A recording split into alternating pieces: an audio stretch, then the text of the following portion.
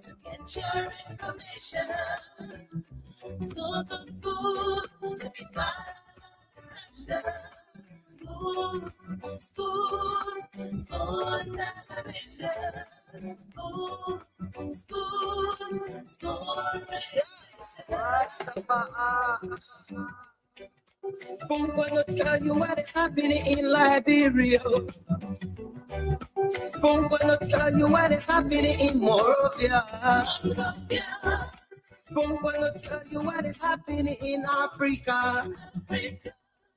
Just to spoon you will know. If the children cry for starvation, just to spoon. You want to get a news update, my brother, to spoon. You want to know what is happening, Moroccan, to spoon. Politicians want to make their decision, just to spoon. You want to know what happening in the ministry, to spoon. Yeah, to spoon. Yeah, to spoon. You from Bonjama, Maryland, to spoon. Yeah, to spoon. If you eat keep regular, my brother, to spoon. You got a spoon TV, you got a spoon radio, to spoon. Yeah, to spoon. You want to get a news update, to spoon. Yeah, Rastafari. Kilibamba, kilibamba, kilibamba. Kilibamba, kilibamba, kilibamba. What I want? Yes, but you got it. Yes, but you got it. Spoon TV, Spoon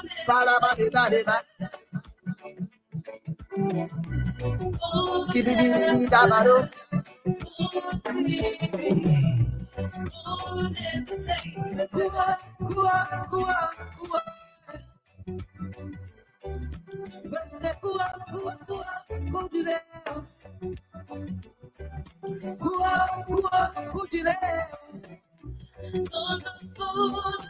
Yes,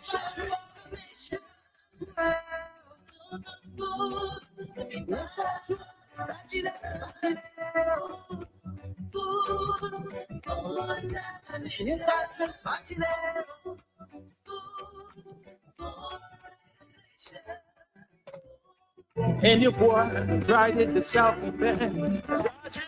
On the beat. On the spoon to get your information. On the spoon to be part of the session. Spoon, spoon, spoon television. Spoon, spoon, spoon radio. Spoon gonna tell you what is happening in Liberia. Spoon gonna tell you what is happening in Morovia. Spoon gonna tell you what is happening in Africa. Just to spoon you will know. If the children cry for starvation, just to spoon.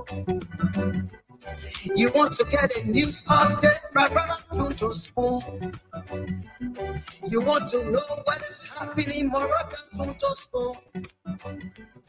Politicians want to make their decision, just to spoon. You want to know what happening in the ministry, to spoon. Yeah, to spoon. Yeah, to spoon. You from Bonjama, Maryland, to spoon. Yeah, to spoon. If you eat keep regular, my brother, to spoon. You got a spoon TV, you got a spoon radio, to spoon. Yeah, yeah, Tunto Spoon. You want to get a news update? Tunto Spoon. Yeah, Rastafari. Kilibamba, kilibamba, kilibamba, kilibamba, kilibamba, kilibamba. What I want? Yes, I'm TV. Yes, I'm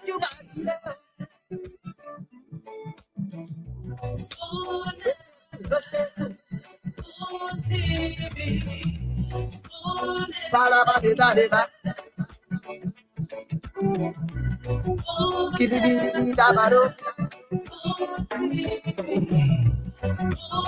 entertainment.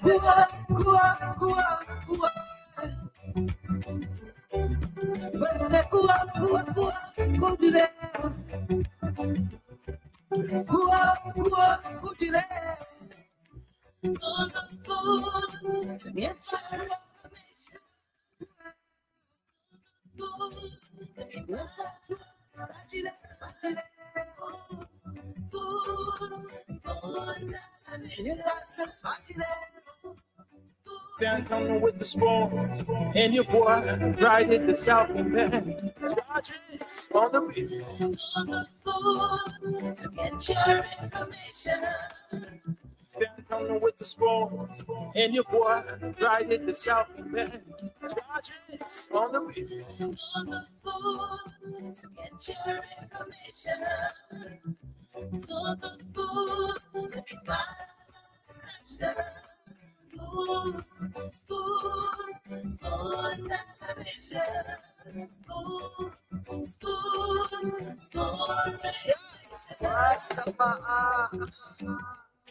Spoon gonna tell you what is happening in Liberia.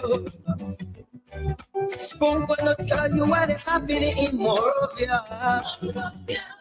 Spoon gonna tell you what is happening in Africa. Just to spoon you and know. If the children crying for starvation, just to spoon. You want to get a news update, my brother, to spoon. You want to know what is happening, Moreover, to spoon. Politicians want to make their decision, just to spoon. You want to know what's happening in the ministry, to spoon. Yeah, to spoon. Yeah, to spoon. You from Bonjama, Maryland, to spoon. Yeah, to spoon. If you eat kepa, regular, my brother, to spoon. You got a spoon TV, you got a spoon radio, to spoon. Yeah, to spoon. You want to get a news update, to spoon. Yeah, Rastafari. Kilibamba, kilibamba, kilibamba, kilibamba, kilibamba, kilibamba. What I want? Yes, but yes, but you got it. Spoon TV. Spoon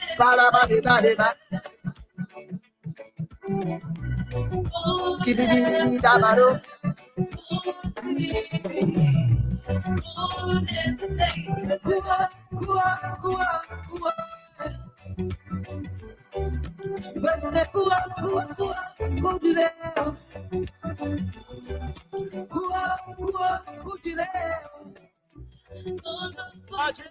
On the beat. On the phone to get your information. On the phone to be my pleasure. Spoon television.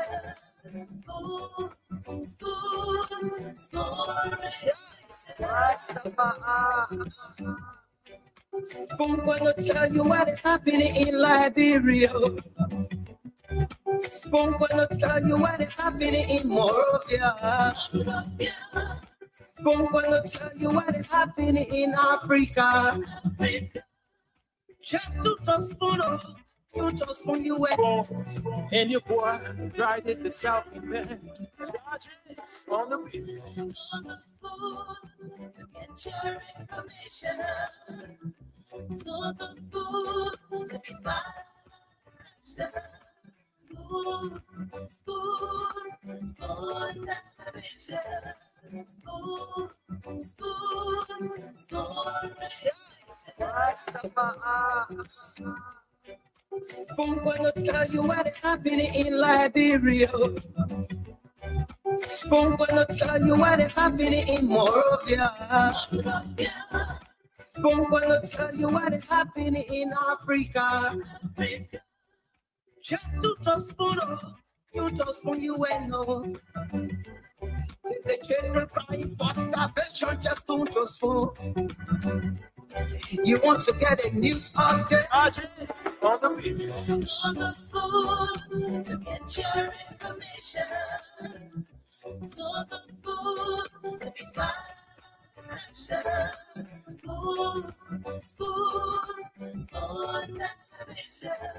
Spoon, spoon, spoon. Spoon gonna tell you what is happening in Liberia. Spoon gonna tell you what is happening in Morovia.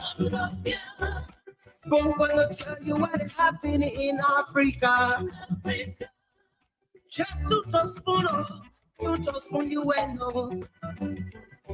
The children crying for starvation, just to the spoon. You want to get a news update, my brother, to the spoon. You want to know what is happening more than to the spoon. Politicians want to make their decision just to the spoon. You want to know what's happening in the ministry to the spoon. Yeah, yeah, to the spoon. Yeah, yeah, to the spoon. You from Bonjama, Maryland to the spoon. Yeah, yeah, to the spoon. If you eat keep gradually, my brother, to the spoon. You got a spoon TV, you got a spoon radio, to the spoon. Yeah. Yeah, to the spoon. You want to get a news update? To the spoon. Yeah, Rastafari. Kilibamba, kilibamba, kilibamba, kilibamba, kilibamba, kilibamba. What I want? This what you got today. This what you got today. Spoon TV, spoon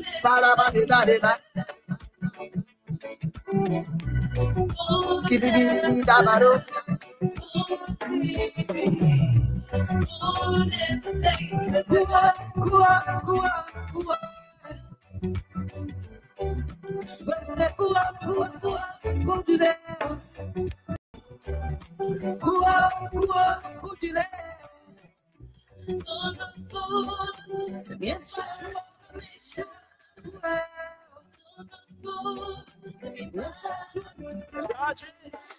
Okay, I'd like to say welcome. Thanks to all of you across the world for joining us tonight. This is Spoon Talk, and now we have the CEO. I've already joined in. The people asking. Who the people? Every day the people asking, who the people? The people asking. They say, why the CEO came on very early today? Because we got big news. Because we got some trouble news. Yeah, man. No, Jane, I mean, nothing. Why I call that crazy picking Jane name for? Go from there. Let me tell that picking name for my boy. Nothing.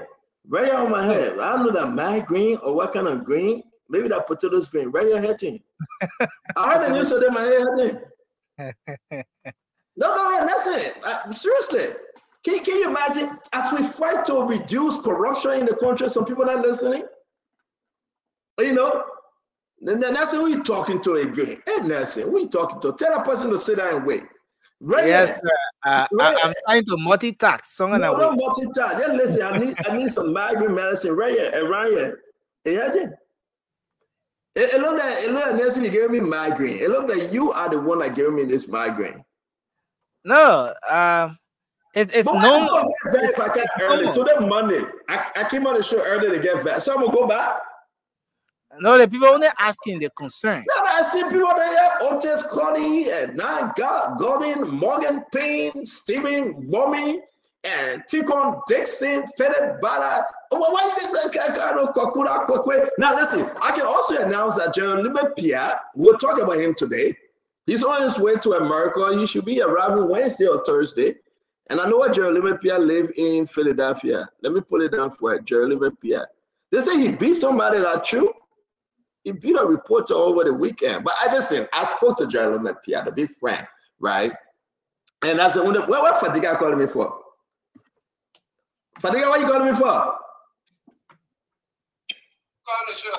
Fadiga, you on speaker. What you calling me for?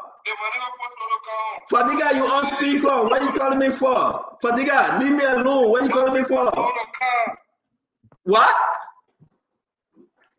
I mean, what you said? No, you call me. What you say? The Liberian people, I love you all. I love you all. You guys are the message wants you. My heart man saying something when you call. The man said he bringing some people on Spoon Talk. I said, oh, man, I can't put on your show. The man said, no, man, I showed up for Joseph, you my bagger. I beg you, can you bring the people? Fadiga, who the people you want to bring? My people got some problem. They coming on. They call you. Why I'ma solve the people problem and you got your show? You can't tell the people that. Oh, a Robin Hood. Oh, but you're not Robin Hood, right? You're making $3,500. You're not Robin Hood. Nah, you ain't me. Leave me alone, man. I mean, I call you that business I carry to you. Oh, so you my brother, I carry business. Oh, you bringing business, ladies and gentlemen. Fadiga found himself a new apartment. He paid $525 for that apartment. We have a whole video. We got pictures of the apartment. The man took all his stuff from America and take it to Liberia. And I'm telling you, this boy is living lies. Nelson, if you enter this boy, hey man, what a video. Fadiga sent me that video. If you enter in Fadiga house, Fadiga said anybody that enter that door, hey, Megan to Fadiga. Fadiga, you want me to say what happened when I was calling the real CEO. I can't mistakenly call you. No problem. I'm not even CEO. You leave me alone. I was calling the real CEO. No problem. I'm not a CEO. But Fadiga, I want to show Fadiga apartment, right? On a serious note, let me find the video very quick. I want to show Fadiga apartment. Fadiga, you want me to show your apartment? I'm homeless. You don't know homeless. You pay $525 every month. Fadiga, you tell you smart, man. Fadiga took all his things. He put it in a container and sent it to Liberia. You say he's done with America. This boy get mine. Where Fadiga apartment at? We have to make sacrifice for this country. The kind of Liberia that we envision without coming, we all sit in America. We have to come here and help our people, and we are contributing to this republic. And we are on the team the Boyka Shane that bring everything to rescue this country. We are rescuing, we'll do everything in this country. Fadiga, don't Fadiga. So, Fadiga, let me ask you though. I'm fasting and praying for you, Stenton. Why? Last night I went to church to pray for you. Why? So you can come back on the train. You fell down, you broke your leg, we'll bring you back, put you back together, and you come back. And Fadiga, you know that other prayer, the people, maybe I will be with the Liberian people, Fadiga. I can't stand your lies and deceit and corrupt. I can't stand your lies, deceit, and corrupt behavior, saying all is well, when you know all is not well. We ask you, Fadiga, how much you making? You're making $3,500 for doing what? For talking about Gafwan. Gafwan is a liar. How you expect us to believe you, Fadiga? Hey, Fadiga. Gafuan La all the way. But Fadiga, let me ask you a question, brother. When Minister is an honorable man. Minister honorable man, whereby let's do our show, my man. You we are friends, we are brother. Hold on 1 minute. Fadiga, hold on. I'm finding your video right here. I want to play your video. You know, so Fadiga called me. There you go. This is Fadiga apartment. You know, Fadiga called me and said, "My man, record my apartment." This boy, they bought. But wait now, what are you making plan with me for? This boy is living life. Nelson. Yes, sir. Nelson, why about to show the Liberian people? Fadiga can never, ever, and I'm my friend, leave Liberia anytime soon. Fadiga, anyway, today not Saturday. This country will not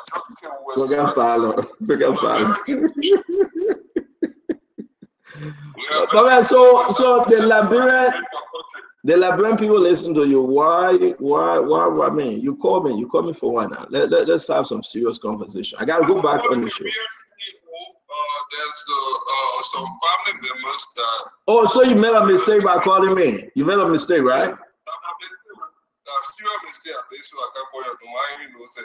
Okay. I'm calling the real CEO of Spoon. Do you have a number? Please give me your number. Maybe I made a mistake. We got bad up. But when they got deleted the video, it's Fadiga not bad, man. Fadiga, you deleted the video? Fadiga, you bow. It's Fadiga, I can't believe you deleted the video. I'm not in my post in run trying to help the Liberian people. No, but is it true that you deleted the video, Fadiga? You're bad, man. Leave me, man. You go delete the video. I'll find it. Because I think I sent it to somebody else, and I think I'm going to find it.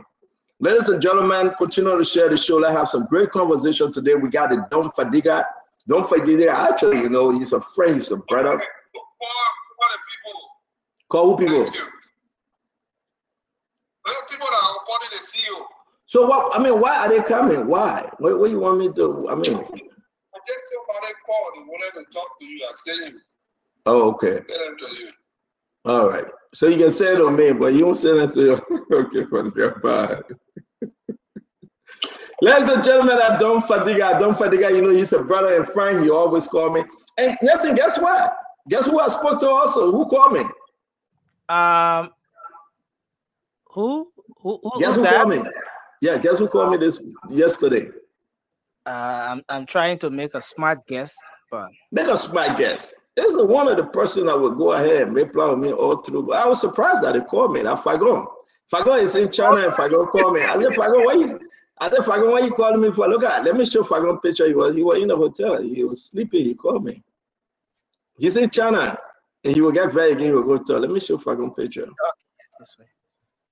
And the man sent me picture. You know, that's the reason why I always come early. Fagon is relaxing in the hotel in China. And he called me and I said, Fagon, what's up? He said, my man, you're a brother, you're a friend. And, you know, I got to check on you. I'm in China. I said, Fagon, what are you doing in China, Fagon? You know, and to tell you the truth, you know, Fagon is in China. We're going to have Emmanuel on today. Yeah, we're going to have Russell on. Emmanuel, the great man, will be on. We're going to have all the good people coming on. And some of you asking for Glennie. I think Glennie will be on. Don't worry about Glennie, man. Let Glennie leave me alone. Oh, Glennie gave me a hard time. You guys were asking for Glennie. Don't worry about Glenn. Okay, so let me put this up real quick right now. See, this is Fagon. Because somebody tell him to please stop calling me. This is Fagon. But what do you think Fagon calling me for? What these guys will call me live on air? You found Fadiga calling me, and you know. Well, why can't they just leave me alone? Ladies and gentlemen, no, this is serious. I mean, these guys don't call me in the bag. Yesterday again, I spoke to Jeremy Pierre again. The other day, I spoke to Mo Ali. Look at Fagon. In China, that China. But what time of the night is that? Because they No, I think it was 7:30 when he called, because it was after the show my time. But it was like, with 12 hours, it was 7:30 a.m. because it was p.m. my time. And and I asked him, I said, Fago, but why you calling me? He said, well, man, you're my man, man. You're my man, man. In China, we here to buy some stuff. But we were talking, Fagon is kind of that crazy dude, and it was cool. He and myself were talking, and somebody else joined the call, But these guys, they always call me, no hard feelings, I'm just telling you, so when you hear Fagon saying a lot of stuff, don't get mad, Fagon got to hustle, If you can't make it here, you got to make it in Liberia. So Fagon, but hey, he hustling, right? Right, Nancy? Man. That. Look at the man. The man going to bed with Gucci on his neck. Can you imagine? That man a bushman. He going to bed with Gucci on his neck. But for me, the one enjoying that is shit,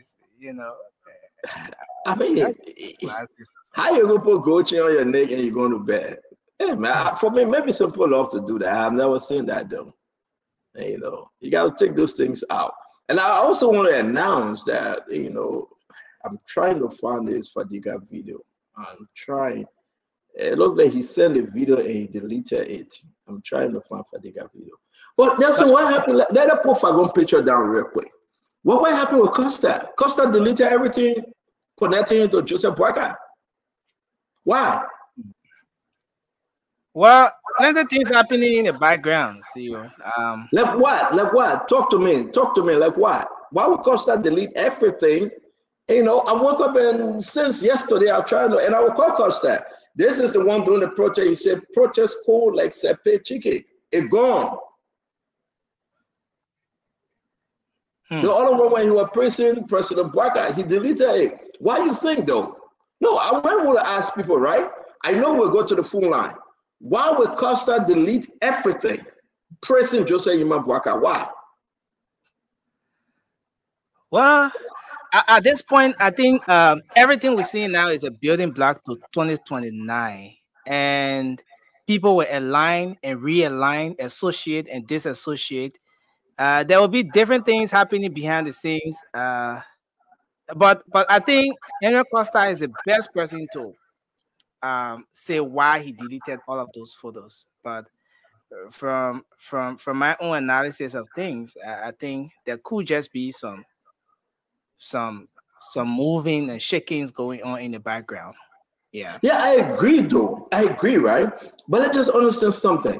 Costa is very, very unique. He's a unique person, right? But for us to sit down and Costa, deleting everything, all the good stuff he talked about. That's it. I'm kind of concerned. And help me out. I don't know. I'm trying to understand this. I seriously. And, I just think that, and I want us to ask the Liberian people though. So can you open the line? Let's speak to our fellow Liberians, Nelson. I know you're trying to get that person set up. Hold on, just open the line and let's just ask them. Was it a smart move? Was it a good thing for Costa to delete every post? And, every post, that telling Joseph Boakai, you're going on a good trip, Uncle Joe, may God bless you. And now he's deleting it. I mean, what that says though, what that really says, there a lot of people call me, and I don't know. I will have to call Costa myself because he's a brother, but I don't know why, why it happened like this. So, let's open the line after this video. I want to play this video. This one of the video I was looking for that Fadiga sent me. He wanted me to play his video. Ladies and gentlemen, today is the 15th of September. We want to say thank you for joining the Spoon Network. Share the show. Let's play the video. Then we'll ask you the question, why you think Costa deleted all of Joseph Boakai videos and photos from his page. But this is the Fadiga video. They built his house. He rented that place. He furnished the place like he's in America. Making $3,500 is your unique money in Liberia. Watch the Fadiga, the done.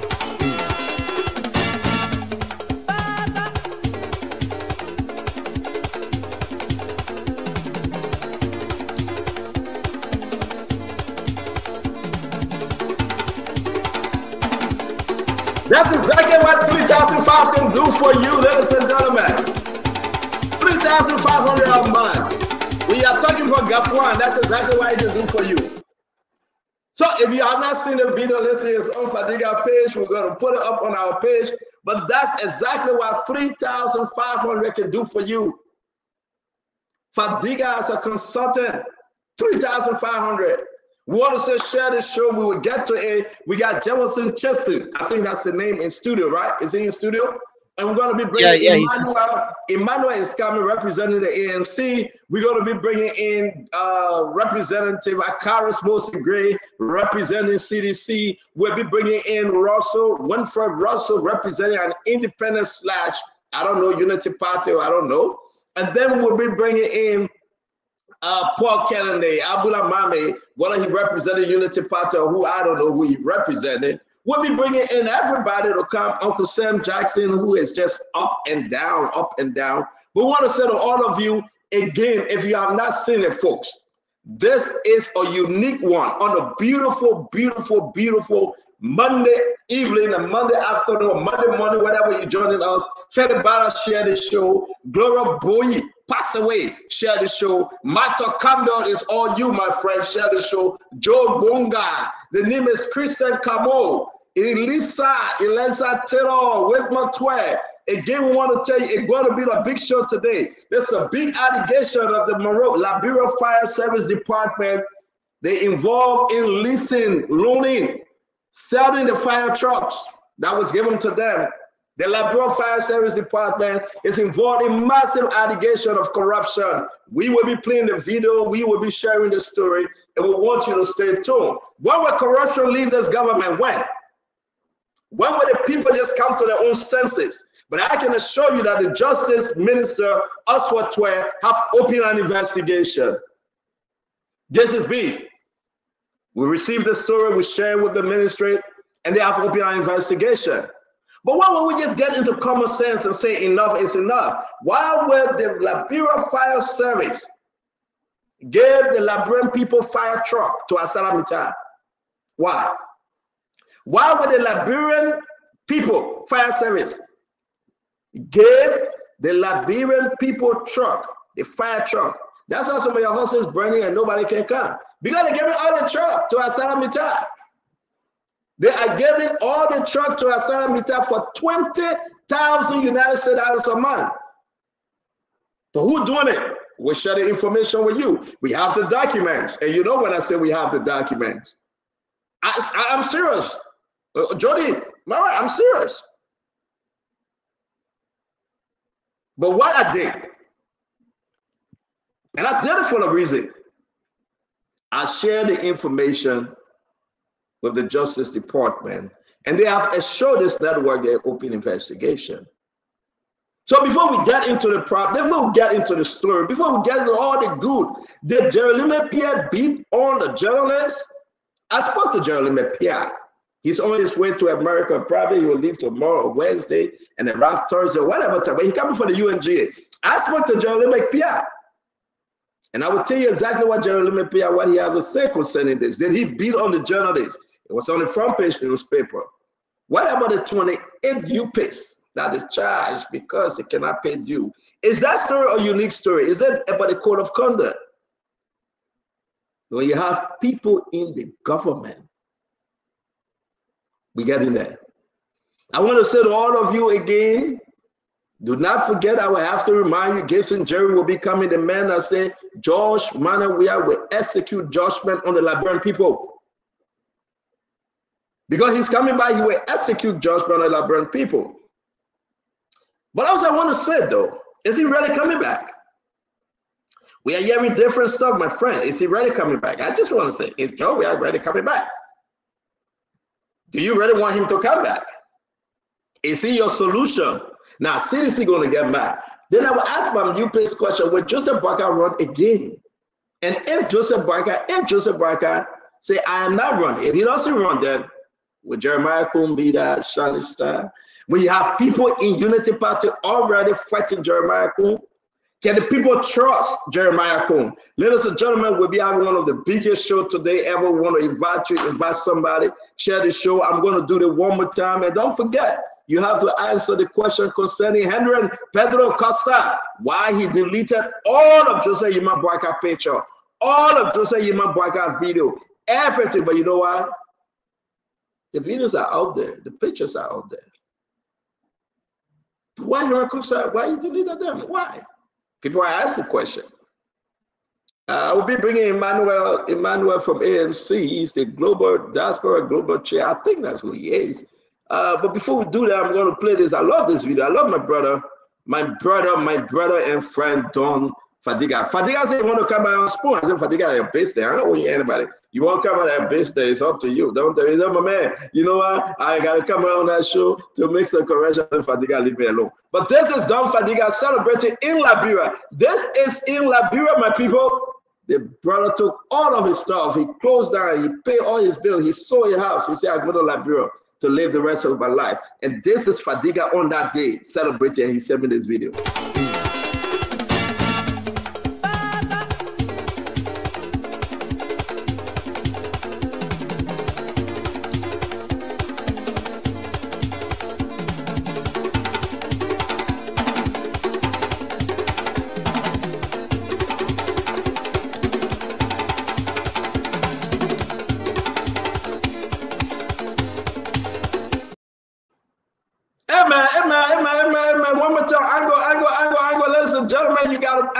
One more time. This is Don Fadiga. I'm going to play. Listen, if you miss it, try to catch it. Because I'm going to do it only one last time. You got to catch it. You got to catch it. The beat is crazy. And I think Fadiga is the best country dancer in town. I think Fadiga is the best country dancer in town. And I want to say that, yes, from Liberia, we'll be having Tamba Aguilas is coming on as well. Let's listen and let's watch our brother Don Fadiga, the 3,500 consultant.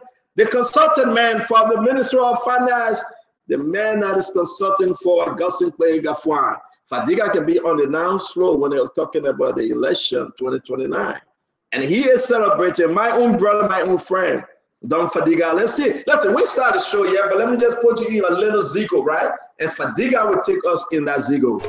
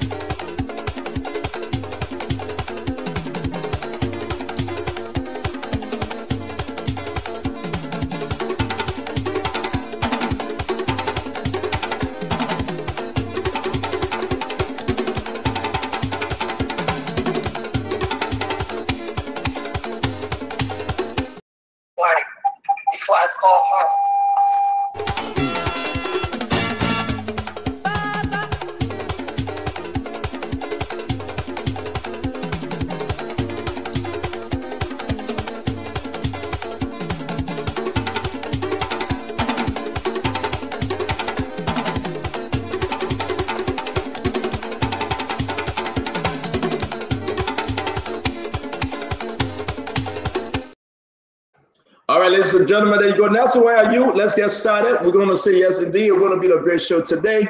I'm going to invite each and every one of you to pay attention. Let me just give you something that I'm trying to upload here concerning the fire truck. Now, your fire truck, right? I'm going to show you the video. I'm going to show you the document. Your fire truck. The government brought some 10, maybe fire truck in the country because a lot of people's homes, they've been burning their homes, right? Guess what happened? The fire truck, the guys that are working there, the commissioner and all of that, the allegation that they came together and prepared themselves a bogus company, right?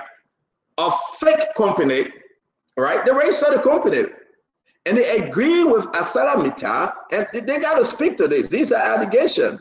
You see over here, ArcelorMittal put out an announcement and said they are looking to run fire trucks. These guys then created the company And yes, the company, yeah, you can watch this.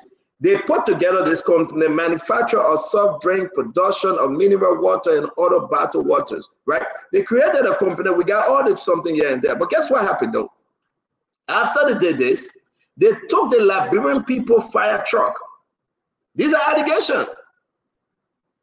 They will pay, ArcelorMittal will pay $20,000 for one of the truck, then lease the truck.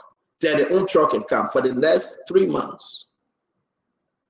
$20,000 for one truck. That would be $60,000. $60,000 times 3. You do the math.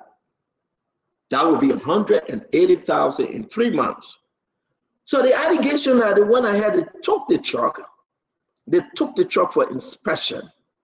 And we're trying to reach out to the fire truck commissioner, director, whatever position is this guy. We'll explain the story. The guy's coming on, right? And they went ahead, they cross-checked, they took the truck for inspection. Boom! The story leaked out. They gave the truck to ArcelorMittal. So when your house is burning, the guys at the fire service. We'll explain the story. I will share the document with you and you will see for yourself. That part of the video. Watch part of the video. I'm in Zigo too much. I won't start the show now. I don't know whether you agree with me. Let's just start the show now because I'm in too much of Zigo. So watch this one.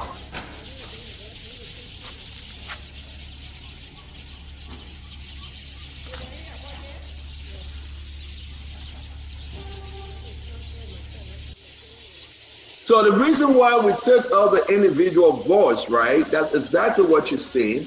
That's exactly what you need to see. That's your fire truck. Those trucks came to help the people of Liberia. The allegation that the fire truck team took the truck and said, you know what, we'll lease it out, we'll rent it out to ArcelorMittal. It's illegal though.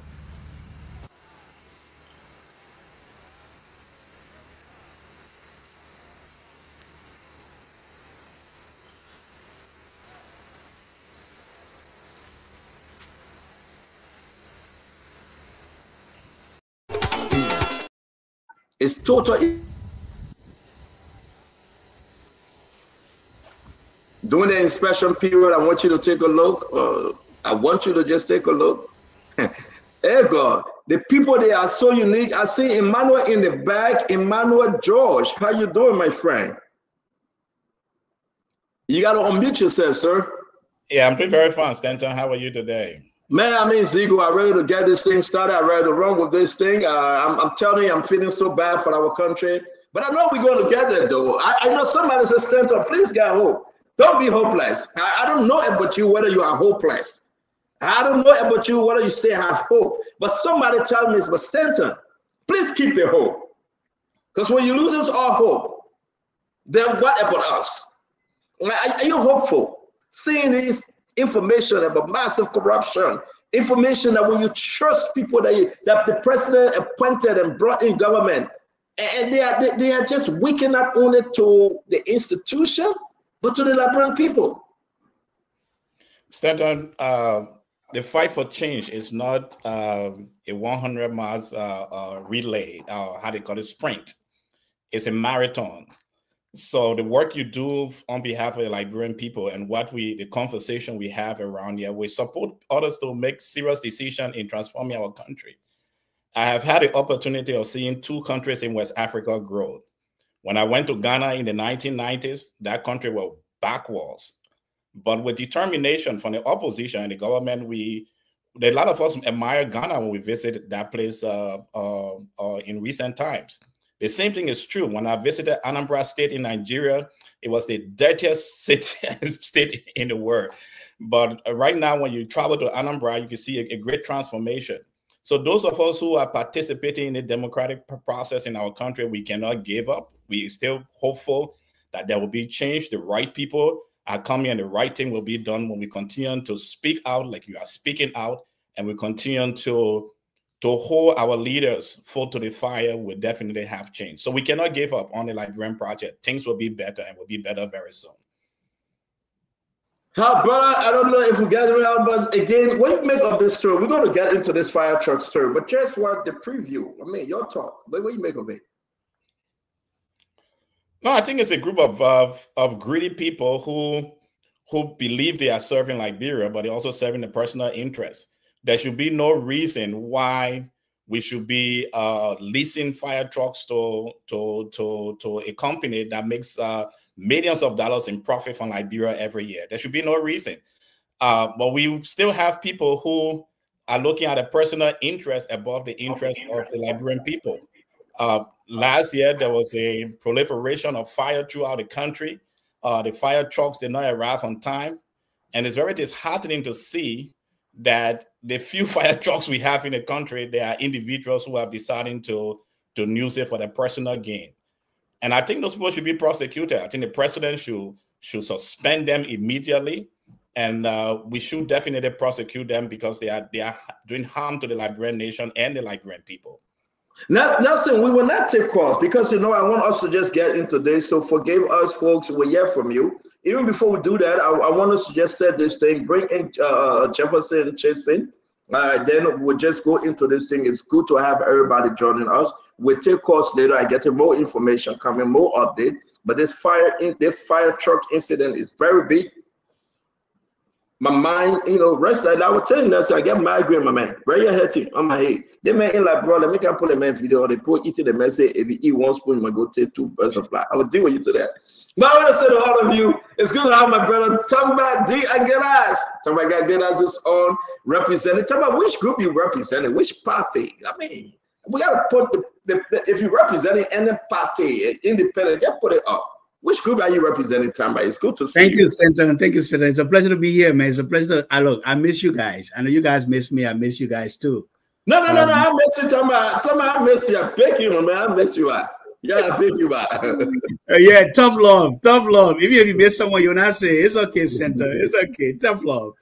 But look, I think this question has come up before. I'm an independent at this point. No party has recruited me yet, and I'm still trying to figure out a way to get involved to make sure that we can make an impact before the next general and presidential elections. But look, it's always a pleasure, Stanton, to be on the show, to contribute, to educate and inform our people across Liberia. Look, this platform have given us an opportunity, to be the change makers across Liberia if used rightly. If we are not bickering, we are not going back and forth, calling each other names, and we are just sticking to the issue. Anybody call you name, I tell them up for the day. We got to stick on the issue. Exactly. Sticking to the issue. Tell me, listen. We are at a crossroad. We are. If you cannot discuss the issue, you fail the Liberian people.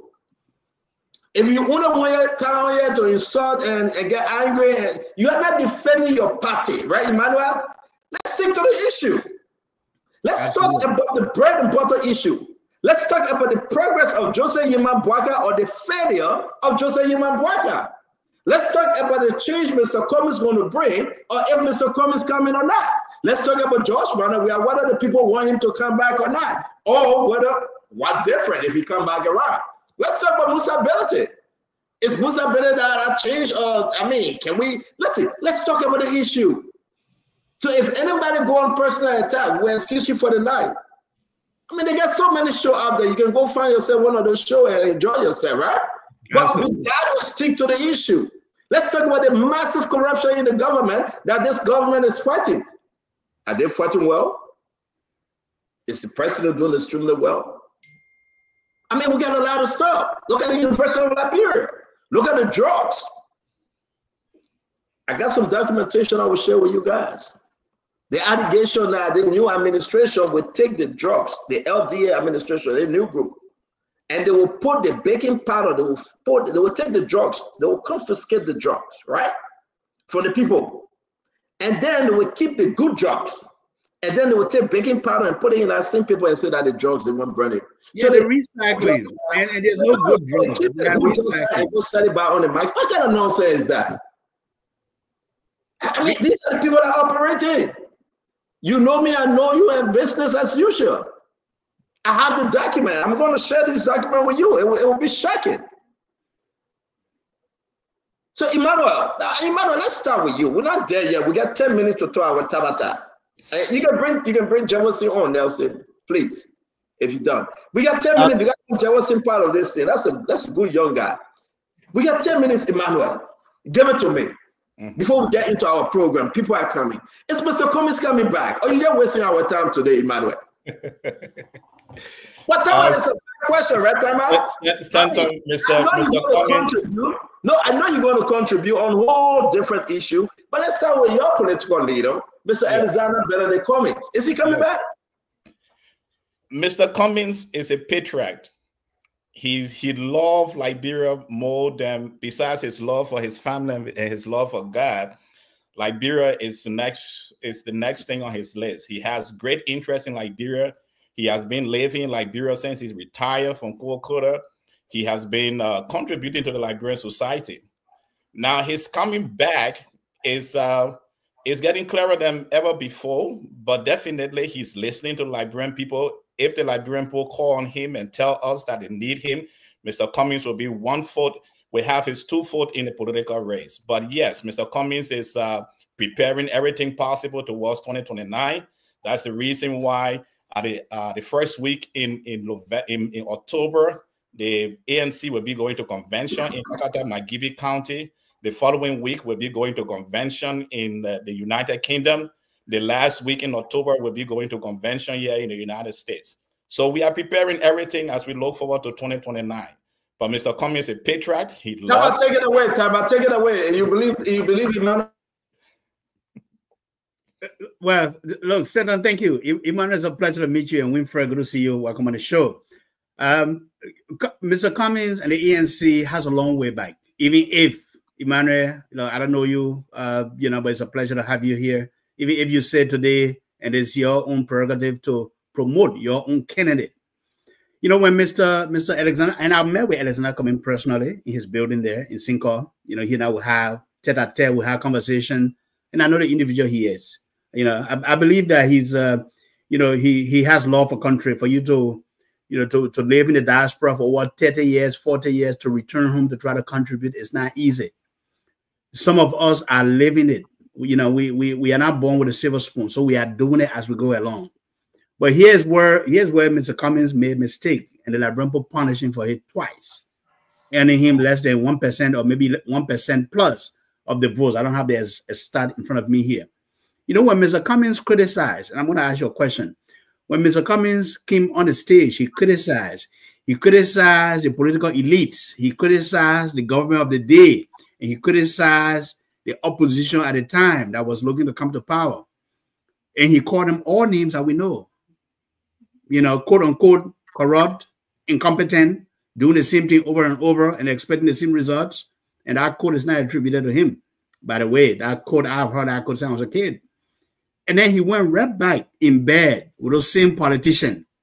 And I think that was his greatest mistake as a politician. Liberians don't need recycled politicians. Even as we look into 2029, the cars are staying in the works. But my message to Liberia will be, look for people who you think can really bring the change. They need a change and the difference, they break away from this. That's not right there, because we operating on a 10 minute here. We see our brother Jay Jefferson Chisholm. It's on the show, my people, for the very first time. Welcome to the show, my dear brother, my dear friend. How you doing? I was just trying to answer my question, but it's okay. Go ahead, Stephen. I beg you, we're operating through the tap. This is the time we call it tap, right? That we can get to our own before we get into the show. But I welcome Jefferson. Welcome Winfred. Jeff, how you doing? I'm good. I'm good, Stanton. Thank you. It's a pleasure being on the show for the first time. And I follow the show religiously. But I can assure you that your United Party friends will not like my presence on your show, so you should stand back for the back latches. So my United Party friend, right? Okay. Yeah. That's it.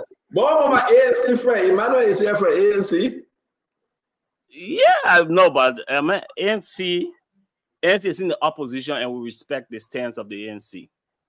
And we have a united opposition. So are you sure? Yes. Of course, we stand with the ANC. We respect their opposition, and their opinion on governance is highly taken. Okay. All right, so we get there, man. I hope you can stir. I hope you come with your weapons and your arms and ammunition intact, because it will be political warfare here tonight. Let me bring in my dear brother, the councilman, former councilman, from all the way Minnesota. Well, oh, listen, some of the strange is happening, guys. Most of the guys that I know love to go spend the weekend in Minnesota. I begin to understand why. I don't know why, Emmanuel. I hope you're not one of them. I'm not going to discuss what we discuss in the chat room. But most of the guys, married men, they leave from New Jersey, from Maryland, from Washington, D.C., from Pennsylvania to go as far as Minnesota to spend the weekend. Then I said, for what? But I'm bringing a man from Minnesota and said, Brooklyn Park is in the house. Winfred Russell, it's good to hear you, my friend. How you doing? Always, man. I'm doing great. You know, I mean, Brooklyn Park and is the nucleus of the Liberian diaspora. And so it is not going to surprise me. And I'm sure it's not going to surprise you. And it shouldn't surprise anyone why every weekend all roads lead to. But why they can't go with their women and with their wives? Why are they going alone? That's my question. Jeff, that's my question. I mean, it's fine if we're going to promote our fellow Liberians to hang out with them. But for you to go alone, the Paul Kennedy going alone, the Mama going alone, it raises the question, right? What there? What in it? Something did there. What's that, Russell? So a lot of things here. There are a lot of activities here. It's a very close-knit group. So they're coming here to support, to socialize, to help to contribute to the vibrancy of Liberians in Minnesota. The man making it clean. Akaris great. Akaris, the man making it clean. I know the answer, but I'm going to win. Akaris, welcome to the show. It's good to see you. My man, what's up? Good into all. Yes, sir. Yeah, MN is the melting pot. You know, Philadelphia used to be like that booming, but MN took us. So I think Liberians just want to interact. Got diverse Liberians based in MN. The activities are there. The local businesses, the entertainment, the fun. You know, weekend people just want to chill. You know, Liberians love to chill during the weekend, even in Monrovia. So for the happiest areas for now is MN. But you want to put people in trouble, man, to talk about married men and living. No, brother. I'm married. I've been married for over 24 years. Unless you on the show. I mean, unless you on the show that we're not seeing his ring on his finger. But I've been married over 24 years. Okay? It's not what we're discussing. I'm saying trying to put other people in trouble, man. Yeah, you're talking about man. You can't be afraid, my man. But ladies and gentlemen, we want to say we welcome our man Jefferson for the first time in studio, right in this phone studio. We're bringing Emmanuel George, as always, representing AMC. We also want to bring the former representative, District Number 8, Tadakia Tombika Gray. Yes, indeed, Moserado County, former representative. He was knocked up by Prince Toad, the pretty boy. And I'm going to bring in my dear friend and brother Russell Winfred Russell, Tamba Agadas. We want to say we're about to start a beautiful show. Listen, we'll leave no stone unturned. We are discussing politics and the health and well-being of our country. I want to say to all of you, continue to share the show. We'll do our best to balance this discussion. We will not be personal, but we'll stick to the issue.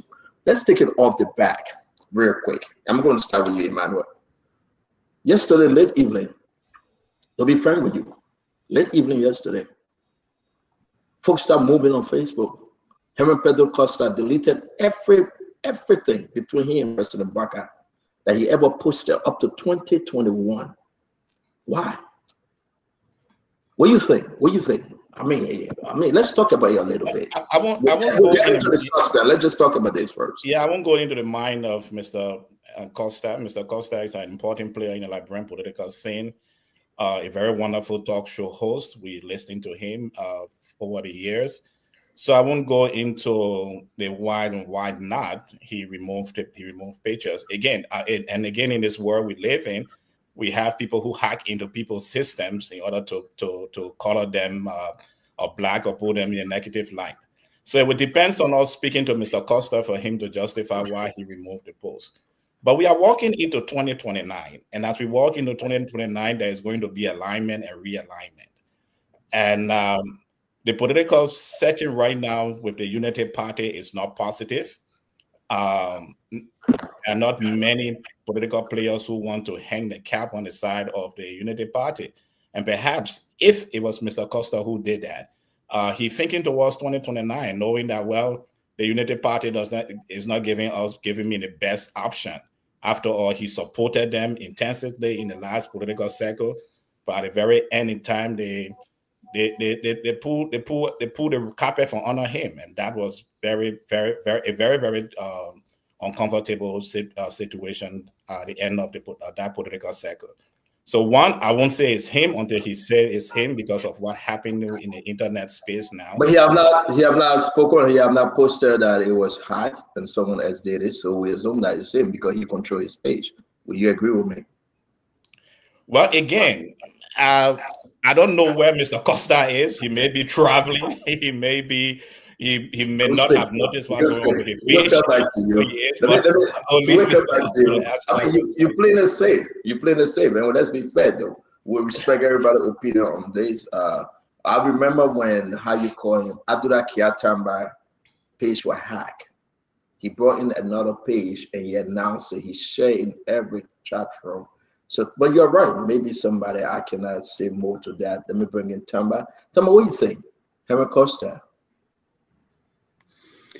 Well, look, Henry Costa is a podcaster. He has a following. He has a base that listen to him religiously and follow his pages. So if Henry Costa is beginning to take action on his page, it will send some, there will be some ripple effect in the social media war, and that's what's happening.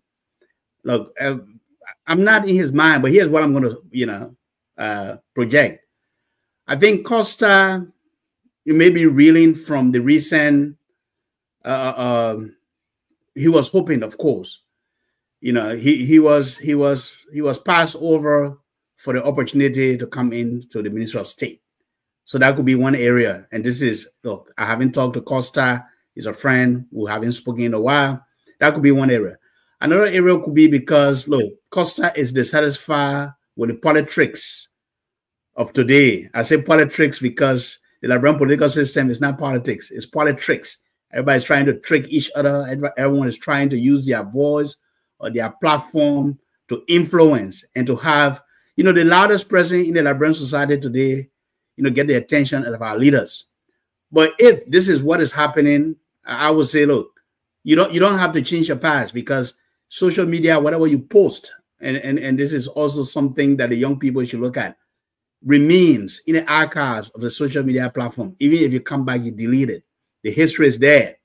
Researchers, investigative tools are available. If someone want to pull up that data, whatever he's posted in the past, they can pull it up, and people have screenshots of these things. So I would say, look, he's just trying to put up your fire and putting sand on it, but the fire is not going to go up. It's already there. It's underneath. So Costa, come clean. Let us know what is going on. If you are indeed in charge of your page, let your followers know so people know that you are taking this action based on a specific reason. If not, look, we're just going to be guesstimating in terms of what he's doing and why he's doing it. We can't say why, but it is interesting to note that someone like Henry Costa, who is one of the loudest voices in the Liberian political spectrum today, is deleting posts that he's posted over the last year or two in favor or against certain people in government. It's interesting. It's just an interesting. Thank you very much. I don't think we should say certain people, Jefferson. I think we should be direct here. The post that he deleted, a post actually featuring the President Joseph Yuma Boakai. This was one of the last posts that he did last week, prior to the president leaving for the vacant year in the UNGA. As you depart our beloved Liberia for the United States to attend the United Nations General Assembly, UNGA, I want to wish you, my dear uncle and president, Joseph Boakai, a safe and successful journey. May this global gathering provide a platform for you to showcase Liberia's progress, challenges, and aspiration, and may your voice be heard loud and clear as you advocate for our nation's interests. I pray for divine wisdom, guidance, and protection to be upon you throughout your trade. Your loving nephew, your dependable nephew, Heron Pedro Costa. Jefferson, what's going on? 1 week later, it's gone. So this is interesting, but again, it is Costa's page. It's his personal page. He has the right to do what he wants to do with it.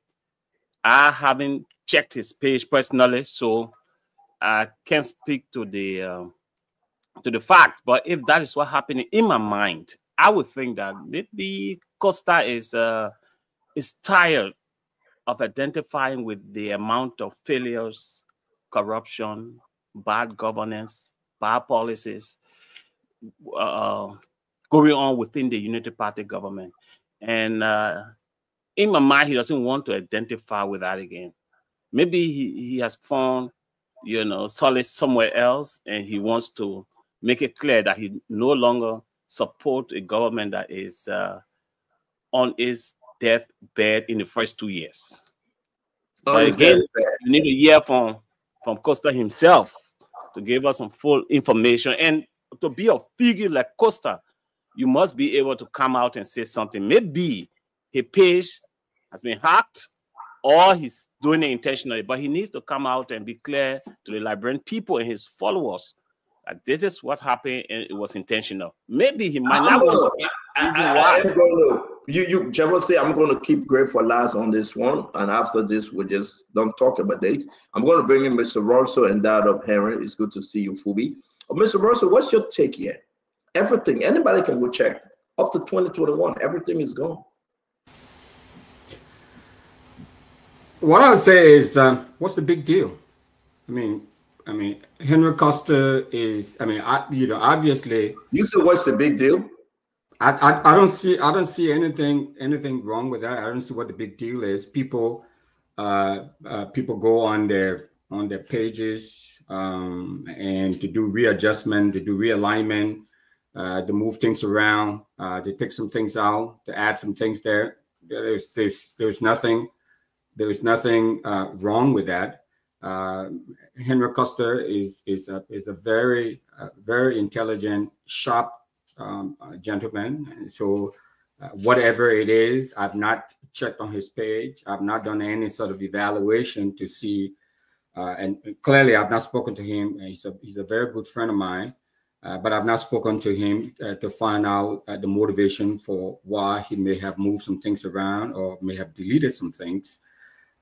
So clearly he's an important figure. So that's why we are talking about him on this major platform. He's definitely more than what some had described him as just a podcaster. He's more than a podcaster. He's a major political figure within the political economy of our country.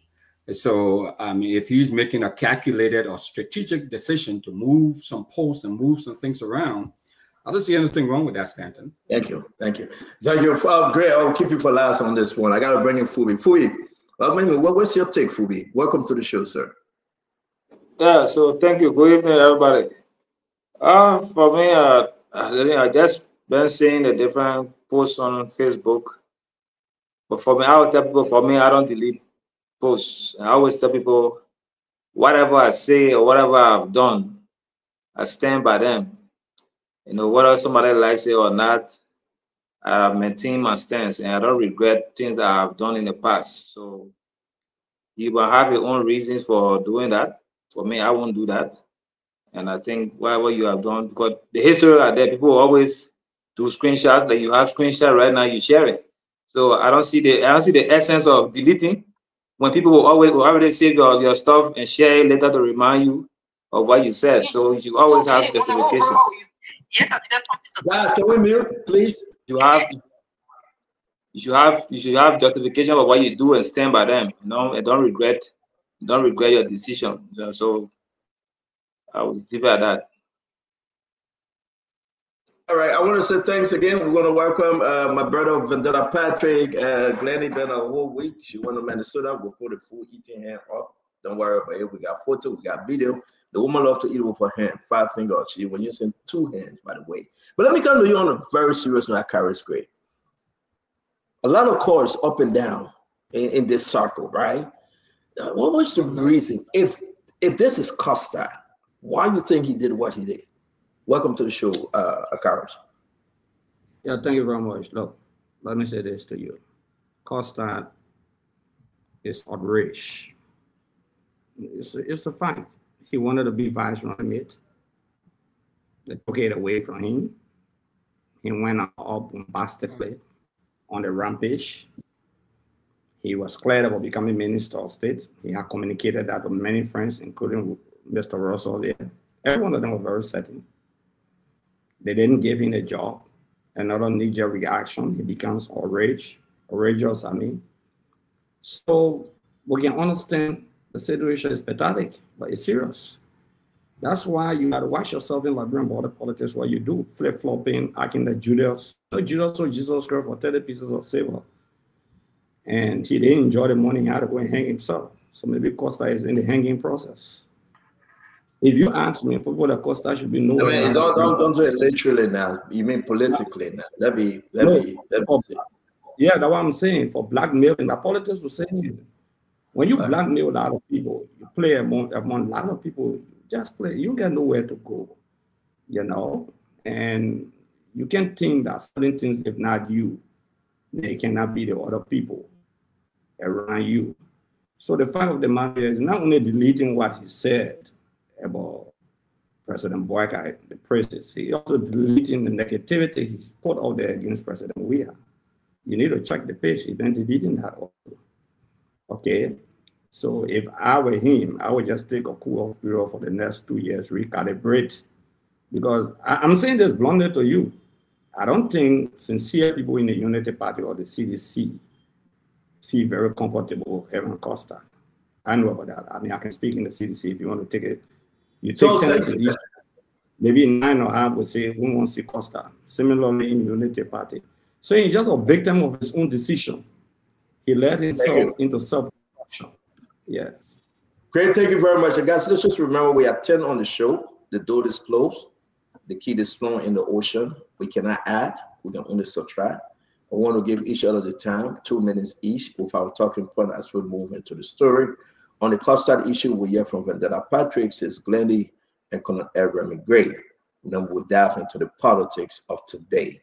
So VP, let's hear you, my brother. Why are you saying the information that if it is Costa, he deleted everything concerning Joseph Yemen Boyka up to 2021, down to 2021, excuse me. Talk to me. So I don't think it's an issue. It's a personal decision. And politically, people can disappear and reappear. I see it as a political cleansing. Maybe somebody doesn't want to be battered, don't want to be reminded about the past. I also delete photos. I've deleted posts that I made 2016. Sometimes when I look at my post, I'm like, but what was I thinking about to make this other post? I clear it out. I mean, for me, what is important is the level of civility he continues to maintain with the office of the president and some members in the Unity Party. He has a very good relationship. I'm not too sure this decision is meant to discredit or maybe want to detach himself with what he did in the past. He would never do that. And even if he does that, I mean, there is one ton of pieces of evidence, podcasts and everything. I mean, but the question is, was it only JMB stuff he deleted? I also went on the page. I saw some people, he said, happy birthday to, he deleted many of that. Something he made comment on other issues, he deleted it. So why are we more specific on JMB? He had deleted so many things. As soon as I got the information today, I went on the post. He deleted issue about the debate about graduation. He deleted photo about certain people he used to say happy birthday to them, and other political issues. So many things. I think it was a complete cleaning up. But what is important is and I know he won't do it, is to maintain the level of civility, continue to do his business, go in the private sector. You know, maybe when the appropriate time comes, he can bounce back into politics. But one thing I know, Costa is a serious political figure in our country, you know, no matter his engagements. You know, there are political alignments. So I don't think it should be an issue. I think I see it as a form of political cleansing. Thank you, VP. Let me bring in Glenny. Glenny, let's hear you on this. So, hello, everybody. It's good to be on. CEO of VP. I like your hats, my brother. But anyway, I want to side with what he's saying. I'm not going to think more. I'm not going to interpret anything into this. Like VP says, some of us have pages. I know Costa is not like Glendy. Costa is someone who's known, politically charged, who's connected. I'm not going to interpret what his intentions are. I also don't think that Costa is going to be that naive to delete his page, delete information on his page because he wants to go after Joseph Boakai. I don't want to believe that. I think that maybe this is something that he had planned. And maybe unfortunately it's happening simultaneously with the fact that he was not the pick. I want to give Costa the benefit of the doubt because there are several people learn from mistakes. And there are several things that has happened to Costa that I think Costa has now gotten to the place where he is matured more in the political arena. And I don't want to believe, I could be wrong, that this was politically motivated or this was because he wants to go after Joseph Boakai. I will be very sad to hear if that's the case, but I don't believe it. I think this is something he wanted to do, and maybe he doesn't want to be reminded of all those things he's done. He wants to start on a clean slate. So for that, I'll say I agree with some of what VP said. I don't think it's political. I think people are looking for Costa to react, but I don't think they're going to get a reaction from out of him. Real quick, only you I'm going to ask. Costa, the information that he should have been the chief of staff, and he did it. Even if it's a coincidence, whether he did it or not, I cannot confirm that he deleted it. Don't you think is troubling to you, I think in everything we do in life, timing is important. Because timing has a way of misinterpreting our actions, be it positive or negative. I think I would not have done it now, but that's Costa. And so because he has done it, everybody is looking to see something in there. Correct. I don't think that Costa and JMB would have repaired their relationship to come back and go back into the rabbit hole. I think the timing is wrong, but then I want to give him the benefit of the doubt that I don't think that this is something that he's going to come after the president. You're right, and I want to say to all of you joining us here, commenting, let's hear you, those of you live following us. Just give us your own view as to what you think. Was this intentional? Is Costa planning out? But these are some kind of hacking activities going on. We want to hear from you all. Your comment will be shared. We appreciate you. We're going to come to the last person standing on this topic. It's Conor Abraham Gray. Conor Gray, welcome to the show. I mean, what say you about the Petro Costa? Stanton, good day, everyone. I've heard, I've heard this that he, deleted some posts. If the intention was to shut down his page or his profile, would have done so. But the fact that he went only for his post tells me he still want to maintain presence on social media, particularly Facebook. And then he goes to say he's been around for a minute. So if you go after that endeavor, would it yield the result that you intend? Would you completely erase yourself from the presence of social media, particularly Facebook? My answer to that would be no. So why the effort? Is it to draw attention on himself? Well, if that was the intention, then he got the attention. Now we'll have to go back and see what would urge someone to go and try to erase their past. It means they have some regrets today. And then if we want to search where that regret is coming from, we can hold so many other factors, responsible. But I think it's an extension of the maturity that we present ourselves out here as. If you want to be mature, be mature. If you want to be childish, be childish. But I could never have gone to say, look, we come on the social media, on the stage, we get accused. But once you have a past that you know is contrite, is good, straight, you don't worry about accusation. If at all he was going after a job and he didn't get a job, it would seem like he's angry. That's why he's debating. Maybe that's not even the reason. But you leave perception dangling in the air when you do that. And I think Costa, you quite correct. I think Costa got to either speak out or post reason why if he did it, just to clear that air. And that's what Jefferson, you were saying, right? He got to come up with something. He got to say something. Because if this is just a coincidence, right, it's kind of funny how it is going towards the negative side now. Well, are you leaving JMB, right? Because the most recent post, you deleted it, and that was a good post. And, you know, being farewell to JMB, safe trip, safe travel. But here we are, after you said this, you took it out. And again, you know, Pedro is my friend. I will reach out to him like so many people are reaching out to him to hear his side. And maybe he got a good reason of doing that. Guys, let's move on. Again, I want to welcome each and every one of you. I just like to talk about this. Most of you these days, let's listen to the police assistant commissioner on the case of Brian McGill. I really want us to bring this. We couldn't do it best on the weekend, but I really want to hear from you, especially since Glenn is here and all of you. Brian McGill, the allegation, the accusation, I will go straight into you. Let's take all the Tantan one off. Then we'll get to our main topic. Let's listen to the assistant Liberia National Police Commissioner. American public attention and concern. On August 30th, 2025, the Liberia National Police received a formal complaint alleging the sexual abuse of a 14-year-old minor. The accused in this case is Mr. J. Brian McGill, Deputy Minister for Youth Development at the Ministry of Youth and Sports. I'm going to hold it there. This is J. Brian McGill. Let's hear you. I'm going to go directly to you, Jefferson. What is missing here? The rest of the story you can hear, but we got to address this on this Good Monday. What is missing? Why is Brian McGill being accused? But yet and still, he said, listen, I need a leave of absence at his own volition.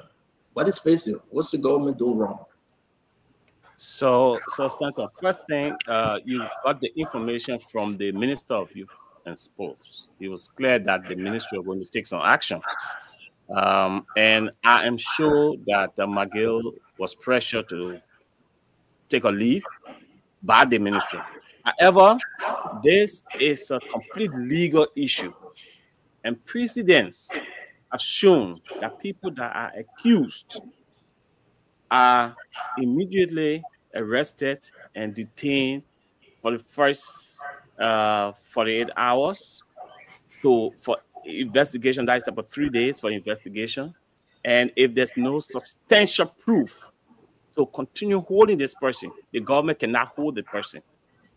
And if the government is going to hold this person, the accused legal counsel can file in a rate of habeas corpus so that the government will be able to produce the living body of that person. But by precedent, normally at this time, the police will have arrested this person and placed them behind the police cell. And this is what we expected for this government to have done by this time, especially to a senior government official, to set a precedent so that this doesn't cascade down to ordinary citizens. Because that message will be to the Liberian people that this government is not going to tolerate this particular kind of act within our government and within the country. So as a result, we are taking a very strong stand on our own official. That will have sent a very strong message down to the rest of the Liberian people that this government is up for protecting the rights of women and children under their own watch. So we expect thank you. Jeff, let me squeeze in this before we go to our Akaris Great, and we'll bring in Sis Glendy after our Akaris and the rest of the team. This is Francis Yamani, right? The Internal Affairs Minister. The big accusation came up. Nothing happened. You should be ashamed of yourself. Oh my God. Oh my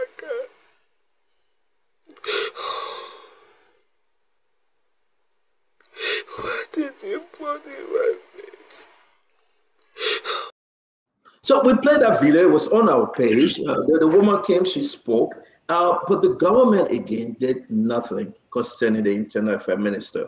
Quick 15 seconds to you, Jeff. So do you think something will happen? So I saw this video and I was stunned. I was appalled that this guy was never called in for questioning. That nothing completely was done. And I reiterate something that this government has shown that they lack the political will and the capacity to protect women and children. And these people are the vulnerable part of our society that actually need the protection. And this government has demonstrated that they lack the capacity to protect them. And that's dangerous for our country. That's dangerous for our legal system. Because if these kind of things go unabated, it sends wrong signals to the ordinary Liberians. Thank you very much. Let me bring in Sis Glennie, and before we get our cards and the rest of the guys. Sis Glennie, yeah, you are off, but this is what I've been training, Glennie. That again, I spoke to Brian, right? I read his statement. He sent it to me. But the 14-year-old, the girl father appeared on Spoon, and even they are devastated. They are crying. They are seeking help. Glennie, these are allegations. We stand to be corrected. What say you? So I think I don't even understand why the accused is still talking. And I don't understand why he is even out. Because if this is statutory rape, according to Liberian laws, and please correct me if I'm wrong, it's a non-billable offense. Why is he outside? Why have they not arrested him? Why have they not questioned him? Why is he even allowed to say he's going on leave of absence? Bangalo also should be questioned. Why is it that you will come to the public and say they're going to do something as a ministry, you don't do anything and give the man an opportunity to go on leave of absence? This is wrong. This is nothing that anybody can cover. We're talking about a rape case of a minor. We understand that someone has to be proven innocent until proven guilty, but you're talking about statutory rape here with a minor. When you put it against the laws of the country of Liberia, this guy should not be outside. This is somebody, true or false. This is a crime. It is wrong. He needs to go to the police, needs to arrest him. He should not be a free citizen. Now, there are ordinary people out there who will rape people and they will be in jail. Quick. Ordinary people will do it. If you're up, and let's just be real. An opposition would have done it. That person would be in jail right now. It must not. The government cannot continue to protect these kind of people because it hurts our society as a whole, and they need to do the right thing. Just do the right thing. Let me jump over to Gray. You know, we're going to do opposition, imposition, independent. We're so happy to be unique on the show tonight. Honorable Gray, though, these are allegations, but it's even more scary and concerning. If you think about the Internal Affairs Minister, Francis Yomani, he walked free. Talk to me, Representative Gray.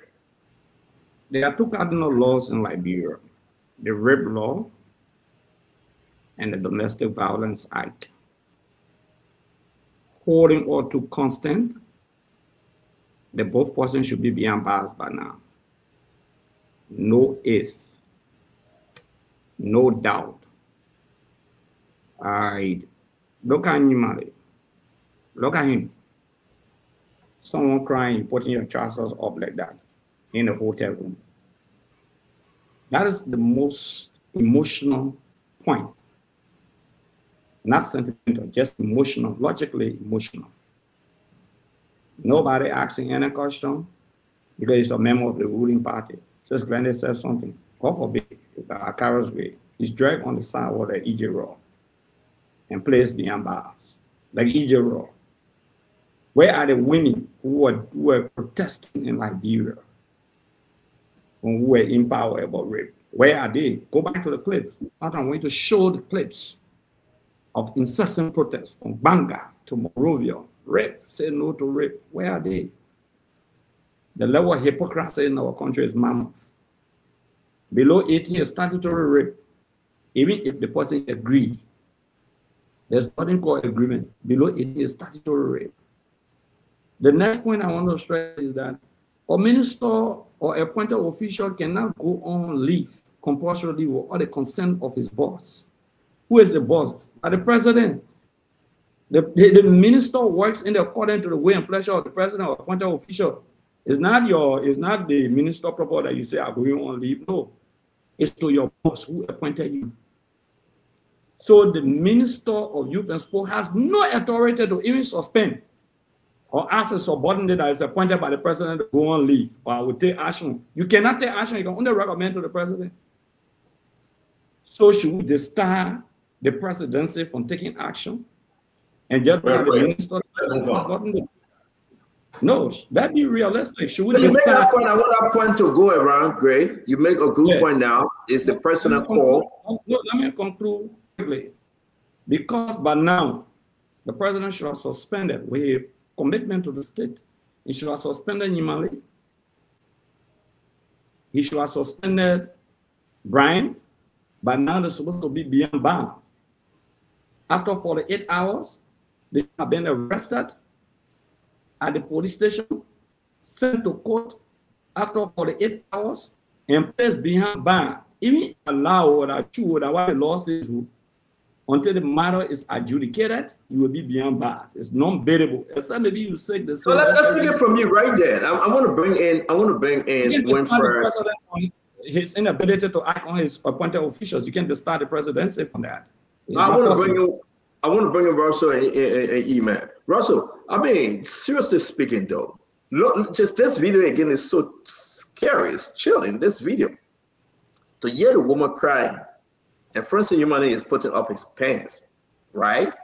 And we talk about Brian McGill. Let me play a little bit. Then we're going to hear from the rest of the guys. You should be ashamed of yourself. Oh my God. Oh my God. The bad thing is that the man putting on his pants with dry face. He putting up his pants. He tying his country gown. He not even looking in the direction of the lady. He said, my mission is complete. I put you on I'm sorry, guys. We got to say as it is. Then today, we got a major allegation on Brian McGill. I mean, Russell, let me hear you. Well, as dramatic as it may seem, we are in a country with laws. And the law has to take its course. We cannot be all emotional and melodramatic about this, Stanton.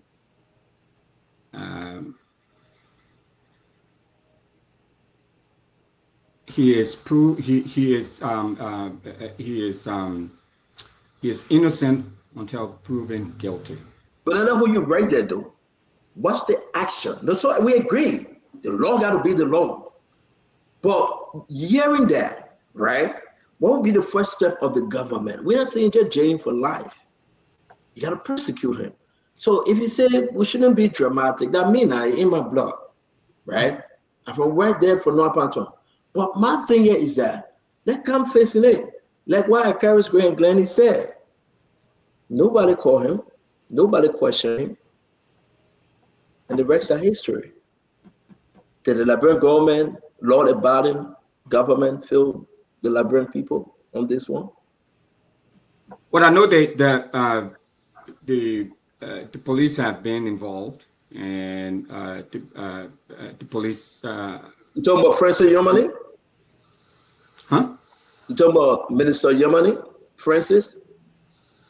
But what I'm saying is that this, granted, this is a non-billable offense, but there's still certain procedures and stuff that you have to go through. And the police will get involved with the investigation, with the questioning and all of that. So you don't, even if you went in and saw someone just putting up the pants, you don't just take it off or whatever the situation is. If the person is caught red-handed, you know, the law still has. Can I bring you up to speed though? You know that two different cases we talk about here. The Francis Yomani case I sent last year. That is there. When we talk about the guy, we talked to the guy. Yeah, the guy was on the No, the guy that came on, the guy that came on the show, that the 14-year-old case. Yeah, so there are two different cases. Okay. We are talking about the most recent one, who is Brian McGill right now. And I got to see. But the question is, during the Francis Yumane case, the government did nothing. There was no investigation. Francis Yumane walked free. It's been over 6-8 months.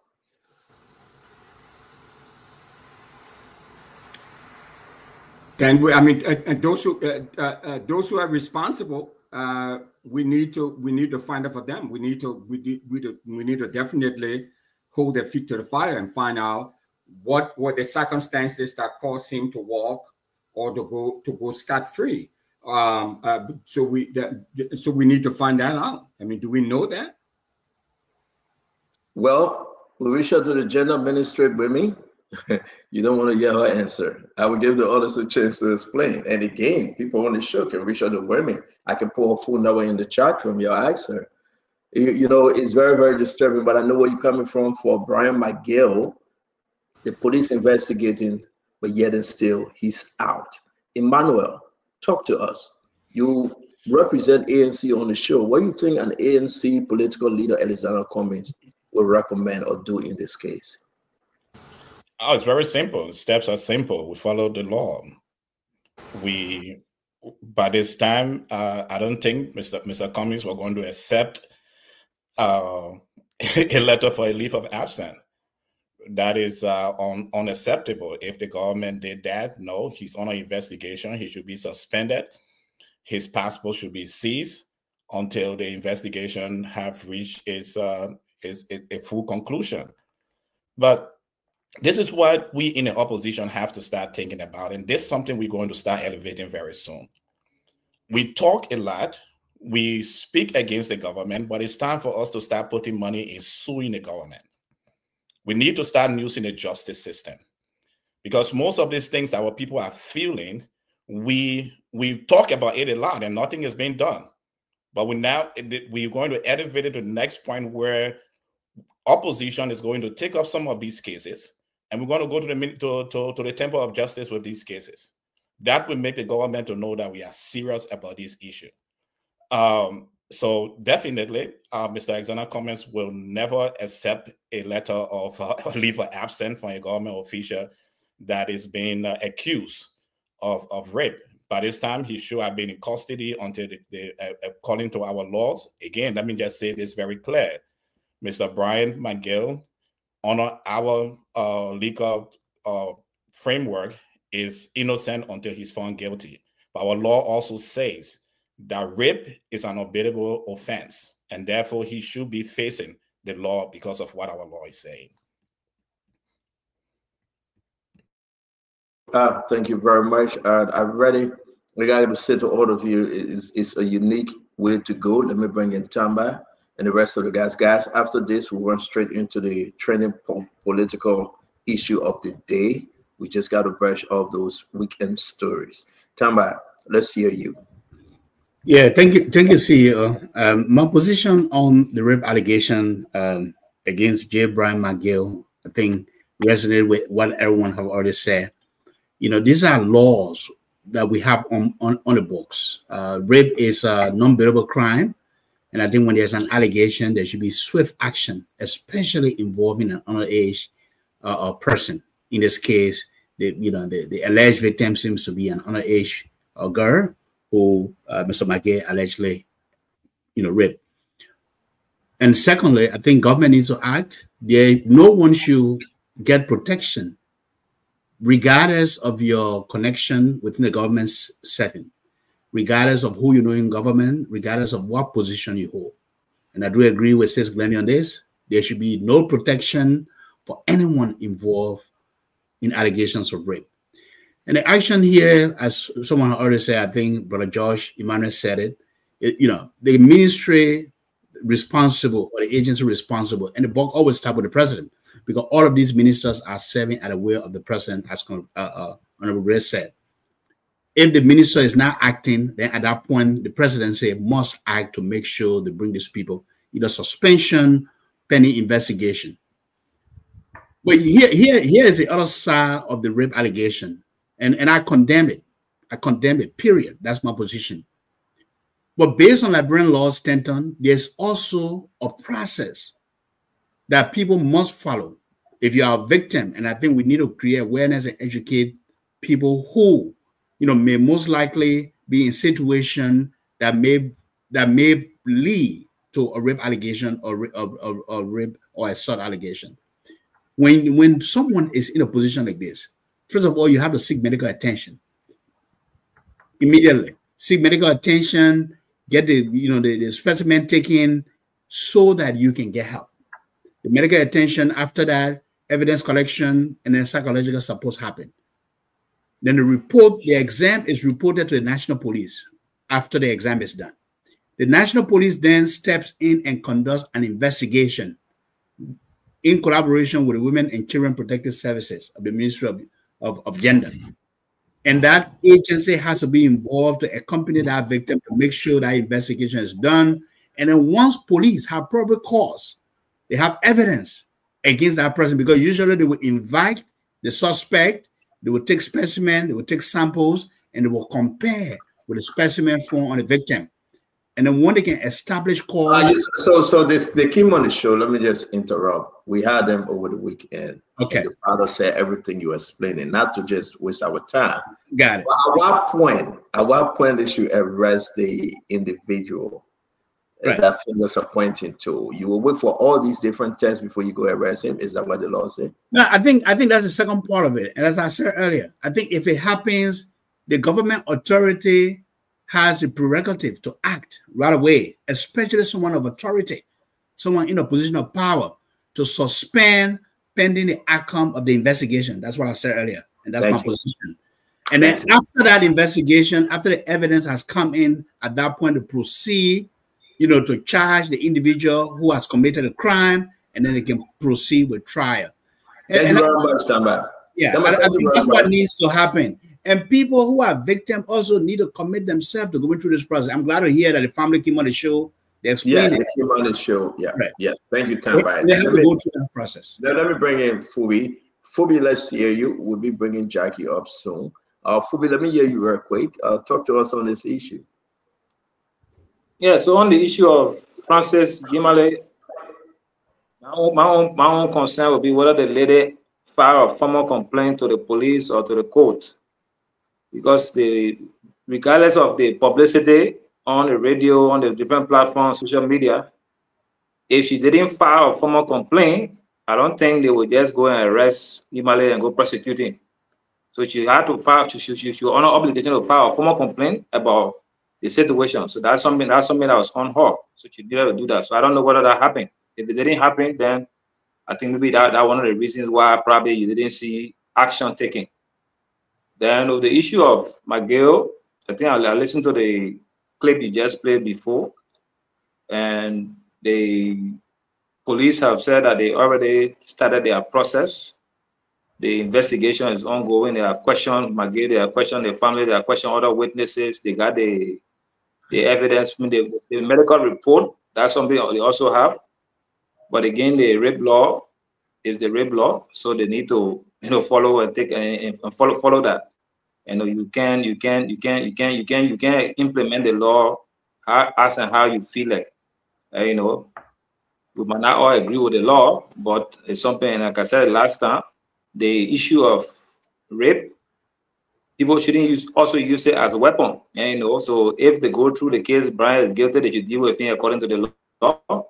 If he's not guilty, then there should also be some kind of punitive measure against those that are also good. Sometimes people use that as a weapon against other people, and falsely accuse people. And so there must be a balance so that we can have a safe society. Regardless of the case, we will have sympathy for minor, but also we don't expect minor or other people to also lie on other people that they rape them.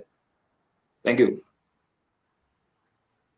Let me bring in VP Vendetta. Go ahead, sir. So let me say sorry to the victim. And I pray that she's in protected custody and getting all the treatment. However, it is imperative to stick clearly with our sentiment that there are laws that should be followed. The issue of rape in this country and everywhere is very sentimental. Because in the past, the argument I'm seeing on Facebook, people were accused of rape yesterday. They just grabbed them and they carried them. I can name some people. Simon Freeman was accused of rape. We need to go find out it was a lie. Another Freeman from GSA was accused of rape. He went to jail. He was acquitted. When I was in prison, not for rape, political, engagements. I met with many of them. I met a pastor. I met a business guy. While I was in prison, I think they set him free. So in this case, and somebody mentioned that we have to create awareness with respect to how the law works. There are processes. For example, when there is an allegation, according to our own police manual, when there is an allegation of rape, the first thing, there must be a complaint, or the police, maybe they are on the scene. Then they get information from the victim. The next thing is collection of evidence. There's somebody mentioned that they will collect the evidence and they will invite the perpetrator, where they take in statements. Based on the statement provided, police will go beyond. And at the end of the day, if they find a reason, a probable cause to say, based on a statement this man provided and the information from the victim, and they do their own background investigation, then they go out now with formally charging the individual, and then it's followed by indictment. Now, many a times when people go to court, the government will lose a case because there's no evidence. I do agree in the past people were arrested. At the end of the day, they went to the court, they set them free. And we will be the simple say, oh, the people, the judicial system is not correct. The judge will receive money and XYZ. So the police is doing its job. And for me, today I was at the Labrador National Police Headquarters. I wanted to go verify my information. What is the process leading to, arrest of a rape suspect? And they walked me through, and I read it. I went online, I checked. It's an international standard, not just in Liberia. Thank you. So the police has gone to collect the information. What I would now want is the delay process. So Fadela, let me understand you. So it means that the arresting aspect first is off.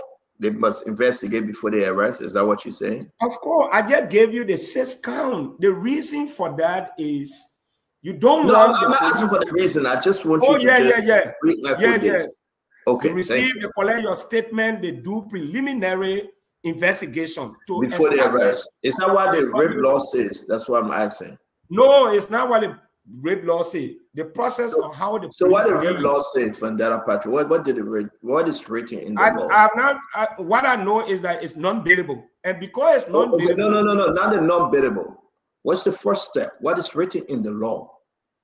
If when somebody is accused of rape, police intervene. The appropriate authority. I hear somebody talking about why they didn't go to Ministry of Gender, the administrative issue there. No. Let's leave that there. What did the rape law say? You go to the police. When the matter reaches the police, the victim or maybe people that are around there, they report the case, they explain. The next thing, they invite the accused. Yeah, oh, my man, we heard that you raped. They collect information. Invite the person and they let them go. Come again. They invite the individual, they invite the accused, and they allow them to go walk free, pending investigation. No. I don't want all to say they let them go. Just only you and myself now. Help me understand. Vendetta, we stay with you. I beg you. We're on a national platform. Help me understand and help hundreds of thousands understand. An individual called Brian McGill, they accuse him of raping a 14-year-old. The police called him. He went there with his lawyer. What's the first step from the Liberia National Police according to the rape law? The first thing, the police will confront you with the allegation, and the police is aware that under our law, an individual is presumed innocent until found guilty. And in order to establish the legal process, they will have to take the statement. The rib law say what? The first thing from the rib law says what? If it is established that you really committed an act, you go to jail. It's non-bailable.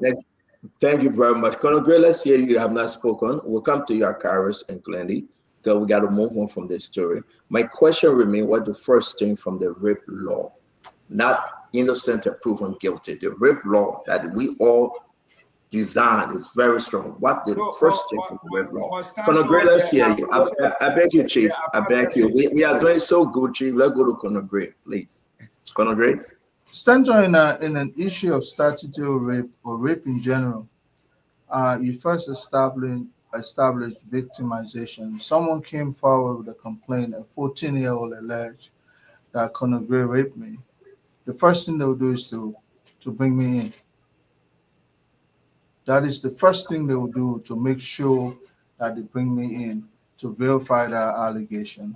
And then next, victimization, you want to be able to start extracting evidence right away, because the first 24 to 48 hours, very crucial. You make sure you gather your evidence. Whether or not that individual is 14, 19, 20, the first thing is to get the alleged perpetrator in right away. That's the most important crucial moment within our first 24 to 48 hours. And then next, we start going into probable cause. And through the staff, that's why if you want to do policing, be serious. You understand? We're talking about extracting DNA, because you start building your case right away on behalf of the victim or the alleged victim. When you got a sizable amount of evidence, then you think it's chargeable, you charge the individual. Well, I saw the police fighting there with the word alleged, and then they say he was accused, and they say allegedly accused. So I'm not sure what they were trying to say. It's like they're trying to protect something there. In this case, victimization, I've not even heard that victimization of a 14-year-old girl. And it happened before. Remember one senator or some lawmaker who raped a 13-year-old, 14-year-old.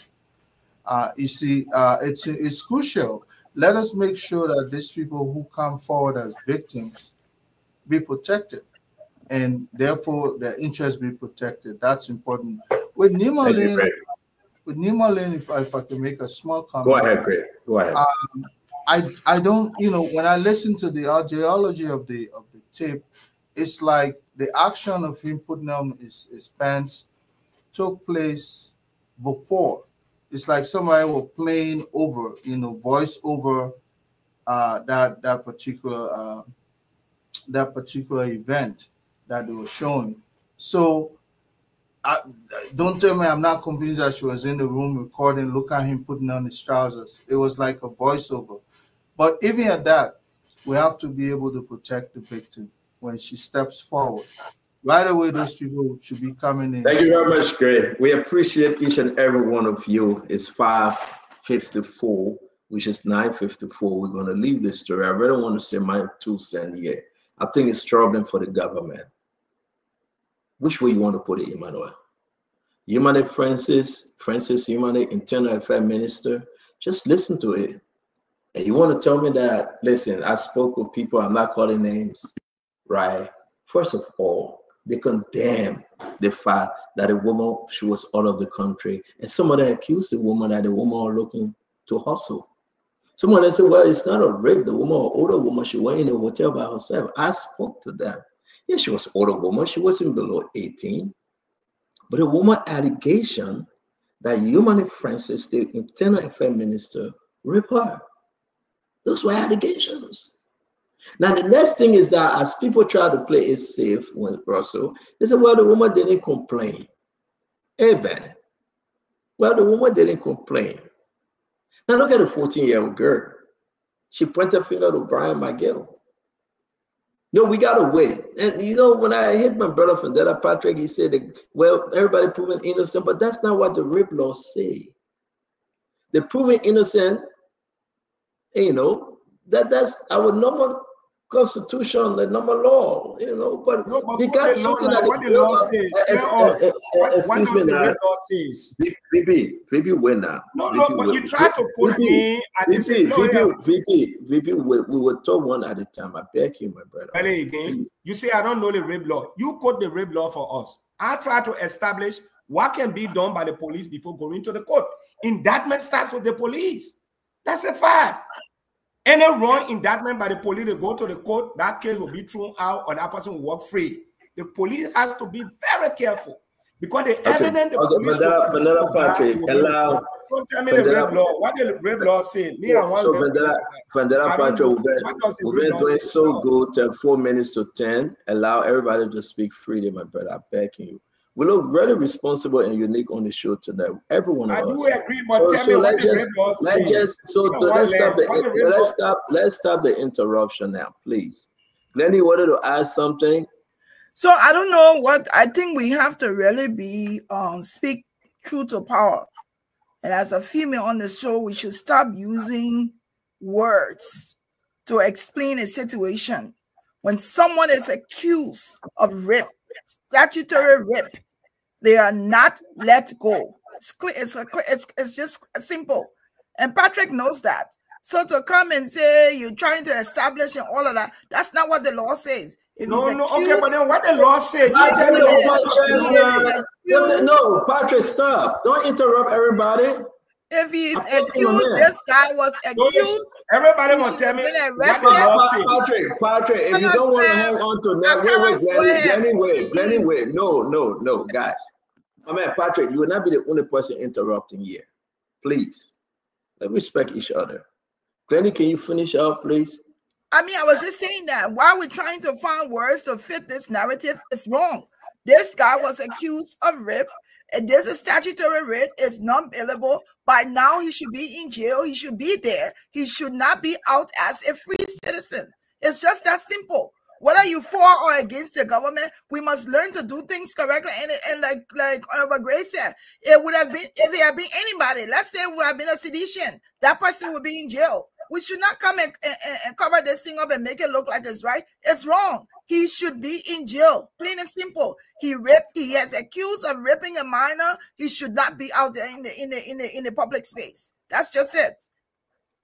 Thank you very much, Colonel Gray. Let's see. Sorry, I carry Gray. Let's see, and we'll move on. I beg everyone. Colonel Gray struck a very important point, and the parents said that on the show. That's why I wanted to go to. Immediately when they took the case to the police depot, the father was on record on the show. They asked them to go to the exact clinic that the government specified to do all of the tests and everything. He said they had to wait till Monday because the incident occurred, I think, on Friday or Saturday. So they had to wait until Sunday. They were not working. So they went through all of the processes. The report was sent to the depot. The depot told them that this thing we cannot open. We have to send it to the National Police Headquarters because that's what they had instructed for us to do. So they sent it there. So once you appear with this evidence, with the DNA test, with the government hospital involvement and all of this and specify where you got it, where you got the guy perpetrator offer. Let the real processes were followed. The clear court and range struck that point. That point is very important. Protecting the victims is very important in our country. But for somebody to say, no, some people were accused of burning Capitol building. They arrested them while they were investigating them. They were beyond police bar. They went to NSA. Over 48 hours, they were under arrest. They said they could escape the country. They could run away. They were not indicted. They didn't send them to court, nothing. But they arrested them while investigating the matter. The police took over 2-3 weeks investigating the matter, almost 1 month before they sent it to court. That public record. All right, so let move on, guys. Again, it's very interesting. I beg each and every one of you, real quick, Fubi, we got to go to the politics here, please. Fubi. Yeah, so quickly, the medical report was now a DNA report. They just took specimen from the girl. So now a DNA report. Just to clear that. All right, thank you very much. I think where we all are right now, it's a good conversation. We'll continue with this. I want to bring the politics into this now on the rape issue. We have discussed it. Some allegation or the accusation, I want to come to you, Jefferson Chesson. Let's get deep down into the politics of today. Musa Bedete allegation that everything against him today is Jeremiah Kune, the former vice president. I'm going to play his own words, and we'll hear from you how we can turn this into the situation we face with in Liberia today with the finance ministry and everything about the inflation. I want us to drive this thing, whether this new structure pricing will be good for Liberia, whether it will be bad for Liberia. Let's get into it. But let's start with Musa Bedete allegation today. Let's listen. For 2 years, I've said nothing to the vice president. For 2 years, the vice president has acted deliberately to target me. He targeted me when I was running for deputy speaker. He targeted me when I was running for speaker. He has gone beyond that now. He's targeting my business. And he doesn't want me to do what I'm doing here because he feels insecure about that.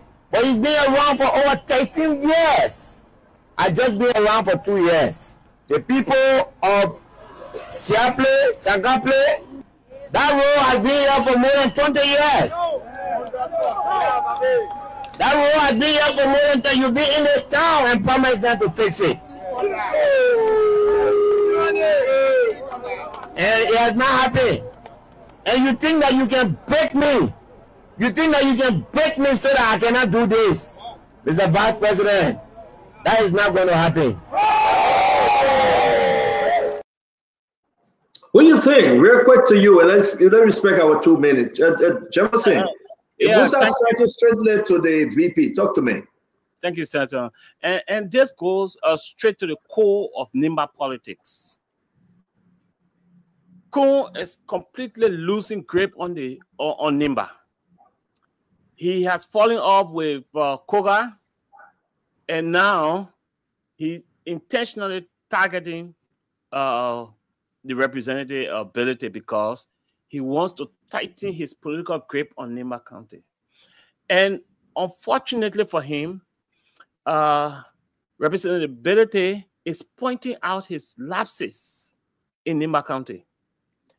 He pointed out the fact that the vice president has done nothing for Nimba all the years he has served as senator and representative in Nimba County. He has nothing he can lay his hands on and say, look, this is what I've done for the people of Nimba County, sustainable development.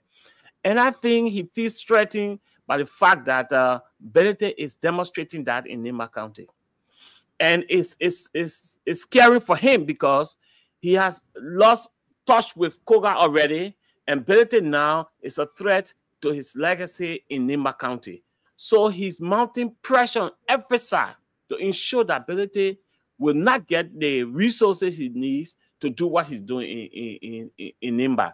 And what's your evidence? What's your proof here? But you listen. No. Because you listen to Bedete say he said the vice president. No. You took a complete look the last time you discussed this lengthily about the FPRC issue. I can tell you clearly that is an attempt to strangulate Bedete. No, I'm not talking about the government. I'm talking about an individual here, Jefferson. And sorry to interrupt you, but I got to push you, right? The letter came from Emmanuel Nukwe. It was written by Emmanuel Nukwe, sent to the senators, sent to President Bwaka. President Bwaka accepted it, and I will display the letter here tonight. I'm not on no shot, but let me say to you, show me something. Point your finger to Jeremiah and say Musa is right. So, Senator, yes, the vice president is quote unquote a quasi head of the Senate. For the fact that the Senate alone acted unilaterally on this decision, leaving out the House of Representatives, the direct representation of the people, can tell you that something is sinister here. The vice president has, to an extent, a control over the Senate.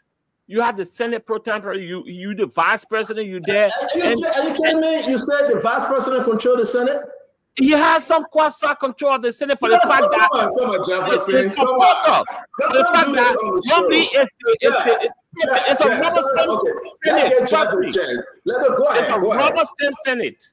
Completely rubber stamp. You have a Unity Party supporter serving as head of the Senate. Ko is a quasi member and head of the Senate. So he has a lot of influence over the Senate.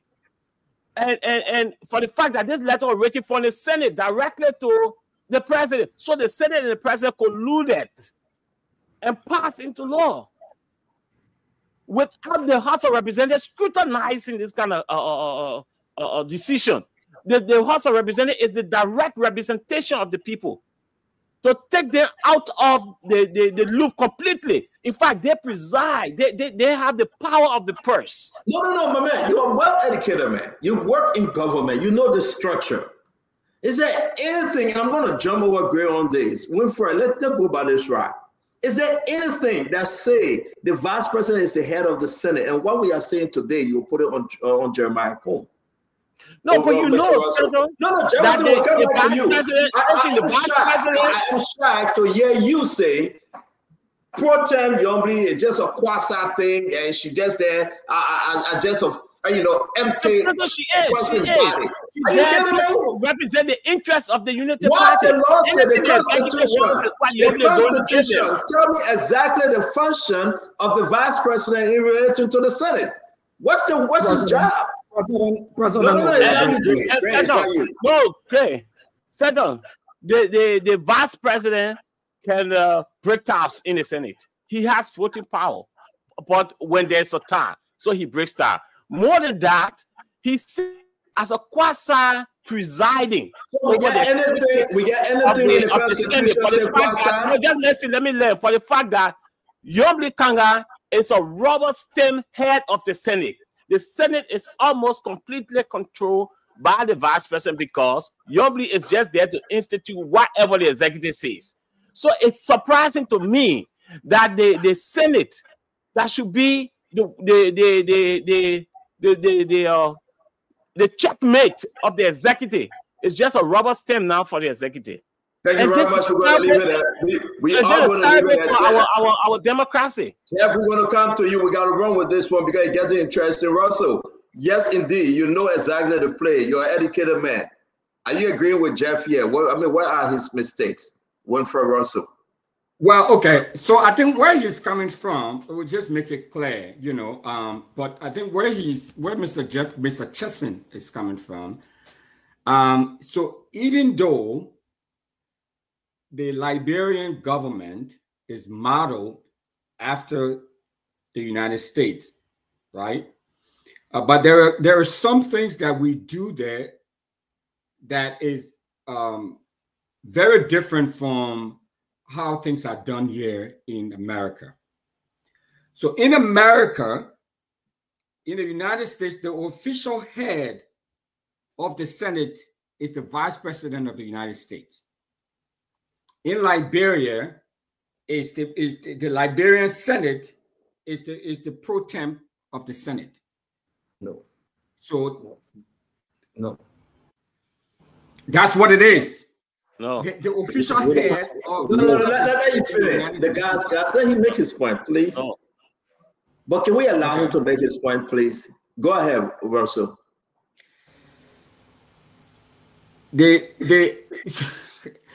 So in the United States, the official head, okay, is the Vice President of the United States, the official head of the Senate, okay, in the Congress is the Vice President. In Liberia, the Liberian Senate, the head is the President of the pro tem, which would be Yombly Kanga Lawrence. That's what it is, brother. So, okay, who is it? It's not Jeremiah Coon. Jeremiah Coon is not the head of the Liberian Senate. The Vice President is the president of the Senate. Jeff, we'll come back to you. Let's allow the other 8 members to speak. I beg you, Jeff. We allow everybody to have the time because this is important. These allegations have been going back and forth. Let's set the record straight tonight. Well, Russell, are you done? Let me move on to the next person. Yeah, no. So I just wanted to make that. I just wanted to make that clear. But I mean, but I think what is going on here, Stanton, is folks. I think you have a lot of jockeying for political control, for power in Nima County. I mean, there's no question about it. Now, CMC has just been introduced to the public, to the county, and Representative Ability, you know, is trying to find his way. He's trying to get his space, and they're jockeying for control of Nimba County, and everybody is doing all of what they're doing with an eye to 2029. So of course, the vice president is saying, hey, you know, I'm the biggest. The biggest. I agree with what Musa said that the vice president is targeting him. Is the vice president targeting him? Is the vice president targeting Musa Belede? You know, I don't know if the vice president is targeting him as such, but the vice president is definitely trying to, you know, to flex his muscle and say, hey, I'm the biggest baller in town. Thank you very much, Glenn. What do you think? Then we'll go to Gray and Tama and the rest of the team. Now, welcome, Dr. Bobler. Dr. Bobler, thank you for being patient. Thank you for joining us, Glenny. So I just want to just say here, the views of Mr. Chesing are his views. I disagree with them profusely, or whatever word I can use it. These are just his opinions. To come on here and refer to the Senate Pro Tem or the Vice President as Kwasi or Kwasa, I think that's just his narrative, and it proved that when you ask him specifically based on why are you saying that, there's no explanation that he can give. But also, let's just say the president, the head of the Senate, is the vice president. He is the president of the Senate. The pro tem is elected to run the office of the Senate on a day-to-day affairs. That does not mean that that does not mean that she's Kwasa or Kwasi, or she has to do it. Equally so, if you're saying that there are opposition senators in the Senate of Liberia, are you saying that they're sitting there, they're not exercising their rights, and they're being used and manipulated? I think that for him to say that, for me, is baseless. He has no proof. He may have some issues with some of the senators and stuff, and so he can come and say what he wants to say. That's an opinion. He has a right. But I don't, that opinion means nothing to me, because what he said is not the truth. Good, thank you very much. I'm going to bring in Gray. Gray, you the only person on this set. No, is that only you? No, Fubi didn't make it, right? Did Fubi make it? Was he in there? No, right? So, Gray, you're the only person said in the house. Talk to us. Help us understand. Do you agree with Jefferson? Not because he's sedition, but do you agree with him? He put on a lot of fire here right now to call Youngblade just a Kwasa figurehead pro tem. Yeah, when you say pro tem, it means for the time being. It's temporary for that time being. That's why the president, the vice president, is the president by the Liberian Constitution of the Liberian Senate and the presiding officer of the Senate. So in the absence of the vice president for the time being, that way comes the pro tem. That's why the meaning of pro tem means for the time being. It's temporary. Define it the way it means. So the vice president is the actual presiding officer, and he's the president of the Liberian Senate. Now, honestly, from his latest experience, and I will give credence to the allegation. And this is why I will give credence to the allegation. The presiding officer has a lot of authority, who is the vice president or the speaker. He could call one of the guys down there, one of the senators, and say, look, the Musa guy, I can first read the communication, we'll put it on the agenda, and we'll discuss it. So he could ask Nuku, is it ready? We'll discuss it. I don't know nothing about it, but it's coming from you, the subordinate. So Nuku rests the communication, put it on the floor. You know, the president, the vice president, and the president are already cool. So he takes the communication, the Senate vote on the communication to send it to the relevant committee, MOI. They deliberate on it, they come up with findings, they made a recommendation, the communication is done by the Secretary of the Senate, approved by the Vice President or the presiding officer, and sent to the President of the Republic of Liberia. For his story, MOI, VP Kun, and Emmanuel Nuku are inseparable. Very inseparable characters. Work on the budget committee, technically together.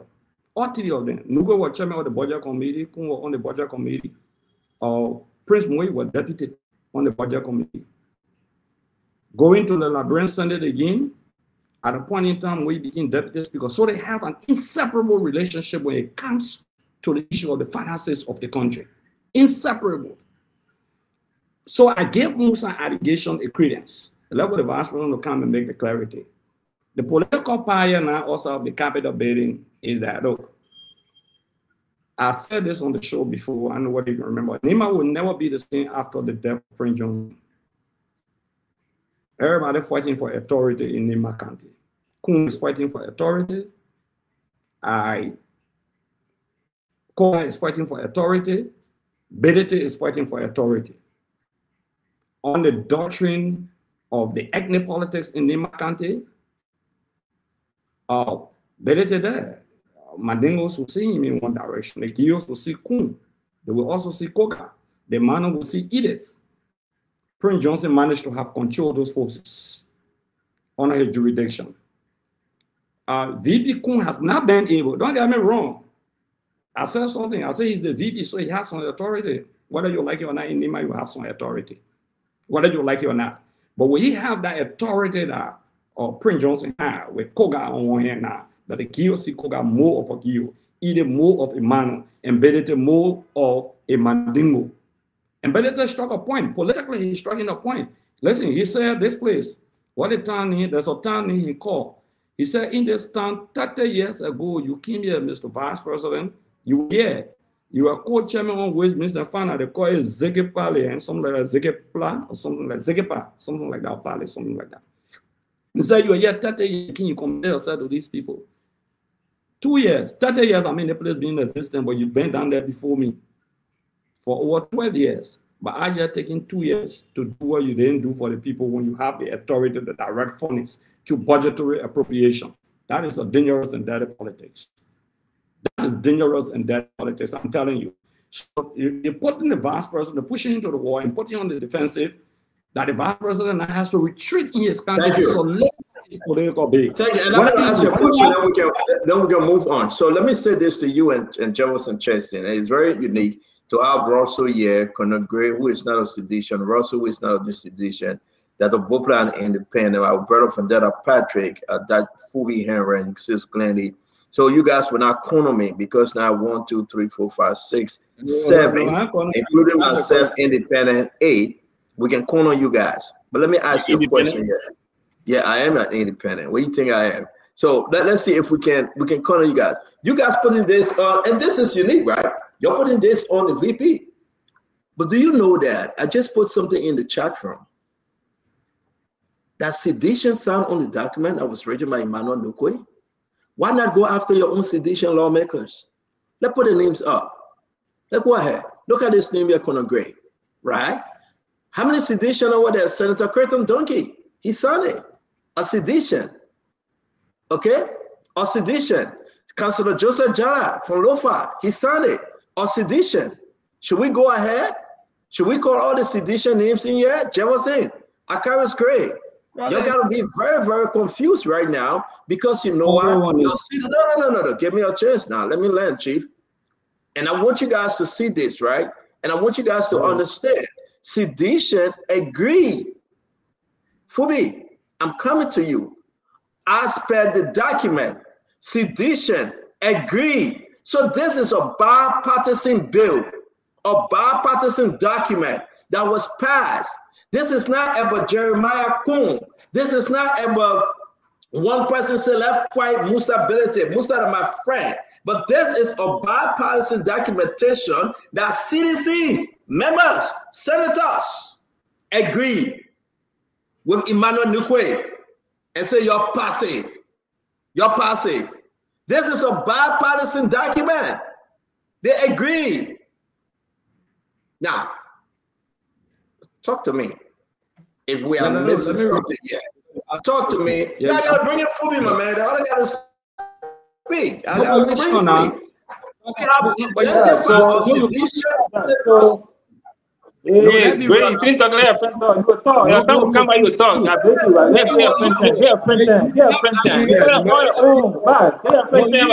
arguing here now. No, we're not arguing, but here, friend. Let me talk. Let me talk. The time I talk, let me talk. Wait.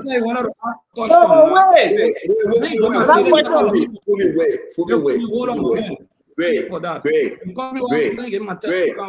Great. I want you and Jefferson to chill a little bit. Let allow the other people to speak. because now we are identifying. Let me conclude. Great. No, but Santa, you brought something up new. That me now. Okay. So don't All right, Fubi. Hold on 1 minute. I'll give them 30 seconds. Ladies and gentlemen, we have some quorum here. Great, you go ahead with your 30 seconds. You have CDC lawmakers signing on the document. Why you only blaming Jeremiah Kong, whose signature is not on the document? Stand on first, the document provided, that was the recommendation. The communication was written by Emmanuel Nukwe. He's the progenitor of the communication. You have not informed the people that the communication, my argument on the basis of the relationship between Nukwe and Jeremiah Kong. Lawmakers signing on a document does not represent the view of the CDC. Let me make it emphatically clear. It doesn't. Hold on. Let me clear. If somebody commits a crime, the Bobby Jude that committed a rape, allegedly doesn't represent the view of the Unity Party because he worked with the Unity Party, he's a strong member of the Unity Party. I think we got to be a little bit careful to say because people take actions in the legislature or that crime that come on them, that sedition, so it represents the view of CDC will be very unfair. So let's discard Thank you, Greg. Thank you, Greg. Thank you. Let me get 30 seconds to Jefferson here. But guys, Jeff, 1 minute, guys. I want you to see, right? And I want you to understand from our brother and from the other side of the creek. This is so unfortunate. When it is good and the lawmakers sign to it, then it represents CDC.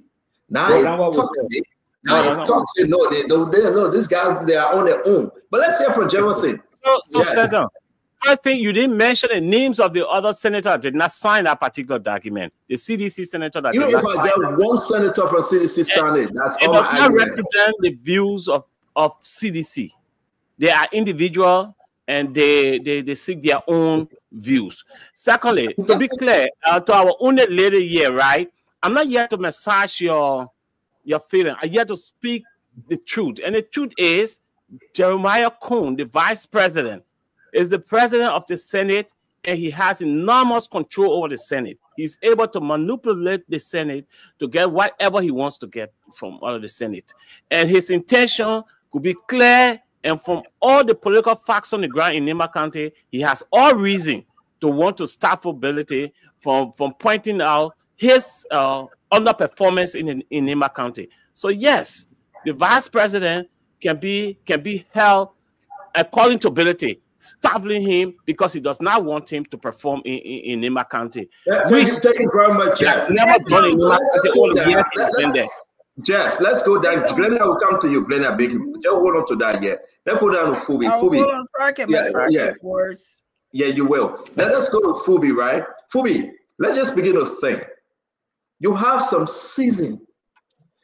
Councillor Jara was handpicked by John Manawea as senator to replace who? Brian Samka.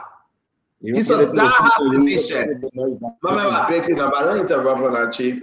How can we sit on the show to say, no, he doesn't represent the view of CDC? Now we're Councillor Jara. Krypton Donkey. Actually, we can name them. Talk to me, Fubi. Yeah, I think also, Senator Snow also signed, which is Musa Abelete's friend. I don't think he did it because he wanted to strangulate nobility. So, and to even say what the thing that the vice president controls all the senators there, and they are all on. That's unfortunate. And also the senators, not everything that they pass on that they have to send to the House for concurrence. There are some there are recommendations that they gave to the president directly. They didn't need the president, the House of Representatives concurrence to go to the president. There are some things that they will do without going to the House. If they are passing a law or bill into a law, then you have to, you need a concurrence of the House. So to say that is unfortunate also. So also there are several points. I don't think we should be shifting blame to the vice president. We gotta be fair in all these things. This is a sensitive issue. The senators came and said, look, these are recommendations, and this is something that we can do to save the country some money and divert some money towards our development. And to hold the vice president accountable, saying that you were here for 13 years, you didn't face the role, for me, I don't think you should be holding the vice president for facing role, a senator or representative, and the role not being fixed. And, as president or candidate for the presidency, fixing role before getting to the presidency is not your responsibility. If you do that for the people, fair enough. But it's not a responsibility that we should hold you back by the vice president being a representative or senator. You can't also hold him because there's no role, a certain role we're not facing in certain counties in NIMBA because it's a holistic affair. Like, so the people of local county will not elect a worker because they say, oh, you're a vice president for 2 hours, we're not fixed. You know, so you can't hold a vice president for that. And, you know, there are certain things that the law, you have to go through appropriations, and once the budget says so is not directed into that direction, you can't tie the vice president to it. Thank you. And you can't be blaming the vice president. We understand the political fight, and that's something that will go on for 2029. Because we can't blame the vice president and say that he doesn't have that hold on NIMBA county. Thank you. Do you think the vice president have a hold on NIMBA? He playing a role, he playing a part. So we saw him instrumental in Yan Tuanyan's election. Even when Prince Justin was alive, we saw him instrumental in getting Koga elected. With all the fight and all the endorsement, everybody was saying go for either. Different political parties endorsed either, but he went campaigning throughout, and Koga also won. So that shows that he has a level of weight in NIMBA. So we can't already rule him out. Thank you very much. Let me bring my brother VP Vendetta Patrick talk to me on this case. So I will be a little bit very controversial. I think Gray and Chelsea, they are not doing well. I would have expected them to condemn the CDC senator who had fixed their signature on that thing, rather than accusing the vice president. You guys got to be very clear. The last time I mentioned here that, look, you can still be in opposition to critique the government and win. You get support from them by being objective, because a political party is a government in waiting. You come here with deception, you've seen the facts, and you want to blame the vice president on the basis that he has the ability to cajole. You know what you are saying here? You are telling us the senators are buffoons, they can be controlled at any time, which is an affront. And this is disingenuous. You don't do that. As a government in waiting, a political party is a government in waiting. You exonerate your senators who have fixed their signature on that document with their small fingers. You don't see that wrong. Then you want to go blame somebody. I would have expected opposition. Can you imagine if I was in the Senate and I know this is wrong, I would be the lone voice to speak. But you guys went and signed. And you come here, you want to blame. Look, I think it's a very good political institution, but you guys, for once, you learn to speak truth. Broad day, like day, you come here, you lie. That's unfair. The vice president cannot control everybody. If that was the case, former Vice President Joe Awatilo would have controlled everybody. But you saw how the Senate was. They were not in the pocket of George Weah 100%. If they were, then George Weah, former President George Weah, would have won the election. The Senate is a distinct institution. These people were voted based on principles. They have their minds. They have their policies. They have what informed their decision. So when they make a decision, it is based on their personal assessment, law for country over political institution. You can't hear place blame on one person. No, man, this is unfair. Very much unfair. And you guys will start speaking truth to power. At least some people will say, yes, CDC, for once they admit that their people are wrong. If you win tomorrow, how you'll be protecting these people? And that was one of the main reasons you protected some of those corrupt individuals in your government. When we pointed them out, oh, you're not let George Weah. When we say this person is corrupt, oh, you're not clear. And the same thing you bring it on the show. This is unfair. You should be politically and intellectually whipping these senators from the CDC who have faked their signature. Next time they will not do it, they will come and consult the party rather than blaming the government. This is unfair. Wow. Wow.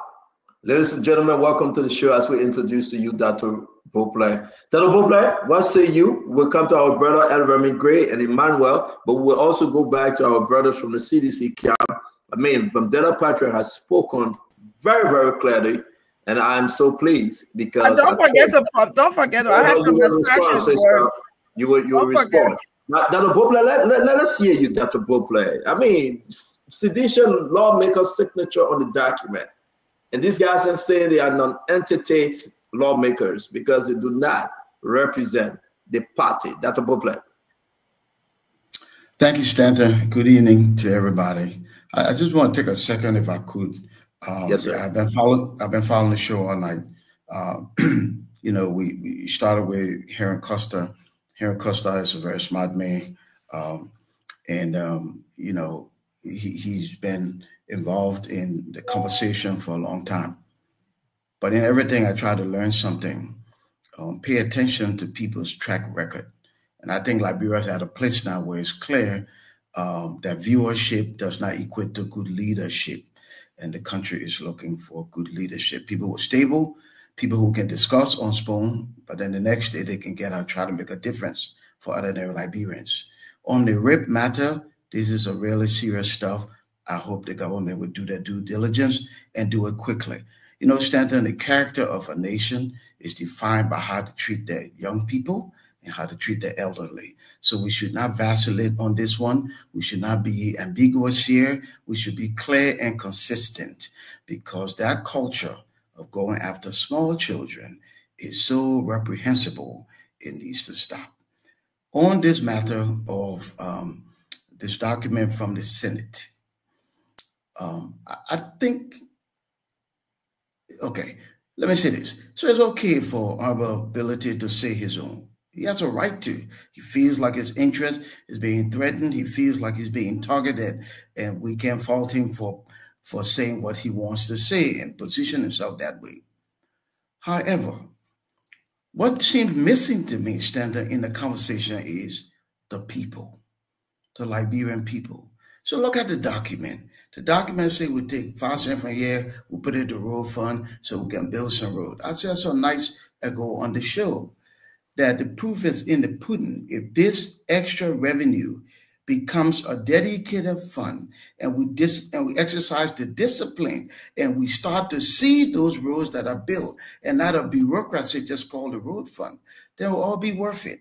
So, you know, and not that we really need to move away from the 2029 conversation.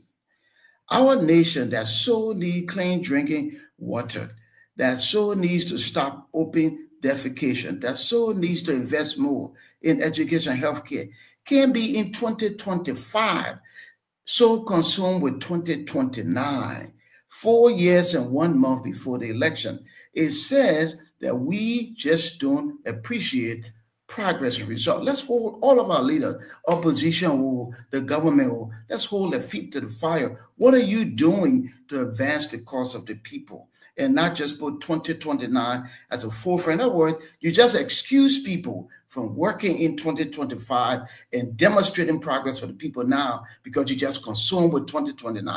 Let's move away from the sensation and focus on the substance. There's work to do here. And those of us who live here every day, it plenty. The trash all over the place. I'm waiting for the plan that at least will clean Monrovia, just Monrovia, not the whole country. So let's target work that needs to be done and stop this 2029. Thank you, CEO. Dr. Bopler, thank you very much. But let's make some quick correction. I passed this thing around. I didn't see Edwin Snow's name on it, though. Somebody make mention that he signed this document. You guys look at the document. Is his name on it? Did he sign? Can we just run through it again? You need to answer. If VP, did Edwin Snow sign on the document? Am I making a mistake? Somebody help me out. Who said it? That Fubi that said it. That's not VP, that Fubi. So this is what Edwin Snow said. Not reinforce the drug law. This government won election on fighting drugs. This is not a video. I will play the video when Edwin Snow raised the issue of concerning Mosability and what was happening. But let me go ahead and bring you Tamba. Then Emmanuel will close us on this. Then we'll go back to Sis Glennie. And I will go across the street. Oh, Colonel Gray. What am I? Hold on. Colonel Gray, I miss you. Talk to me, my brother. All right, Stanton. You know, on this issue of, you know, I see Musa's statement. In this country, there's a writer that wrote Dara for Wimpy Kid. To complain that your opponent is stronger than you is nothing but wimping. And that's the same mistake I see on the eyes of the CDC. Madam Salif could never have come out to say the closing down of the CDC headquarters was because of her opponent. It doesn't spell that you're strong.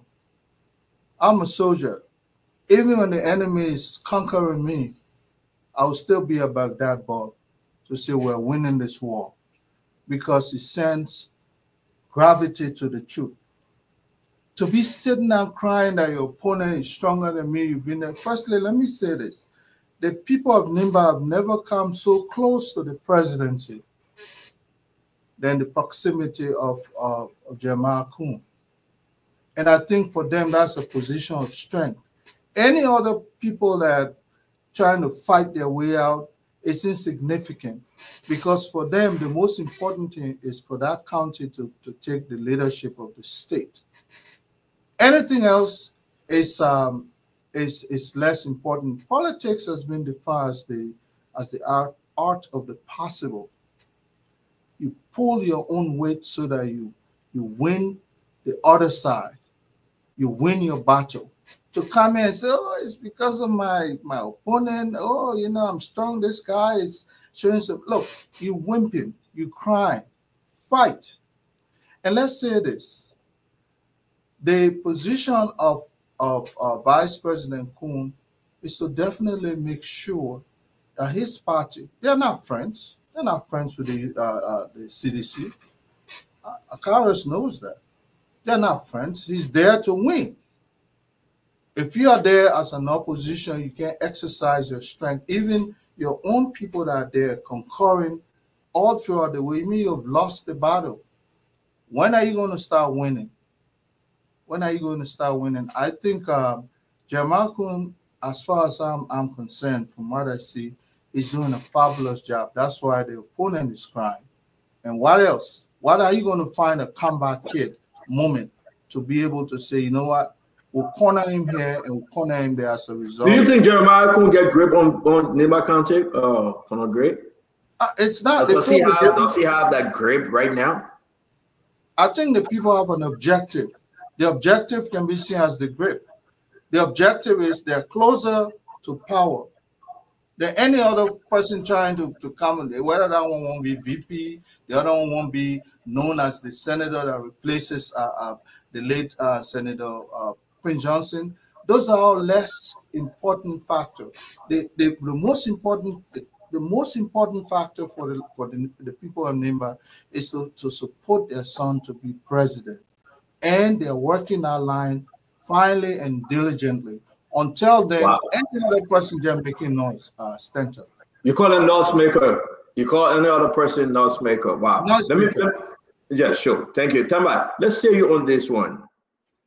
Yeah, I'm seeing the redness in the sedition's eyes tonight. They're going to take it, CEO. I'm really enjoying the conversation, the redness in the sedition's eyes. But again, I think as we always say, when we put nation first, we'll pass good laws, we'll pass laws that benefit the people, not individuals.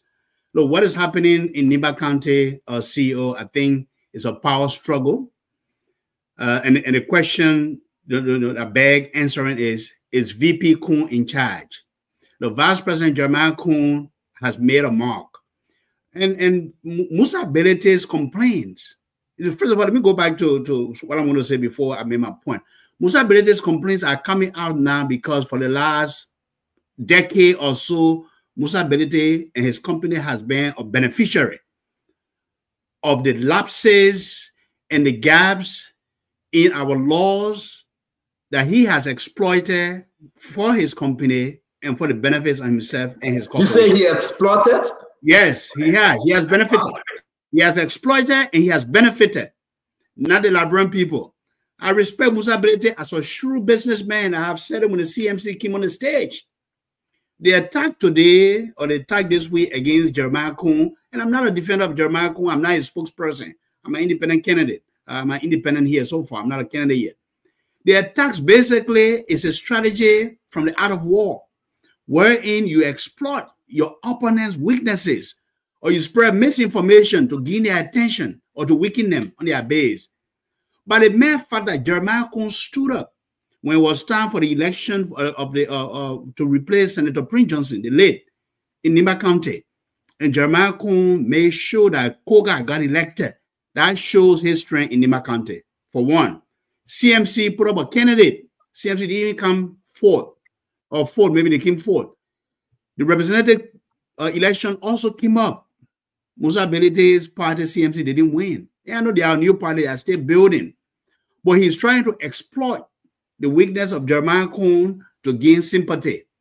Whereas his company has benefited for all these decades, building his war chest. That's money, Liberian people, exploiting the loopholes in our lawmaking system.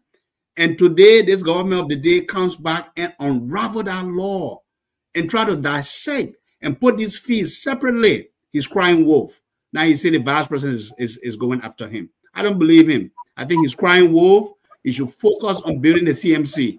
And here's what I'm going to conclude, CEO.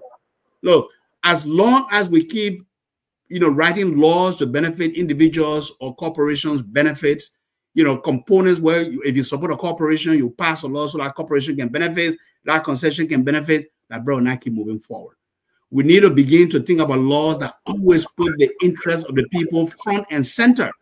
And this law, the revision of these fees within the LPRC and the recommendation from the Senate, and I read the recommendations, put the interests of the people first. And it is my hope that whatever revenue is derived from these new fees and revenue that's coming through the government can be used for the betterment and to move this country forward. Let Musa Belite focus on building his party. Let him stop crying wolf. Jeremiah Coon is seen right now as the de facto godfather of Nima County. And as someone said on this show, given the fact that Nima County has wanted this presidency for so long, and now they have a vice president in Jeremiah Coon. Then want me to ask a question? Thank you very much. As we go through the second round, we'll ask a question whether Jeremiah Coon can win outside of Dimba. But before we do that, let me bring in the ANC, Emmanuel George. Emmanuel, what will be ANC position in this? Are you guys siding with Musa, or is the government doing the right thing? Talk to us, sir. You are muted, Emmanuel. Can you please unmute? I was saying here from the beginning of the conversation as to the direction, but I can just bring you up to speed. Musa is directly accusing the vice president Jeremiah Coon of orchestrating this whole thing and saying, you know what, you're chasing me, you want my money, but for 30 years you have done nothing for the people of Nimba. What say you? Is he right? Well, I don't know how long Jeremiah Coon has been in Nimba politics, for up to 30 years. I also know that Musa Belite has been supportive of almost all the governments and supported them. UP one time or the other, them CDC. He also supported us in the CPP arrangement. But with the issue of laws that affect our country, I think the people must come first. Personal interests should not be above the interests of the Liberian people. But once we, as Lenny said before, timing is very, very important, and perception is very important. Why is it that it decided when Musa Belite has started the CMC, when Musa Belite has opposed this government left, right, and front, when Musa Belite has been a loud voice in the national legislature, that they, at this time that this government have decided to pass this law? Were they not there before? Have Jeremiah Coon not been in a Senate for a while for him to have offered this law at that time? So the perception of the timing of this law is something that is key and is something that we need to look at. But besides that, why is it that the Lebanese in Liberia are still leading our security industry with rice? Why are we not passing law for us to open up the rice market for Liberians to invest into that? But we are after another Liberian. Emmanuel, it's open. The rest market is open, amen. The Lebanese continue to dominate our rice industry. No, the dominating is different, but to say it's not open, we gotta correct that. It's open. Stanton, when you get to the Ministry of Commerce, you will fully understand what I'm talking about. That rice industry is I think there's only two Liberian companies that have been given a license to do that. Majority of the license are given to Lebanese companies. So it's time for us. If they say it's open, then let's see more Liberian companies receiving a license to sell rice in the country. But again, the timing of this law, and that it seems to be affecting one person who happens to be the loud voice against the current administration, is not a perfect timing. Thank you very much. Again, we said thanks to all of the beautiful people of this country for tuning in and sharing the show. Glenn, we're going to hear you. Then we'll go to our brothers from CDC. We got 15 minutes to go here. I want to give some time to Jeff because he came to spread some message. We hear him. Then again, but Glenn, let's hear you. You want to massage? No, I don't want to. I really don't want to massage anybody. I think the word was used incorrectly. And I really don't think he can massage my feelings, actually, or sentiments, whatever. I think when you come on a show, and whatever his background is, I don't know him, just met him here. But when you come, you should have the facts to be able to lay out. And I want to re-echo what Patrick said. If you're coming to accuse the vice president and say that, or accuse senators and say that they're non-functional, or that the pro tem is strictly what he said, kwasa or kwasi, then you have to have the evidence to say based on what you're saying that. Why are you saying it that way? You shouldn't just come here and just talk rhetorics and think that people will buy what you're saying. No, we don't share the same opinions. You have yours, I have my opinion. And you can come and say whatever you want because of what side of the aisle you're on. Yeah, I hope you will also remember that Joelle Howard Taylor was vice president. How many roads did she fix? What did she build? What hospital did she fix? How did she help the women and children? How did she help with the rape issue in Liberia? I hope you will mention that also. You can't come and condemn a sitting vice president based on your political affiliations and think that that's okay, that nobody will counter you. No, you can never massage my feelings or sentiments. Never. Thank you, Stanton. Thank you very much, guys. So we're going to go straight now. We'll close on this. If someone gets a question, I see my brother. Yeah, I have a question for Mr. Chesson. We're going around. Yeah, you're gonna ask the question. You're gonna ask the question, Russell. Let me bring in Jefferson and his political. Let me just ask his question, then I can address everything. No, but his question is to Glendy, right? No, my question is to sorry, not Mr. Chesson. My question is to Mr. George. Okay. If your question to Mr. George, can you just wait 1 minute, Russell, please? They allow them. Jefferson talk to us, and a lot of stuff is running across the wire. Jefferson, that you've been very disingenuous on the show tonight. Like Vandella said, people are running with it. Why you couldn't point out your lawmakers? You made them, you brought them, you voted for them. They supported George Manawa. Why are you excluding them now that they are caught? And you're saying no, it's not on them, it's on Jeremiah Combe. So Stanton, using Vandella's measurement, does that mean the government sanctioned the killing of people in Kenjo? Does that mean this Unity Party government sanctioned the raping of a 14-year-old girl? Does that mean this Unity Party government sanctioned the corruption that is going on in this government? Does that mean the Unity Party government, under the leadership of Joseph Boakai, sanctioned all the stealing that are going on in this government? No. Those are individual actions, and to take those actions and put it completely on the entire organization is wrong and full-headed. And I just want to talk to Tama.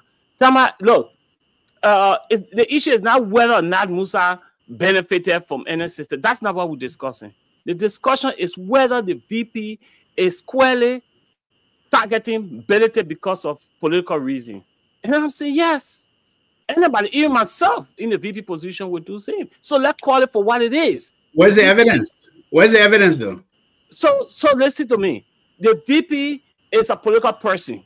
Anybody that comes contrary to his political ambition, he will personally fight them. And you have been giving the evidence. Should we take Musa word for gospel? Can we allow Jefferson to speak? I beg you, Tamba, please. So Belete has the right to feel insecure, given the fact that the VP has a political interest in Nima County, and he does. So of course, it's prudent to think that the VP wants to fight him directly, especially during these times Why Everson? Why did they not pass this law Everson? Why did the Senate did not bring this up Everson? Only when Belete become vocal against the Unity Party government, then you say, okay, let's find a way to strangulate him and keep him quiet. And I don't think that's going to work with Belete. I don't think so. So Jeff, before we leave here and go to Gray, if you say Everson, well, your Everson margin will be up to 2018. But the government been in power for almost 2 years. Okay. For almost 2 years. So why did they not make the necessary adjustment until Belete becoming very vocal?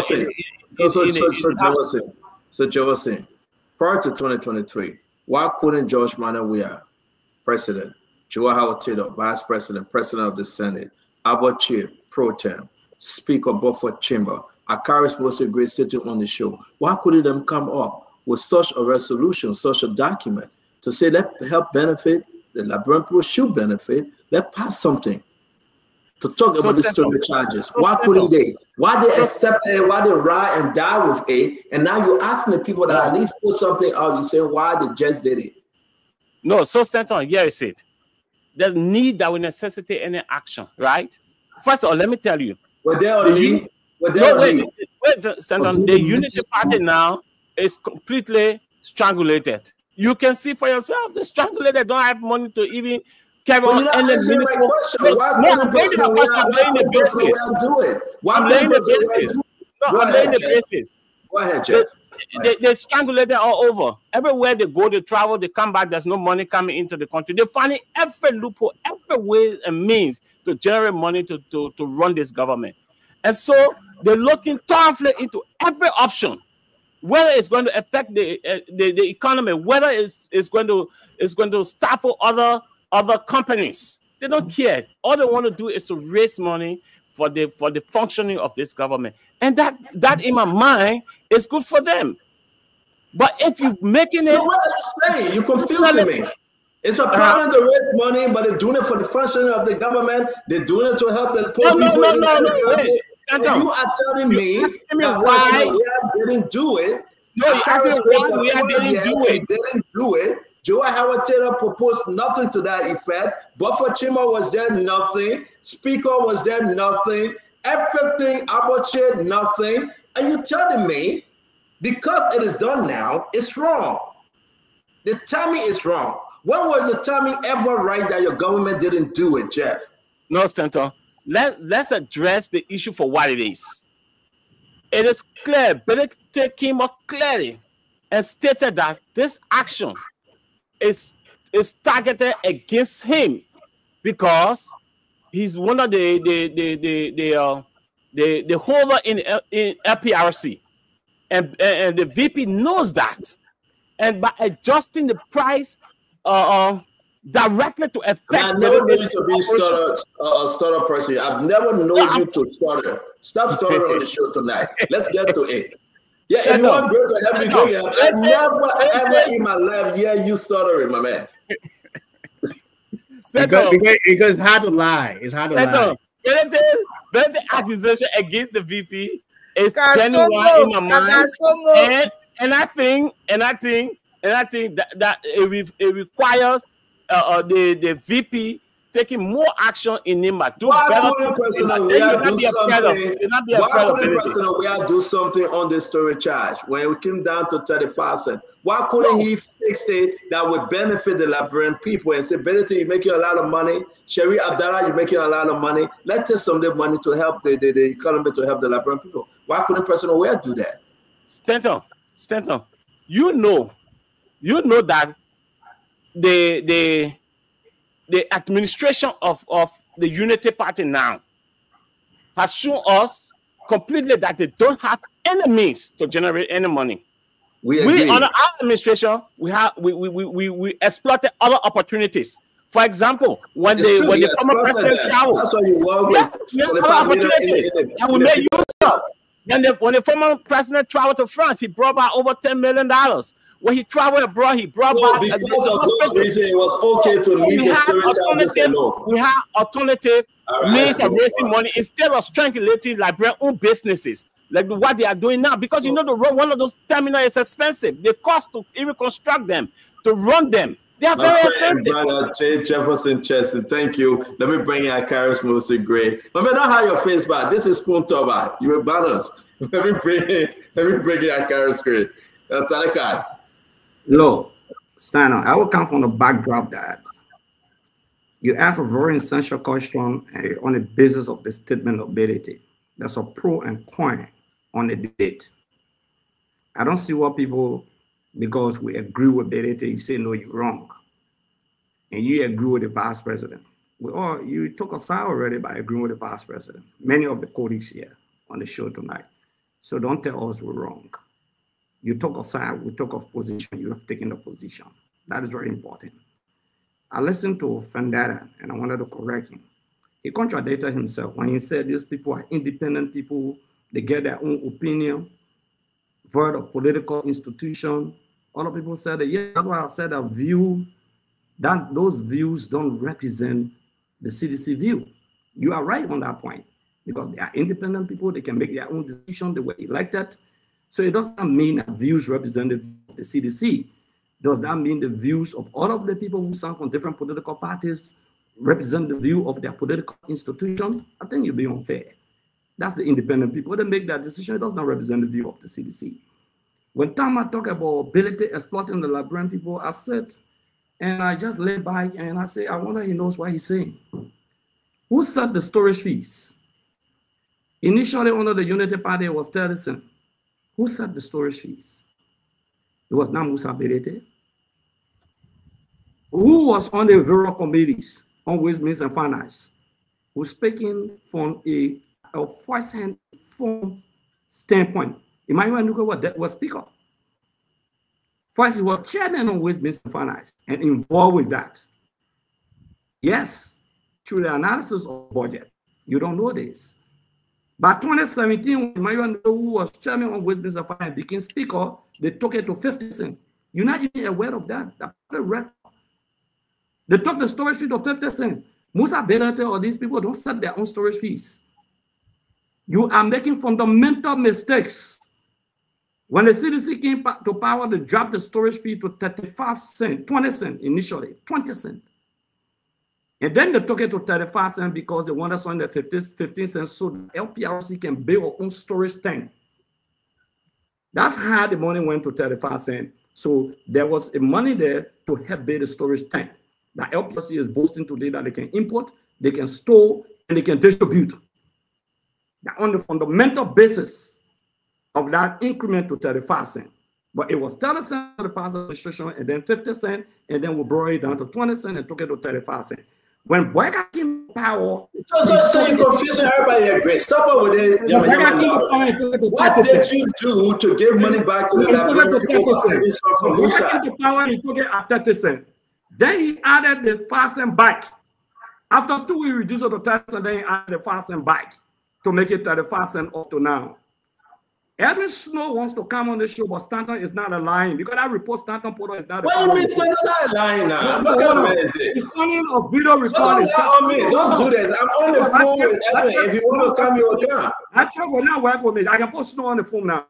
Put Snow on the phone. Show because Edwin Snow debated the issue and disagreed with the distribution because that's not the final report. There were 2 debates after that report. There's a final report.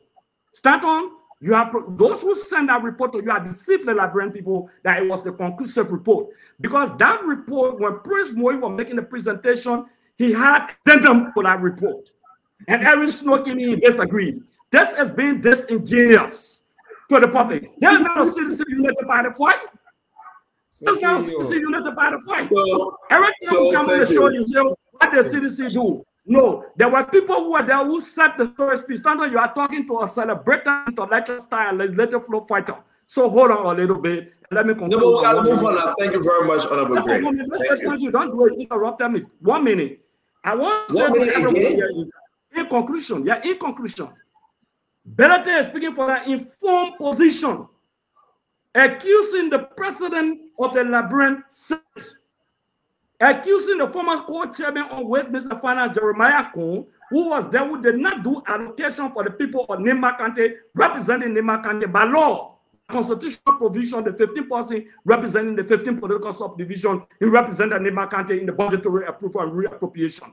Even if the executive did not put money there for Nima, who had a singular authority to increase budgetary support for Nima County and various developmental agenda of Nima County.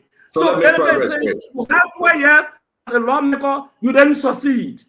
I have 2 years as a lawmaker, I'm transforming Nima County. That's the argument. Thank you very much. Thank you. I want to hold you right there, Greg. Ladies and gentlemen, we raised one of the topic here tonight concerning the Liberian Fire Service, the loaning some of the truck to Asalamita illegally. We ain't forget, but we'll bring that story up tomorrow because more documents coming up. We have turned and yeah, no. We get to something addition, please. I beg you, just listen to me on this one.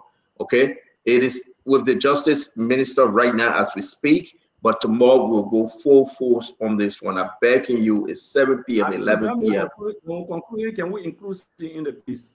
Yeah, we will. But I'm not going to go through. I want to share the document with you guys. You'll go over it, then we can do it tomorrow. But let's come back to the Jeremiah Kun. And again, guys, when as soon as Jeremiah Kun stand up, when I leave the topic, will leave all other things. They think when I about Jeremiah. If I leave the topic, Jeremiah, no, it's unfair to us. Seriously, we're talking about fire service people and what and giving them. But I hear who making it us. And so money that way again. And Greg just now his 2 minutes, man.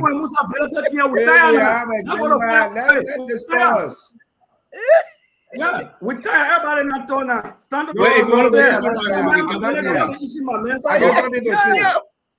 Yeah, but we got 1 minute to go. So let me do this and listen. I was just everybody. I want to say this very quick. As we make the case, we're looking at the Koga and Kun. We're looking at the Musa Bedete and Kun. We're looking at the Edith Gonglo and Kun. Do you think, let's try to wrap this round up, guys. I want to start with my brother, Emmanuel George. The reason why I hate you, Emmanuel George, because... But that's what we do now. You want to talk about Kun? No problem, we'll slaughter him in the slaughterhouse. So Emmanuel George, Emmanuel, if we go back to ANC, Emmanuel, if we go back to ANC story, right, we come to understand that during the 2023 election, we look at the fission, right? It was kind of like too complicated. But I want to ask you, though we don't know whether Mr. Cummings is coming back, does Mr. Cummings support Musa Bedete fight on this storage issue? Number one. Number two, do you think Jeremiah Kun, as a political leader in the absence of Joseph Yeman Boakai, Mr. Cummings, if he says he's coming back, can beat Jeremiah Kun? I want us to be very serious on this one. Give it your best shot.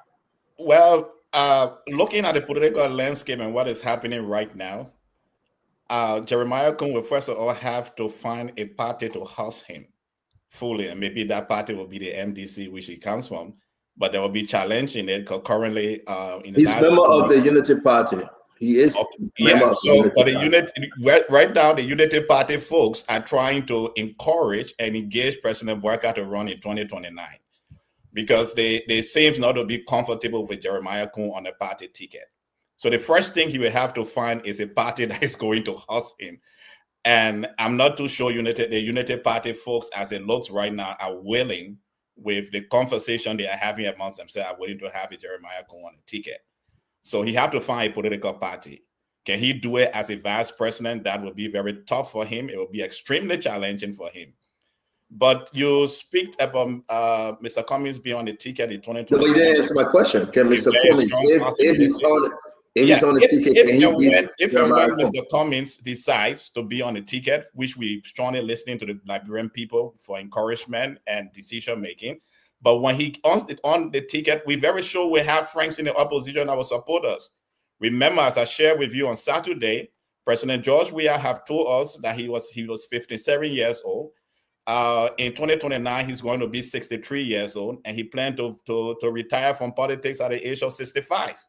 So definitely, if President Weah say he's not interested in running for the presidency, and the opposition coming together to run the Unity Party out of power, we have a very strong signal that Mr. Cummings is going to be the next president of the Republic of Liberia if and when he makes that decision after hearing from the Liberian people. Can he beat a political leader, Jeremiah Kun, if Jeremiah Kun is the one heading the ticket for Unity Party? Yes, but I'm not sure Jeremiah Kun will head the ticket. Again, Stanton, I'm not sure Jeremiah Kun is going to head the ticket of the Unity Party. With the infight in the Unity Party right now, Jeremiah Kun seems not to be the number one choice. That's why the Unity Party people keep engaging and keep trying to get President Bouaka on the ticket in 2029. Well, you said Jefferson Chesson. Let me come to you while we wrap this thing up. We'll go around the table, Jeff. Jeremiah Kun is in. It's your Pepper McKinney. You guys throwing him and enjoy him with the discussion. I've been very frank here. Jeremiah Kun, who you want to go against? Jeremiah Kun or President Bouaka? I'm hearing that you guys are afraid of Jeremiah Kun. Why so? So now I believe Great. You said that you like Jeremiah Kun, and that's true. I'm seeing it from your. No, it doesn't matter who I like. Talk to the Liberian people. It doesn't matter. Former President George Weah is the most popular individual in Liberia. Nobody can contest that. Nobody. So to even think that Jeremiah Kun, who is not even sure as to whether he's going to run on the Unity Party or on the MDR, is below the belt. But let's take it for what it is. If Jeremiah Kun is on the Unity Party ticket, which I think might not be possible, but if he's on the Unity Party, believe me or not, CDC is going to beat the Unity Party hands down. And it's not just because of Jeremiah Kun on the ticket. It's because of the bad performance right now. And because they've lied to the Liberian people. They failed the Liberian people in every way possible. Up to now, the Unity Party cannot point to anything under their own arrest agenda that they've completed, a policy that they've enacted to achieve their own arrest agenda. So the Unity Party will definitely fail. They are even failing already. So the Liberian people is going to vote out the Unity Party more than any other party in this country. Least to talk about Kun running on the MDR. Look, if Nima County alone could make president, by this time Prince Johnson will have been a president. Prince Johnson will have won the election and become president. And Kun is not halfway as popular as the late senator. Even if he runs on the MDR ticket, the CDC will beat him. George Weah will beat him in any case, whether on the Unity Party ticket or on the MDR ticket. But if he goes independent, then that is even worse for him. He might even come far below. Let me ask you a question before we go to that top player. Why the people rejected George Weah 2023? So I don't want. Look, stand on. And I always wanted to evaluate this. In 2017, former President George Weah beat Bouaka with more than 250,000 votes. That's outright rejection. The Liberian people rejected Joseph Bouaka in 2017. That is rejection. By losing the election with a razor thin margin, like 17,000 plus, is not rejection. If I know where in Africa, why the people rejected former president? Not a rejection. Is he president? Is he president today? Massive rejection. Is he still president? You use the word rejection. It's rejection. He's not in power. 250,000 is massive rejection of Joseph Bouaka in the Unity Party. Oh, so they get rejection and they get they get rejection and they get massive rejection and they get minor rejection. Is that what you're saying now? Stanton, the real rejection took place in 2017. The Liberian people rejected the Unity Party and Joseph Bouaka by 250,000 plus margin. We lost this election by a razor thin margin of 17,000 plus, a little over, considering everything that went on in this country, considering the COVID we face, considering the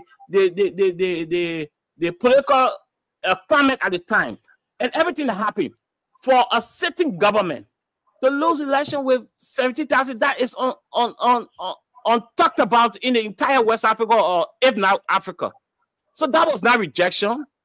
The true rejection took place in 2017, where the Liberian people spoke loudly that they don't want Joseph Boakai in the Unity Party. Because we got to go. The rejected stone of 2017 become the cornerstone of 2023. And therefore, your guy, my friend, the former President George Manneh, was kicked out of office. Senator, let me make this clear. Why? And you're going around. We got to move on. I will tell you. We'll come back to you. We'll come back to you. I just want to say that rejected stone that you saw, but massive rejection of 2017 became the king cornerstone for 2023, and here we are today. But you cannot tell us why the Liberian people rejected former President George. I'm saying for you to us now, that is why you got rejection. 250,000 plus margin, that is true rejection. Okay, so it's the degree of the fire, and you know that's what you accept. If you go to hell, you go to hell. Whether you're at the door or you're inside, you're in hell. The man was rejected, and the people brought in somebody else. Anyway, that's my point. That the same question. Do you think Jeremiah Coon can knock this thing outside of Nimba? I mean, your own projection, yes, we've been talking about Jeremiah Coon and the fight against, like Musa Bedete said, fight against him, fight against Koga.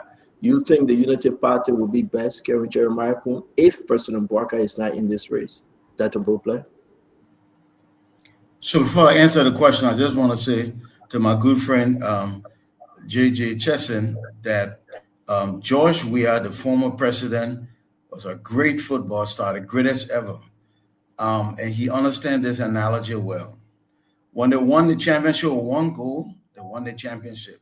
When they won the championship with 6 goals, they won the championship.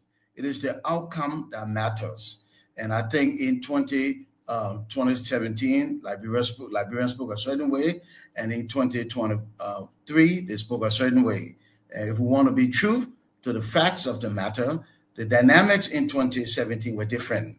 The tidal wave were different. Support from key people, even within the party, to the other people are different. But leave that alone. We elected one president in 2017. We elected another president in 2023. The people spoke either way, and they selected a leader. Fast forward, the VP and his candidate. CEO, here's my answer. My answer is simply this. I think that the Unity Party will be best served by making the selection of their candidate, if President Boakai is not on the ticket, by making the selection free, fair, and open, and not walk into the process with preconceived notions that, oh, this person and the vice president are going. I think they will be best served because it's the people that's going to vote. So you can decide in the corner, in the back room, in the executive committee, that this is our candidate. I think it'd be best served by letting the people in the party select the leader. Now, if it's a white ballot per se, and only the VP, for example, we don't know the man going to run, but we're making all that assumption. If the VP only, fine. But if the UP would do well, I think, to open the process and let anybody who wants to aspire do so and contest in the primary. And then, because remember, it's about electability, you can assume something about candidate A, but you test the waters in your own party. And if the people don't select candidate A in the party, you got a problem moving to the general election. So I think that would be the best way forward if they allow the party to select the next candidate, assuming the current president is not on the ticket. Again, my question, please just finish it up. Do you think if it is Jeremiah Coon, he can win outside of Nimba County? Do I think he can win Nimba County? Outside of Nimba County. I think it will be very difficult. I think, you mean if he can win the presidency without Nimba County? Outside, like we're going to give him Nimba County. But outside of Nima County, can he win? Well, I think so. I think so. You know, he is the vice president. And so people voted for him on the ticket across the country. I think he can win outside. I think anybody who's thinking about election 2029 can position themselves well depending on what they do in 2025, 2026, 2027, and come 2028. So, yes, I think he can win outside. Thank you very much, Winfred. Let me come to you. Before I come to you, Winfred, let me bring my brother VP because, you know, I don't want to take you out of the internet zone. Regroup, CEO. Let us understand this about Kun. And you strike a very important point when you went after your brothers from the other side. They have been very disingenuous to the fact that their own members voting on this issue, and now they are reneging and saying that these guys just on their own. With Jeremiah Kun, we are hearing the in-house fighting between Unity Party. Where you stand?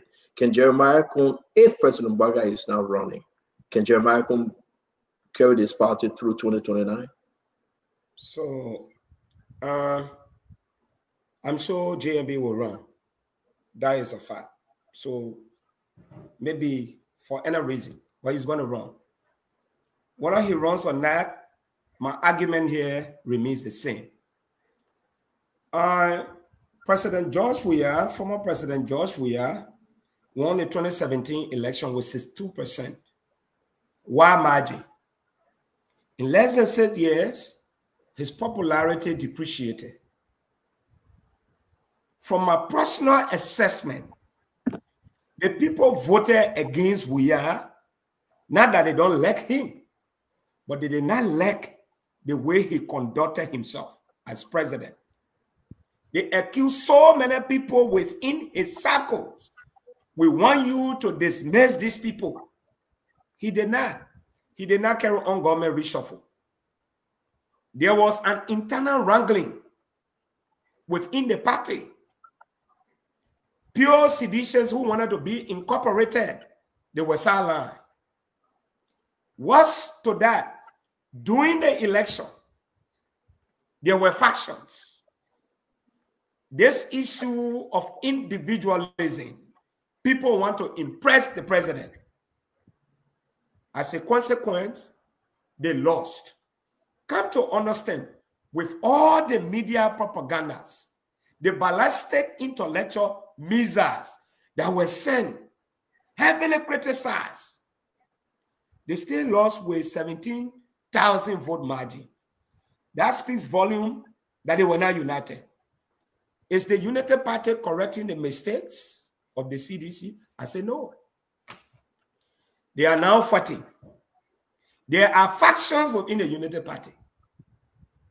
The last time I said, I will never be president, and my deputies start to present themselves that they will be on the ballot. That is an intellectual treason. I am president. We have an agenda to execute. We should go ahead. Make no mistake. Nima cannot make anybody president. If Nima could make anybody president, Prince Johnson was the most popular Nimayans. He contested election 2 times. He only became kingmaker. He could not win all areas. Very popular. He could cajole. He knew the message he could give to the people, and the people would stand up. Right now, what I can say is the VP, if he wants to win election 2029, he has to reconcile. If he cannot reconcile Nima, I can guarantee you, with the legs of Ide Gonglo Ware on the other side, with the legs of Musa Belete on the other side, Koga has joined the phrase. Look, when a horse is devalued, you can't win. They will be just like CDC. Number 2, you can bear all the roles. The issue of employment. Do you know how many young men and women? Let's keep it on 2 minutes there. The private sector is now open. Akami, we saw what happened. One of the main reasons CDC lawyers say, harmonize our salary will harmonize your vote. The CDC has a trump card. Saying you came to power, you are not reverse that. The same people will tell you, you refuse to harmonize, reduce the harmonization, will harmonize your vote. Liberians, don't forget easily. It's not closing time yet, Fandela Patrick. Glennie will just take off briefly. We got Russell will speak, Akaris Gray will speak, Tamba, Conor Gray, and we'll end with Gibson. I'm going to bring back Fubi. I will step back and bring back Fubi, who will be the last lady, and then we'll do Please move here. Thank you for moving me back. See, Jeru. Winfred, go ahead. Go ahead, Winfred. All right, thank you. I had a question for Mr. George, but I was going to incorporate it in my response, but he's left. Look, there's no question about it that the CDC is one of the most popular parties, if not the most popular political parties. And clearly, Mr. Weah, the former president, is indeed one of the most popular Liberians alive. Okay, so I'm not going to take the CDC for granted, and you take the CDC for granted at your peril. So, you know, I'm like, I shared views like Dr. Brockler did a few minutes ago, where I would appreciate if we're like talking about the development trajectory of the country and some of the pressing issues that we're dealing with now, the year and now, challenges and all of that, because you know, everything in the country, I mean, we're in 2025 and most every, you know, conversation is around elections, elections by 2029. You know, I would much rather focus on talking about how we can get the city clean. Okay. And make it sustainably clean, or how we can enforce zoning ordinances around, and we see what's happening at the Duper Road Junction with this new establishment that was built. I mean, that's pressing issues right now. But having said that, though, the conversation that is being held now, the discussion now about the CDC and whether to come back and what the prospect is going to look like.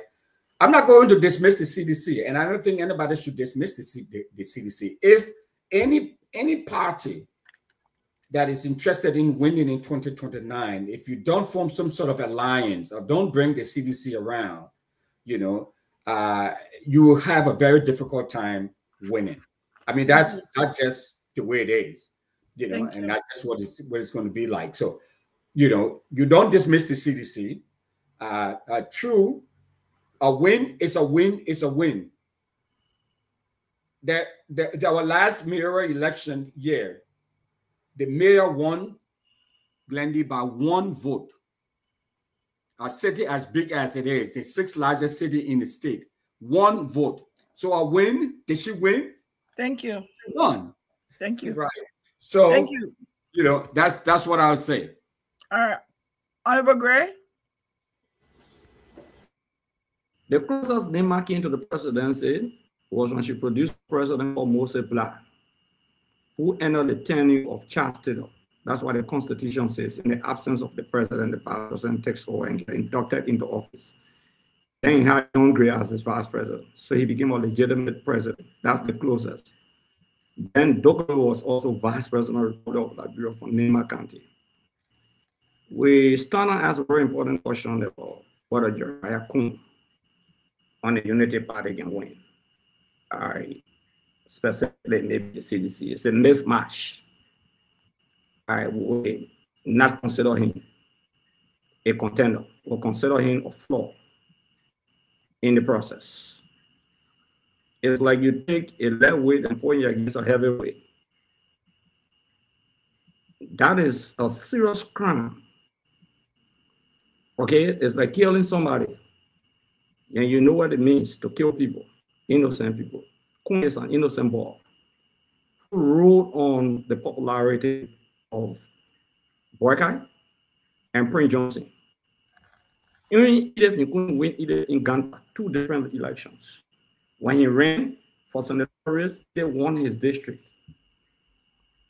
When he supported Koga, Edith won his district. When he supported Nyam, Edith still won his district. He had lost political legitimacy in Nimba County. Thank you. Vastness in Nimba County, where you get Koga on one hand, you get Musa Bedete on one hand. He has failed to unite Nimba in the shortest possible time. So he has no political base. I would advise the Unity Party to take Samuel Koga Ava running maybe to control the Gio Bell and just send Jeremiah Kun into utter oblivion. That's Thank you. Thank you, Amber Gray. Color Gray? Oh, yes, Glendy, thank you. You know, let me repeat myself. The closest the number of people have come in post-war Liberia is now. For them, it's very important. This is a different dispensation. And of course, as it is right now, the VP is now rife to contest in any presidential election. But then again, in politics, you groom someone with the trajectory, the way things are moving, the yellow machine where to be in town today, and the prices of goods and services coming down, and a lot of good things moving in the right column. To suggest that a president that was voted out because he failed would be the next natural choice, that defeats my own logic. But I'm a slow guy, as others may think. But I don't see any logic. I try to find some sense in that, but it doesn't make sense that a man who was defeated because whether he lost by 1 vote or 17 votes, again, most people will find justification why they lost. You should find justification why you did not win, not why you lost. To say, oh, you're just not much, it was just 2 votes. And then in the interim, you give yourself, well, we're coming back even though we lost. That's posturing. I don't see any sense in that. It defies logic, as Plato would put in his own randomization of thoughts. You know, if you want to think soberly, find why you did not win, not why you lost. You lost by 1 vote because you did not do a good job while you were president, while you were given the task. If groomed properly, I can tell you Mr. Kun would be a consensus individual, because the argument could be made that besides Nimba, he has footing in other counties. And he speaks, people have said that he speaks multiple languages. This is why he's successful at leading initiative now. Even sedition are voting for whatever he brings on the table. That's how very powerful he could become. I'm not saying now, but in the future, it'll be a force to reckon with. Take it or leave it. That's my opinion. Thank you. Kirsten Giroux, if you were listening, you want to go ahead and give your comments on the Koga and the Kun issue. We also talked earlier about rape issue, whatever. Doesn't mean that you have more than 2 minutes to speak. You only got 2 minutes. The clock is ticking. Give me 3, man, please. I know you are very generous. Give me 3, please. Go ahead. Look, okay, so let me just say on the issue of the rape, statutory rape, which is having sexual intercourse with anyone under 18, is a 1st-degree felony. Under the Liberian Penal Code, 1st-degree felony is not bailable.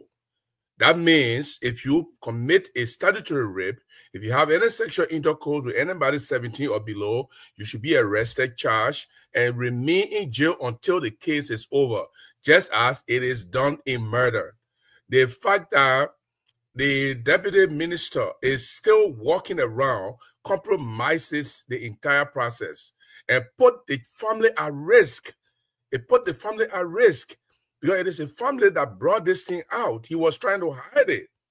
So I think he should be inside. He shouldn't be walking around. And this is a problem with our Liberian National Police and investigators.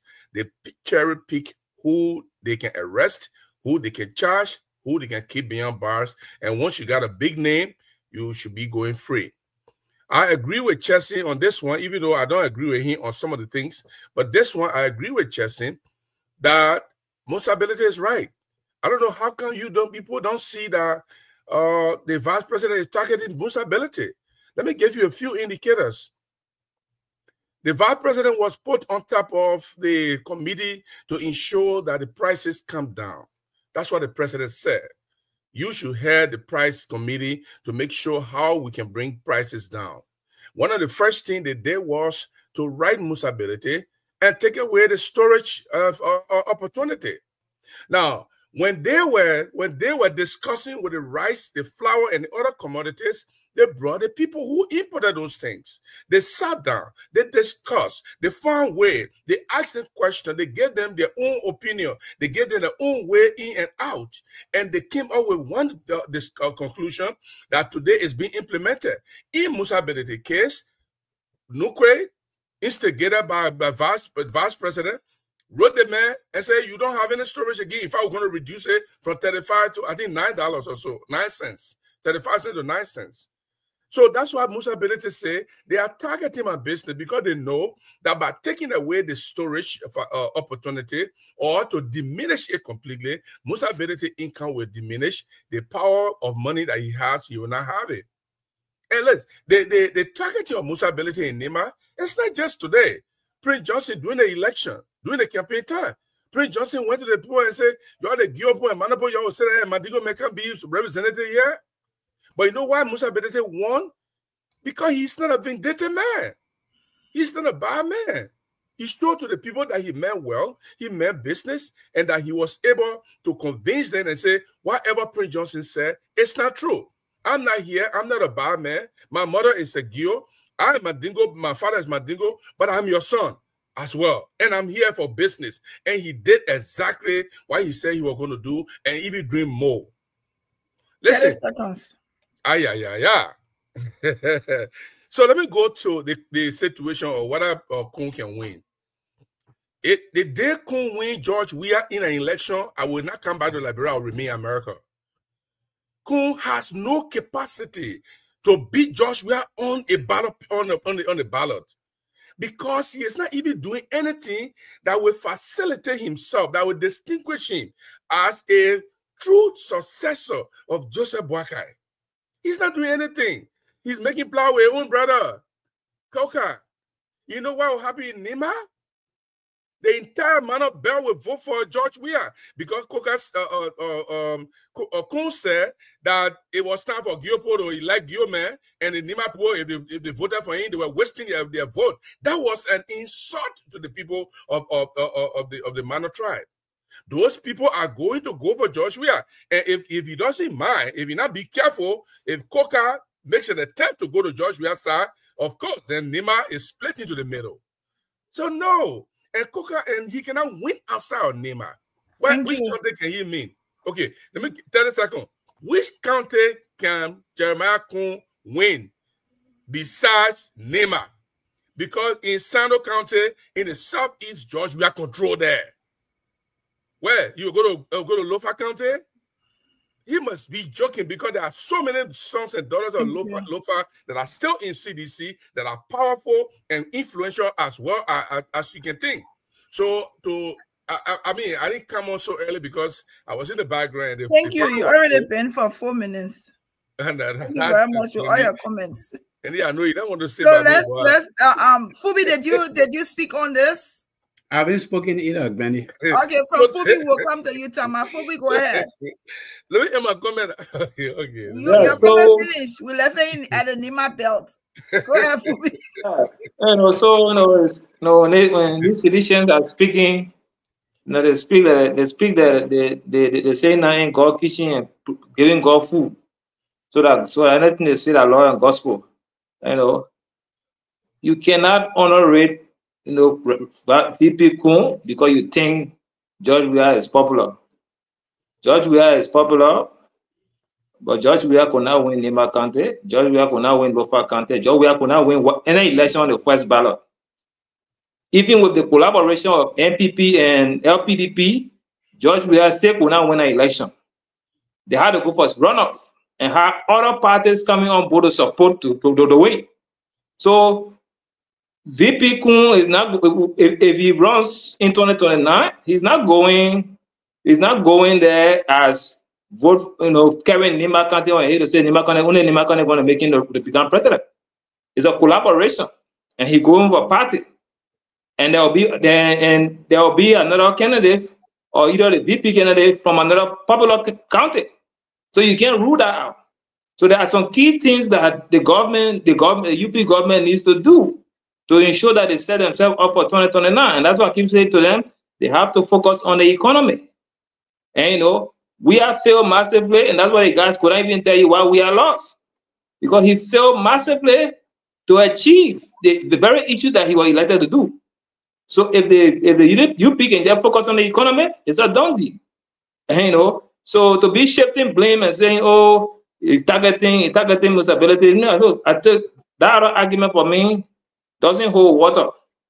And you cannot be shifting blame on the vice president for the issues. And the first thing, the committee that decided about the president set up to look at the economy and the hardship is not a committee that recommended the issue of the storage charges. The storage charges was the Senate decision. It got nothing to do with the presidential committee on the hardship of the state. And that committee, and that's only did not reduce the gas price. It only diverted funds from the storage charge to road fund and also the social services for the country. So we need to understand that. So it's not a committees. So the president also is giving the VP a lot of opportunity to prepare him. If you follow the endorsement of when the president selected him as a running mate, he said, I'm bringing to you a young man like yourself. So the president now is giving him many opportunities and not making him a backer. He's preparing him for that role. So you cannot overlook that. And I don't think the VP too is sitting down and just saying, oh, I'm going to run. If the president is alive to run, the president will run. If the president decides to give him the opportunity, and that's what the president is giving all these chances, say, look, work on this. This committee will able-bodied men that I trust, a person that I trust. Each time the president speaks, he puts that confidence. So he's selling him to the people directly. So he's only setting him up for that task. So you cannot overlook that and keep saying, oh, George Weah was whipped by Liberian people, and George Weah never won the election on the first ballot. And that same thing can be repeated. And the George Weah won the world best title once, and he never won it again. So just take note of that. Thank you. Thank you. Thomas Center is Thomas Tam, and then after that. That's a real cocky argument. Thank you, Glennie. Gibson, hold your horses for a moment. Look, so the first question. My man, hold your horses, man. Come on, don't interrupt. You came late. You should be lucky instead of even allow you on the show. Yeah, that drop bucket.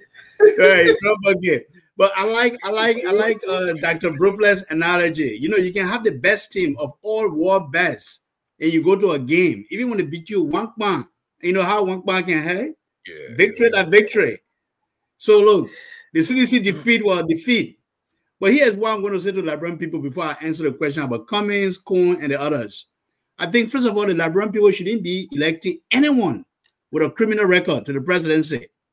If you are ex-con, like Musa Belete, FIFA convict, who have manipulated the Liberian economy to his own advantage, you shouldn't be given a chance as president.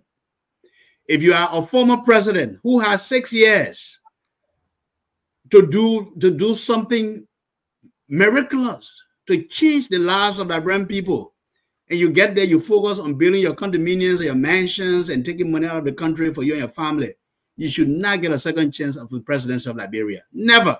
You should not even come close to it. Speaking of CDC as a party, I don't overlook CDC as a party because they have that grassroots support. You see, I'm not against CDC as a party, but I'm against the individuals who ran CDC and mismanaged the party, and today they will not even recognize the mistakes they made as leaders of that party. They ran it aground. publicly humiliated. Sorry, are you calling Musa Belete a convict? You have nothing to show that he is. Exactly. I said FIFA convict. I said FIFA convict. FIFA is not a court. He was prosecuted. He was adjudicated by FIFA rules and found guilty and banned. But you got nothing. You got nothing on him in Liberia. What I'm saying, those are facts. Those are Anyway, facts. go ahead. Yeah, those are facts. The facts are there. The facts are there. And then thirdly, if you compare put Cummings and Coons, together, Cummings has no chance. Cummings was the first person who came on the stage, and people look at him to be someone from the private sector with real life experience who could make a difference. Everything he said against the politicians of the day, he came right back. He got in bed with them, disgraced himself, got dragged through the mud. He suffered credibility problems today. This is why Cummings can be president of Liberia. And thirdly, and finally, look, it is too early to even say who's going to be president, because JMB still, as the current president, can still declare his candidacy for the next election because he has the right under the Constitution to run for 2 terms. Yeah, we're not saying he does it, but right. JMB will not run again, man. Right, but don't rule Coon out, and here's why. Yeah, JMB is too old. Right now, he's not even managing the country like people are saying. So yes. Here's why. Here's why Coon will have a fighting chance, Stanton. And maybe too early to predict, but here's why you have a fighting chance. I think Fubi said this. Coon has proven himself to be adept at deal making on behalf of the Liberian people, thanks to his boss who have actually given him opportunities to shine, not to be a sitting park racing car like JMB used to be when he was vice president for 12 years. And Coon is making inroads and he's making deals on behalf of Liberia. Secondly, you cannot become president by just winning Nima County or one county. No one county can make someone president.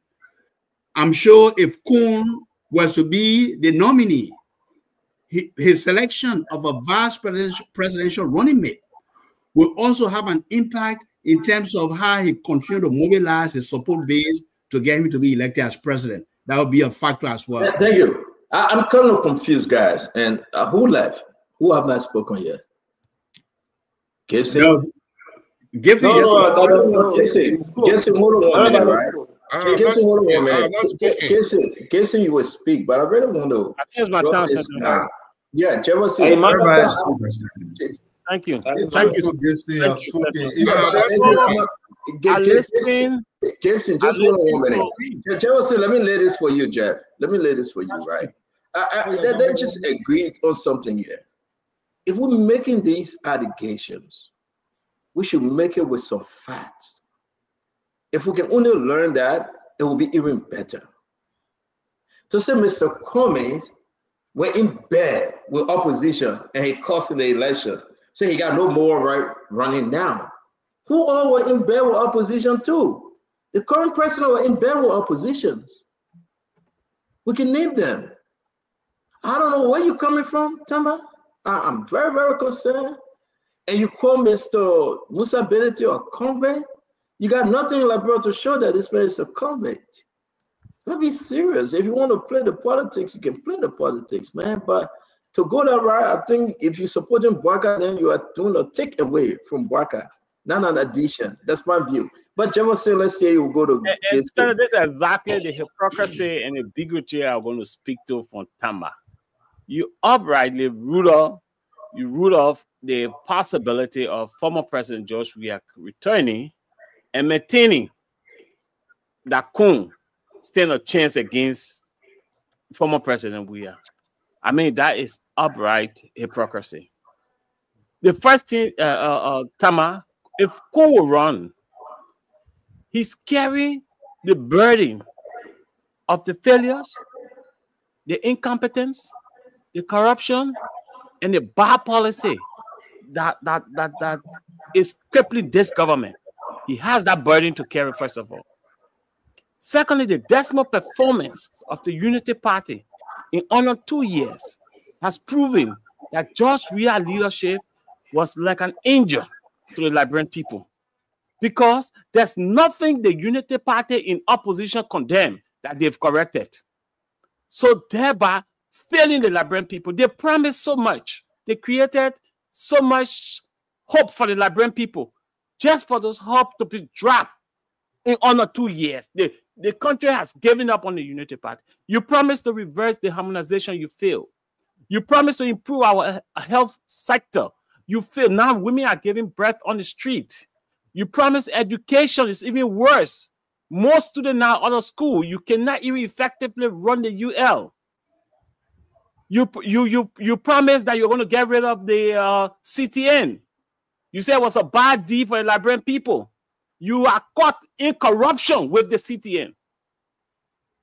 You said that the 8 p.m. terminal was a bad arrangement. You're going to get rid of it. Almost 2 years. You can. Those burdens are on the shoulder of Kun. And Kun will definitely not be able to stay under. He will crumble under those burdens. The Liberian people are going to uprightly reject Kun in any way, form, and faction, no matter which political party he comes from. I listen to the corner. And Corner, if this is the advice you are giving the former president, then I see why his performance was like that. To draw that kind of conclusion that Kun has full control over Nima, you seriously joking. Kun has no control. The people that voted for the Unity Party in Nima voted because of Prince Johnson, not Kun. Kun does not have the legacy that Prince Johnson had in Nima County. He has never done anything for the Nima people to give him 100% commitment that they did for Prince Johnson. The Nima people saw Prince Johnson as a savior. What has Kun done for the people of Nima? Kun has contributed nothing to Nima. Benedict Ajay entered the Nima politics now has more mark in Nima than Kun. Why do you think the Nima people is going to support Kun? Why do you think that Kun has a control? He doesn't. Kun has no political base and he can never become president. I can tell you that for a fact. Let me ask you a straightforward question before we bring your brother and the rest of the guys. Kun and George Manawea, who is more favored in Nima? So, Stanton, that shouldn't even be a question. Oh, there should be an answer? People, listen, people don't give people loyalty for no reason. What the former president Weah has done in Nima, in terms of developing Nima, Kun can never come near to it. Kun and former President Weah, who is former President Weah is far more popular in Nima than Kun. And I gave you a reason. You think the Nima people went behind Unity Party because of Kun? Kun could not even win his own election in Nima County as senator. He couldn't even win that election. So,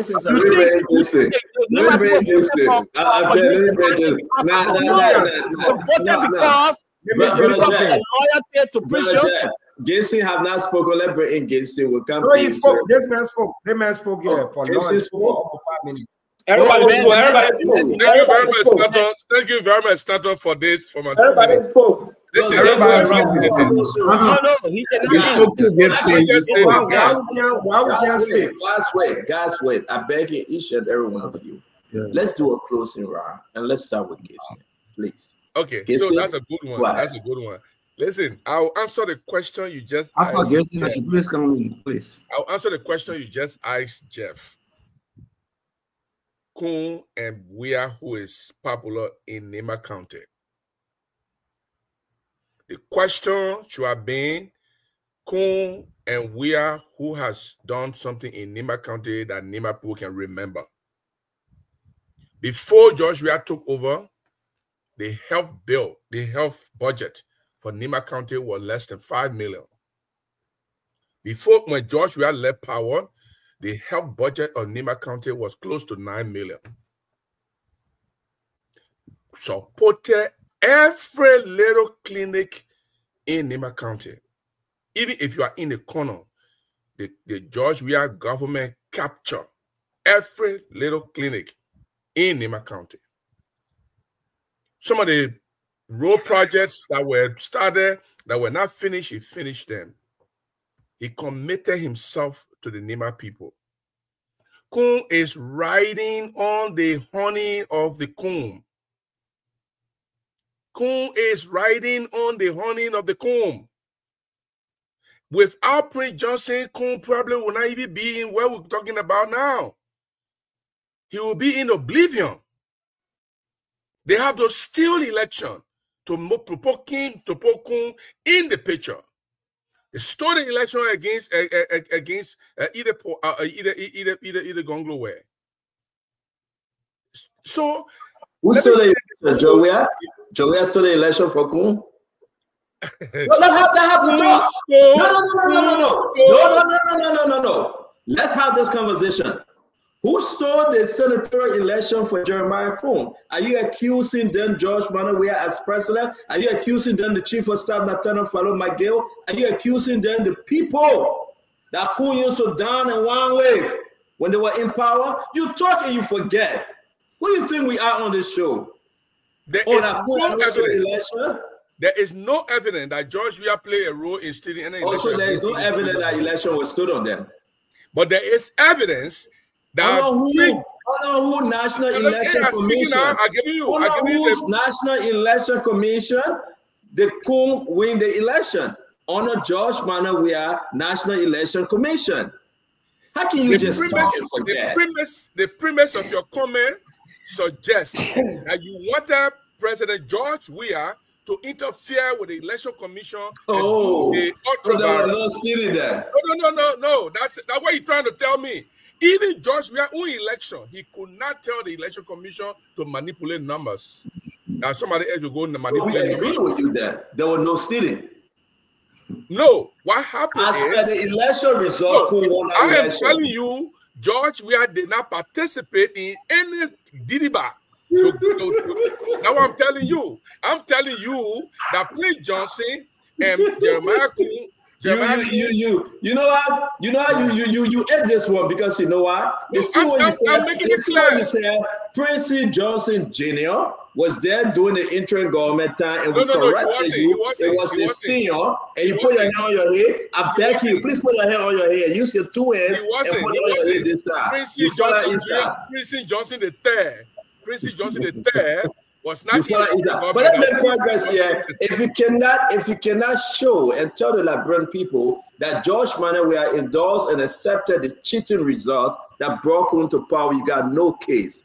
Because it was under George Manneh Weah regime. It was under George Manneh Weah National Election Commission. It was endorsed. It was approved. It was accepted by George Manneh Weah. He welcomed Jeremiah Kun into the executive mansion, and he said, "My dear friend and brother, congratulations." So you see, George Manneh Weah accepted the wings of Jeremiah Kun. You got to stop. Find another story. The premise. Let me make my last 1 minute like this. The premise of your question is that when cheating takes place, even if the election commission knows about it, George Weah should circumvent it. That's not George Weah.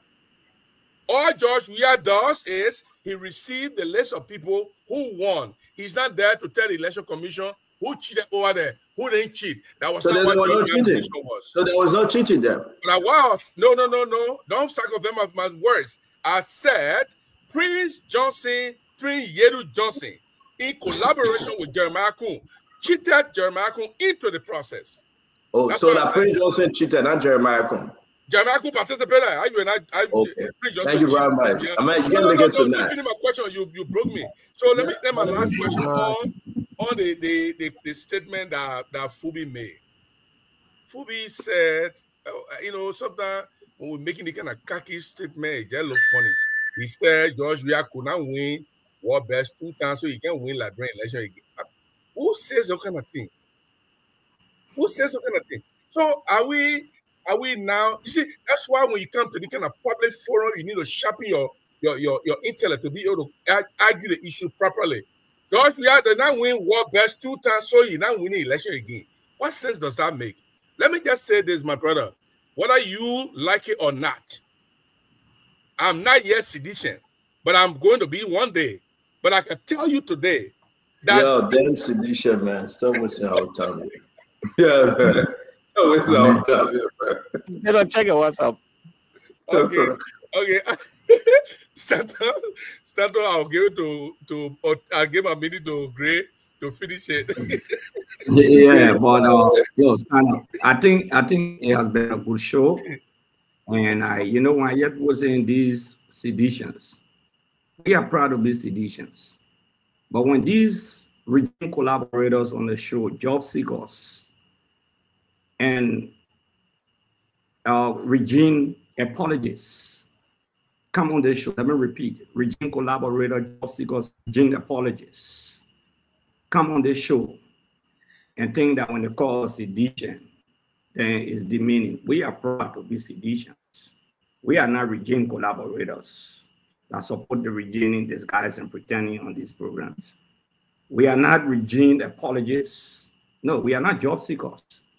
We deserve nothing from them. Take everything, move on. On the Kun issue, it will be a mass murder, massacre, to put Kun on the ticket and want to compare him with President Weah. Kun has not run in an election to be the president on the ticket or the standard bearer. In 2005, President Weah won Nema County first round election. Check the record. Dr. Kotokin second in Nema County. Right in Nema County. When Prince Johnson took over Nema County, Prince Johnson directed the votes. He swung the votes. That's what he did.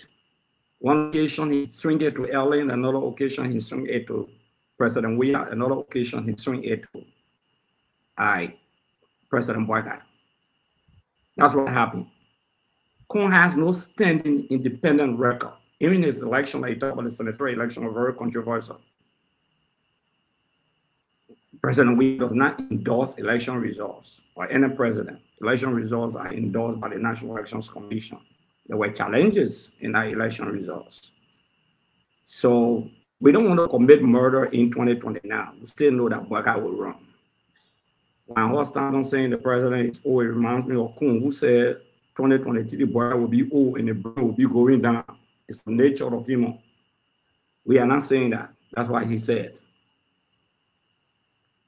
The coalition or Congress of Democratic Change is focused in working with all political institutions in the opposition to build a single coalition for a one-round victory. That's our focus.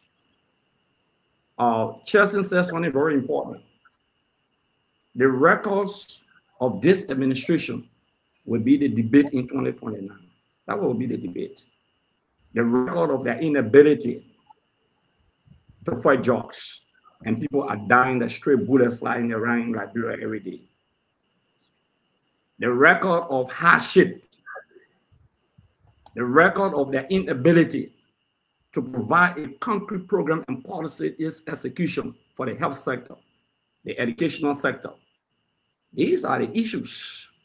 You think anything you're talking about, say, oh, they bring the press arrest down. But they bring the press arrest down. They seen 2,800 they were paying it. You carry $14, the people say no, bring 2,800 or 3,000. That the press you brought down. You talk about per children manipulation. Have you brought the press or per children down? You say you send it to government, social, whatever. We gotta be real also. If anybody thinks that's a joke here, and I must comment Stanton. Must comment, I appreciate him. Sometimes he beat on his own regime that he brought to power because they are failing. I made that Boyka has failed. The failure of Boyka will be entire to Kun. They are not disturbed for the fact that Boyka is not making a packer. Though he said in an interview that he's a packer. That's what Kun said. But Boyka, now you are entering him to Boyka successes, and you don't want to tie him to the failures. Okay? You don't want to entire him, you want to distar him. To say, oh yeah, Kun doing it. Kun does not cut across Ghana. He couldn't even win Ghana on his own. He has demonstrated a victory in no county. In fact, he doesn't even know how Grand Cape Man County looking like. He doesn't even know Raya Bombing County. Less than 30 days drive. You just enter a poor rural area. He doesn't even know how those areas looking like. Kun will be a national calamity. And we don't want to commit murder. Please bring Boyka, please. We don't want Kun. Thank you. Why want to commit a suicide? It's a suicidal mission. You know the Japanese. Thank you. I got to bring that to go play. You know the history of the Japanese kamikazes who went and bombed the Pearl Harbor, and American responded with a bomb in Hiroshima and Nagasaki. May it please your honor. You'll be on the atomic bomb. Thank you very much. That's Hiroshima and Nagasaki against the Unity Party 2029. If you want politics, Let me bring it down to both players. Let me bring it down to both players, and let's just be serious for once. This is a disgrace. To hear my brother Jefferson chasing Akaris was a great. The one to be Gibson. It's not your time to talk. Your time to talk. I'm moderating. I'm going to that to both players. I beg you, don't interrupt. You want to recalibrate. But wait. To hear my brother Jefferson chasing, man, I was putting him on crying every day to come on Spoon, making his first national debut on Spoon Talk. To hear him say these kind of outrageous things concerning Jeremiah Pankun. Akaris was a great 12 years. And the man himself, they want to be sedition. To hear them speaking like this, you know, we got to move in a new direction. Okay, you are a regime collaborator. But let me go ahead and bring in the great Dr. Ball player. We set the record straight.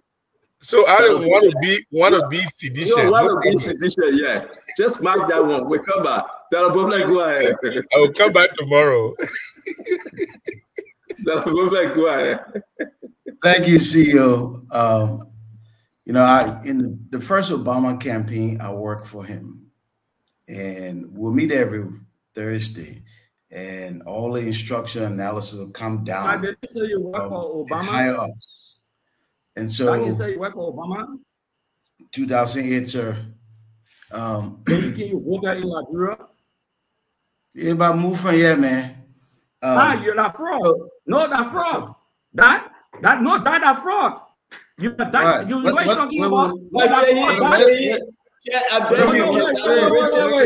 I have to pass that law to get a citizenship for you. So you have no voting right now. Great. That's the problem. Got to speak. Ask your question. What's your question? Ask your question. You want me to ask my question? I said you support Obama.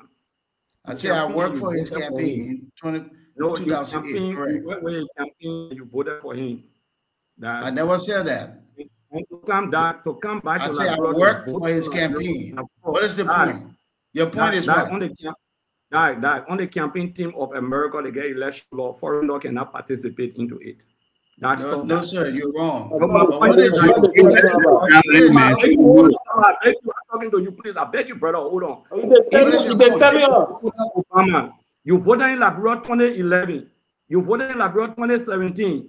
You never had citizenship. I had to reinstate your citizenship after we are. So let me just stop you there.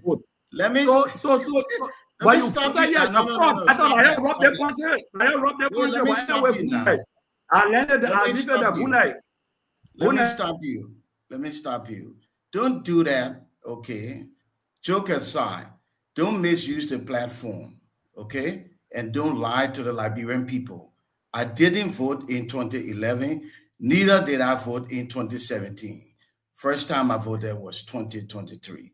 So stop that. Don't put our lies to the people, misuse the platform, and try to impugn people's reputation. That's pretty messed up, okay? I worked for the Obama campaign in 2008, and I wanted to make a point that is germane to my closing. I led the group in West Virginia. We'll meet every Thursday. We'll get all the instructions from the higher up. And when we get there, they will itemize and they will list challenges as they come a week by week. And then at the end, they will put in capital opportunity. That's the point I want to make. There is opportunity for anybody who thinks they want to be the next leader of the republic. Okay? Opportunity. And the opportunity is to look at the challenges, see the obstacles, transform into opportunity, and do something for the Liberian people. All this petty political juggling means nothing to my Yonowe and Mapu when people are catching hell. So opportunity stares at everybody who's thinking about the 2029 election. I suggest that we work in 2025 and 2026 and 2027 and 2028 to do the people's business. Otherwise, all we're doing is just electing you to use our tax money and enrich yourself.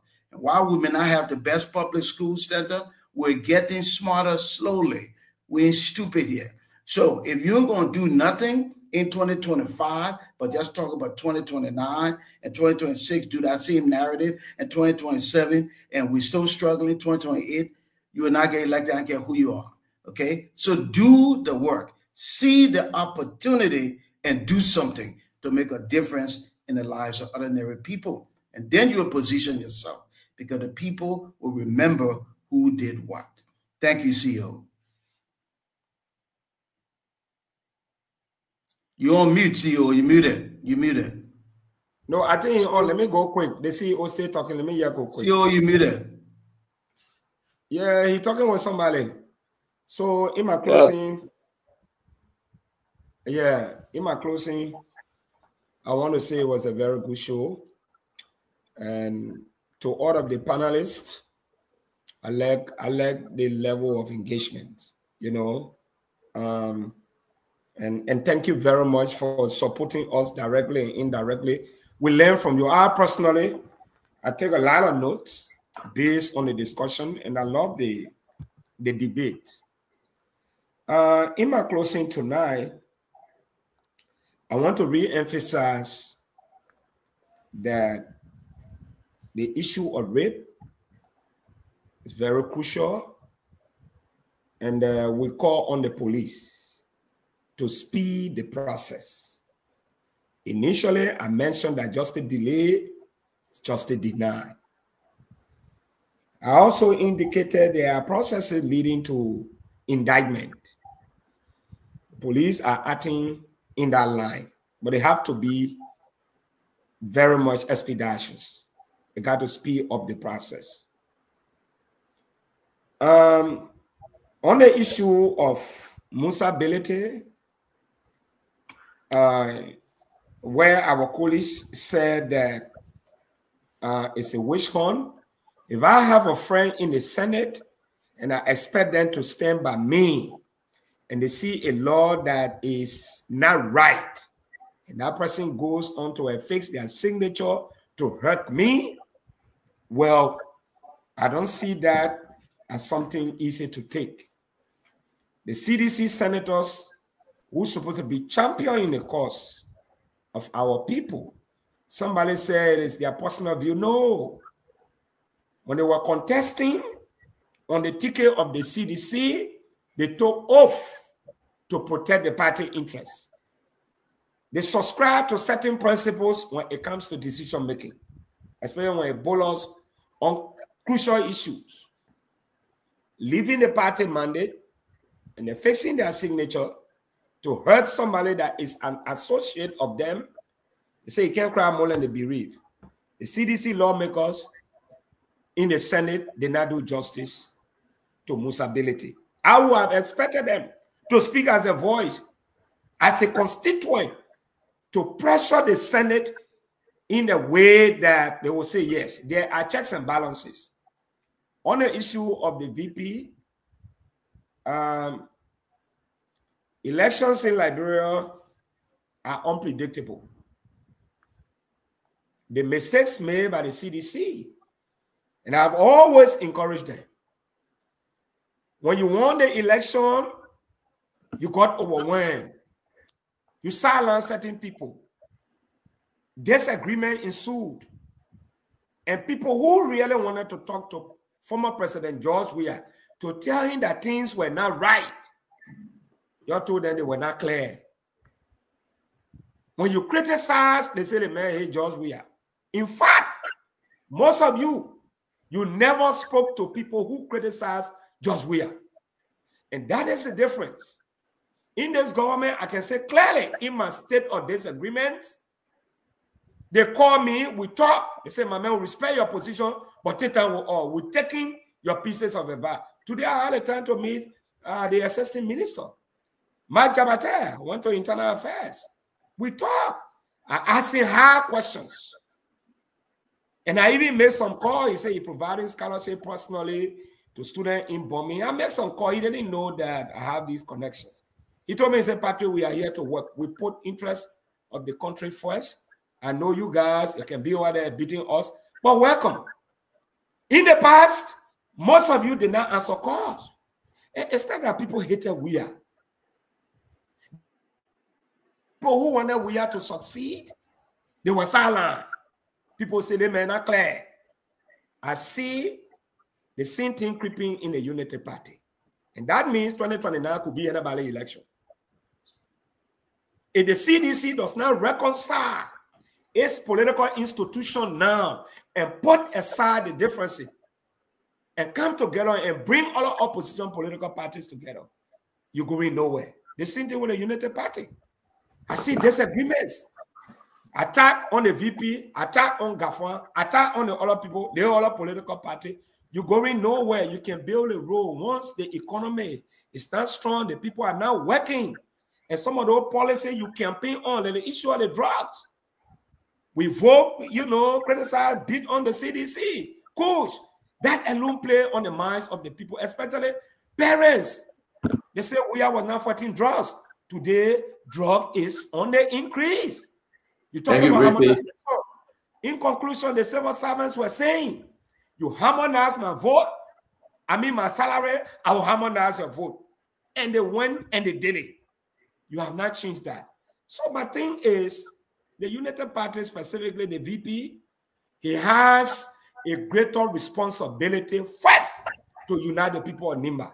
Any disagreement that will shake Nimba has always been a deciding factor. If these guys go over there, they get a significant number of votes, my brother, 2029 election, I can guarantee you it will not be for anybody.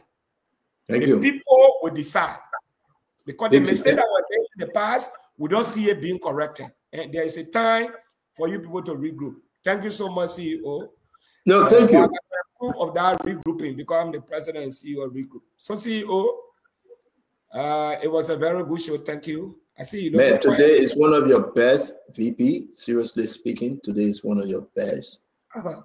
You really control yourself. You didn't interrupt that much, and we do appreciate you. We hope you can continue. I'm going to bring in my brother Jefferson. Jefferson, we appreciate you. That yes, indeed, you came on the show. You added the fire. Well, you can disagree, but we say thank you and please come all the time. You're always welcome to join us. Give us your closing, sir. Thank you, Stanton. And it was a pleasure being on the show. It was a very good show. The changes are good and they are educative and informative. And thank you for the professional running of your platform. I appreciate that. But just to speak to the rape issue we talked about, rape is equivalent to murder in our country. It should be treated as that. I strongly advise this government, the Unity Party government, not to dash the hope of women and children. They took oath to protect our constitution, and they must do that. The deputy minister must be arrested and placed behind bars, including the minister of internal affairs should be arrested. When murder takes place on camera, you don't need a complainant. The police can go in and conduct an investigation. Regarding let me hold you real quick, and maybe you will help us understand. You were accused before of these same charges of rape or assault or whatever people call it. This is a spoon talk, and let's just have some understanding here. Under George Monowea government, what did the government do then when you were accused? No, but Stanton, I understand your point, but it was never under George Weah administration. Okay, thank you. Thanks for the correction. But that was under Ellen administration, and that is when rape was treated as even beyond murder. And that allegation came up. I was called, I was investigated, and the quote unquote complainant was sent. After the first investigation, they never came back. Okay. I personally, and I will send that to you, wrote the police and asked them to continue that investigation and bring it to a conclusion because it borders on character. So yes, and during Ellen time, Rape was not treated as it's treated. So were you arrested upon the Liberian also arrested you? Yeah, that's what I mean. Because a lot of people, and they did the preliminary investigation. They called in the complainant. The complainant couldn't even present a case. The police said they was targeted. But the issue people want to know that you were arrested. Yes, right away. Okay. Thank you. Right away. And take it to the police station, and police started the investigation, and the complainant could not lay any basis. And the police said, "Okay, you will go further with this investigation." And how they drop it. And Thank because you that very was a lie. Okay, so coming to the presidency, winning the presidency by Jeremiah Cohn. And I will tell you, Stanton, Jeremiah Cohn will crumble under the weight of the inefficiency of this government, the incompetence of the government. He will crumble under that weight, and Liberian people will outrightly reject him as the way they rejected Joseph Boakai in 2017 for the excesses of 12 years of Unity Party mismanagement of our economy. That is the same way he's going to crumble under the failures of this government. If he will crumble like the people crumbled George Manneh, we are on a 6 years. He's going to be rejected. Any day, he will be rejected. Not only him, anybody in the Unity Party will be rejected by the Liberian people because they promised the Liberian people so much and have delivered too little. You promise to end the fight against drugs. You promise to create jobs. You said when you take over, NGOs will come back. Where are the jobs? You promise to end corruption. In fact, you are even more corrupt than any administration in 2 years. So that burden resting on Cohn's shoulder, he will crumble under it. And as for the Senate acting against Musa Belete, I send you a video of Snow, and you should put it up maybe tomorrow, anytime later. Where Snow is, if he's seen that if we, the Senate, can go after ability, I mean, he's confirming as a member of the Senate that the Senate is going after ability. That not me speaking, that's no speaking. And he's a member of the Senate. So Snow is saying that if we, the Senate, can go after ability, then what else can we do? So that is to tell you clearly that the senators know full well that this action was targeted against Belete simply because of Jeremiah Cohn's interest in Nima Kante. And so all these things working together does not give Jeremiah Cohn a chance against George Weah any day. Not even only Jeremiah Cohn. The CDC in any election any day. Thank you very much, Jeff. We appreciate you being on and have a safe night. We hope we can have you again, please, whenever you can. Tomorrow. Please come. Thank you. Thank you. Thank you, Chief. Yeah. Let me bring it. We can make No, I'm not driving him, but he got to go home. But go ahead, Conan, talk to us. I mean, it's up to him. So I wanted to say, if probably Chesson was just a young man when Simon Doe was alive, there's no way Conagray would have come closer to President Doe, let alone be an advisor. So I would take that to be that he was quite young and probably had no recollection by then as a kid of what obtained during the PRC. But I would say when it comes to Jeremiah Cohn, I also did not say he was the most popular person. Sometimes when we claim to be wise, we have to be able to use a pinch of our wisdom to be able to analyze what someone is saying. I say it's the most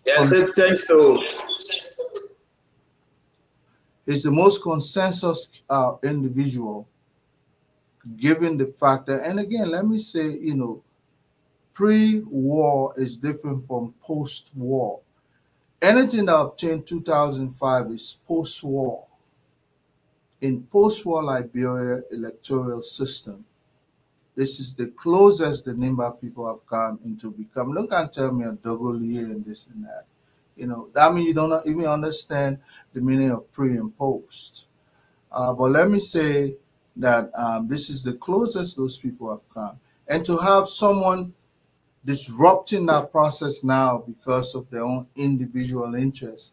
I think the bigger picture for the people of Nimba is to see that they stay within that proximity of holding power in the state, more so the biggest position in the land. That's an objective I can pursue if I were the people. When I say consensus, you mean outside of Nimba, people can settle with Coon, you know, because he's a man of many dialects, I understand, and he's a man of, you know, a couple of other backgrounds, including, I think, Maryland or maybe Bassa or so on and so forth. I don't know him. But I'm not the guy who... Sano and Bassa. Yes. I'm not the guy that would say he did not do anything, because one of the largest hospitals, referral hospital in Nimba, I think was given by Coon. But I'm not going to be looking at those nitty-gritty. I'm just looking at raw politics, what we call raw politique, and be able to make a judgment from there. And let me say this. On this panel, there's nobody looking for the biggest government job, but those political surrogates who come here advocating of George Weah. George Weah is one of the leading proponents looking for a government job, the biggest. So if you won't beat me on me because you heard other people are saying, gonna go be LDA, then you say I'm looking for a job. No, I'm not. George Weah is looking for a job, and all of those who are running for the presidency. If you think the presidency is not a government job, then probably go think. But you know what? Before you make an allegation against someone, always think about, look at your rear view. George Weah is looking for a government job, and you know what?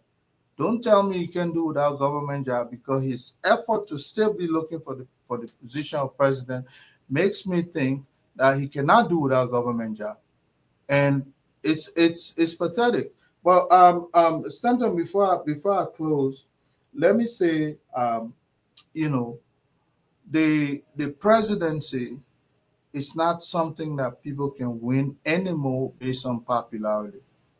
You have to be able to show some tangible stuff you've done for the country, tangible things. And Liberians they're vehement on that, because you know what? If the guy that was there was kicked out because of performance that did not benefit the Liberian people, what made you think they'll go look back to in a sympathy because it's the most popular? That's the only thing I hear they're presenting. They're not telling you that, look, when it comes to this, and this is what we'll do next time we'll get it. They say George Weah is one of the most popular people. So if you say that, then I want to just squeeze you a little bit. Maybe then I will bring Emmanuel in, because you are opening a place here for Emmanuel. If you're saying that the people will not vote on past popularity, what you are going to do for them, then George Weah already failed.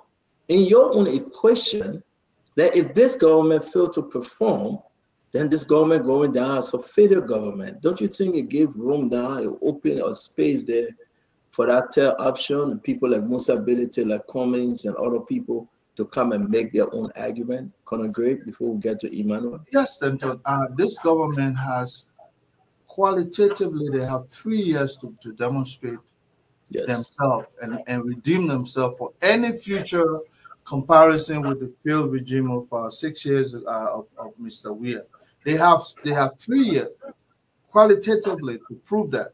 And if you ask me, I'm beginning to see the difference between yesterday and today. If anybody think that yesterday was better than today, well, we're not in the same country. But let's not forget that before you can make the case that I'm best suited, it's not just to say I was this person in some corporate America, I'm this person. Look, come with a formula. Sometimes Liberian people, likability plays a very significant role.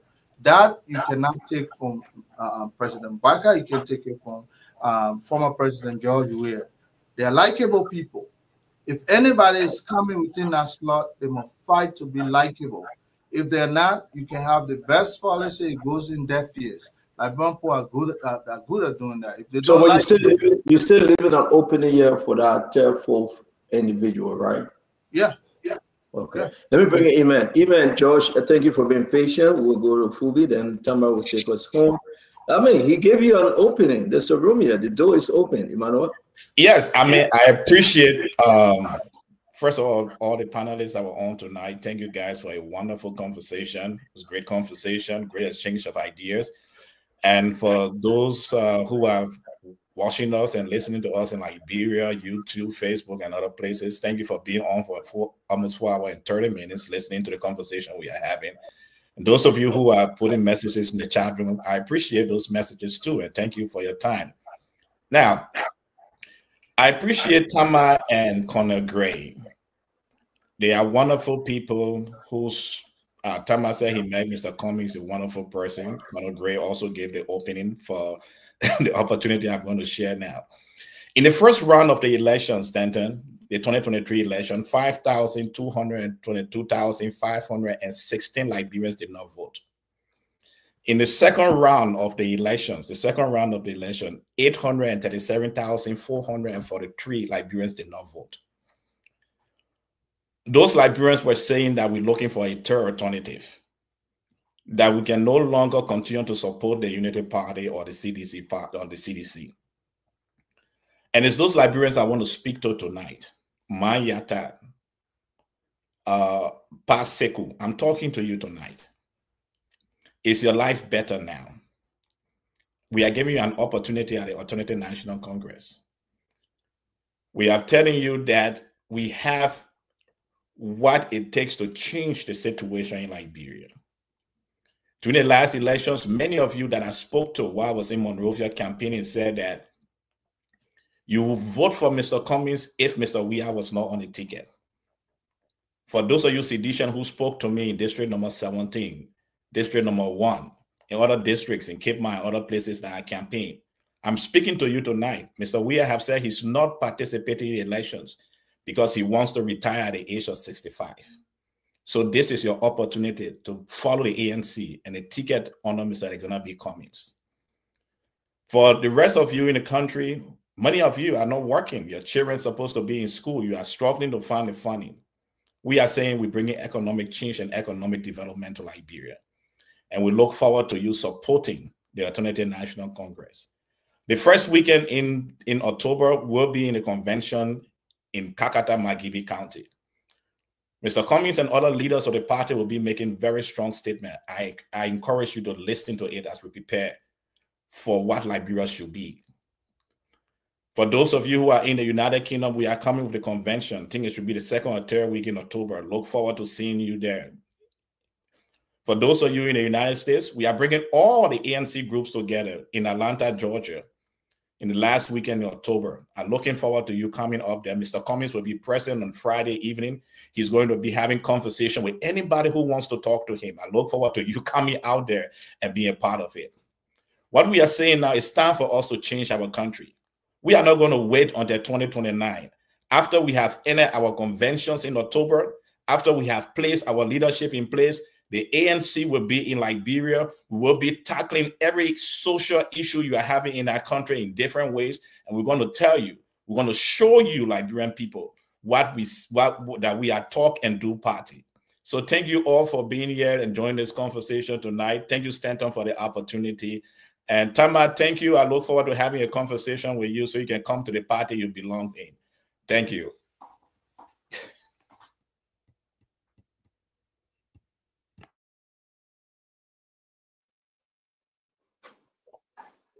Okay, so yeah, so it's a good show.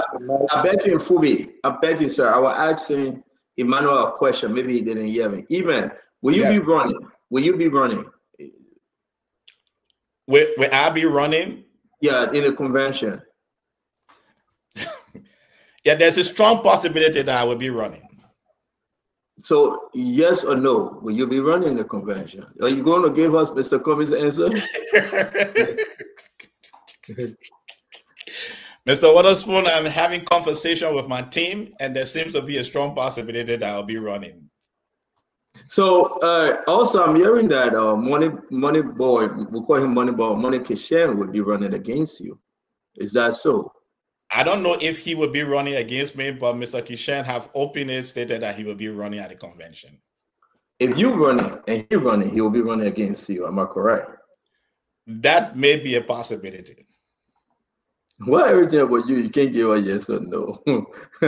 so the issue is that I hope to have you again. I want to give our guys a chance to ask you more on this convention and people from ANC. It's about time to elevate every political party in the country. And also, I like to say, this is your day number 2 or maybe day number 3, if I'm not making a mistake.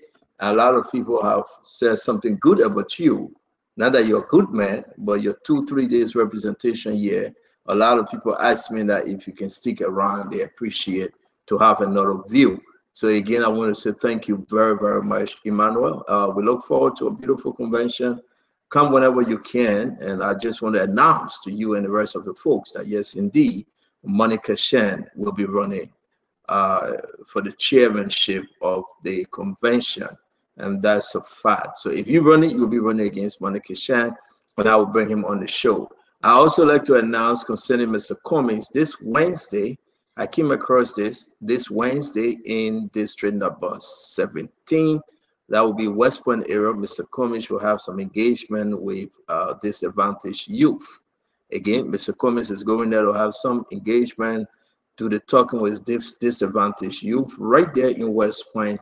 And I believe that the network will carry this live. And again, Musa Bidity also, his engagement coming up, we announce it too.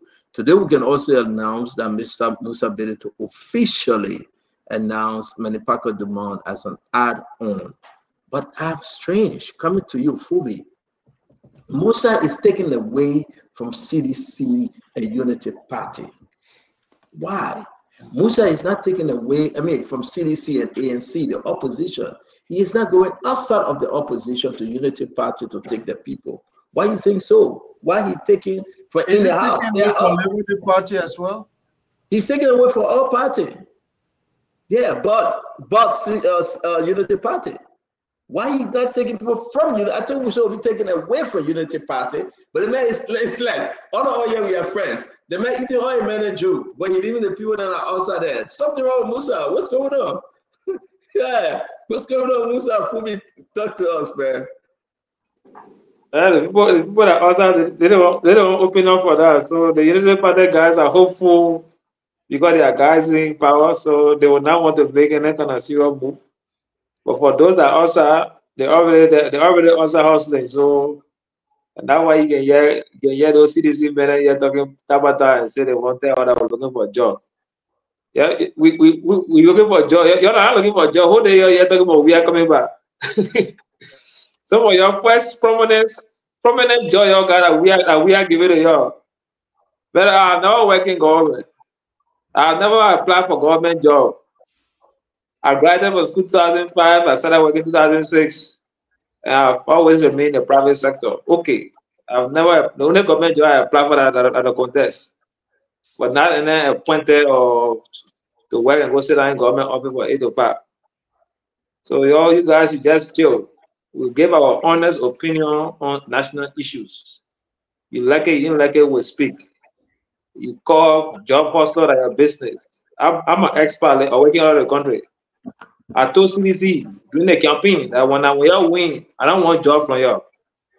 If I need a job, we are going to negotiate a job from another. When the party endorsed them, I told them, I said, I don't want a job from you. I prefer being in the private sector. The only job I want would be elected job so that I can be able to maintain my independence. I told Sir Joseph before, I will not lower my voice to join CDC or go to CDC for a job because if I do that, I will lose my voice. So you guys got no history of people. You just can't talk because you want to talk. Go, no, you want everybody to be praise singers. We're not going to be praise singers. We criticize. We tell the government what to do right. When the government doesn't listen, we criticize the government. That's some of the role we have to play. And it's only prudent to do that for the sake of Liberia. And, you know, the guys from CDC, they got no clue about most of the things they're talking. They just are talking. They're so much afraid of the VP. That's why you see all their attack. Oh, we bring Koga. Oh, you fighting ability. Oh, you're doing this. That fear. That they fear the VP, they're only other not they're making a fear. Because they know that with all of these things that the president doing right now and trying to project Kun as his replacement,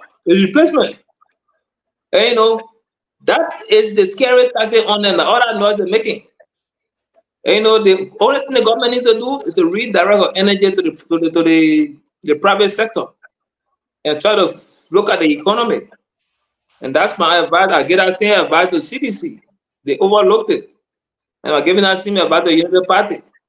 If they take it fair enough, or to come and sit down here and say, Kun cannot be, we are in election because we are popular. Sorry, that's why I said we are won the World Best one time. You like it at your business. But he won the World Best one time.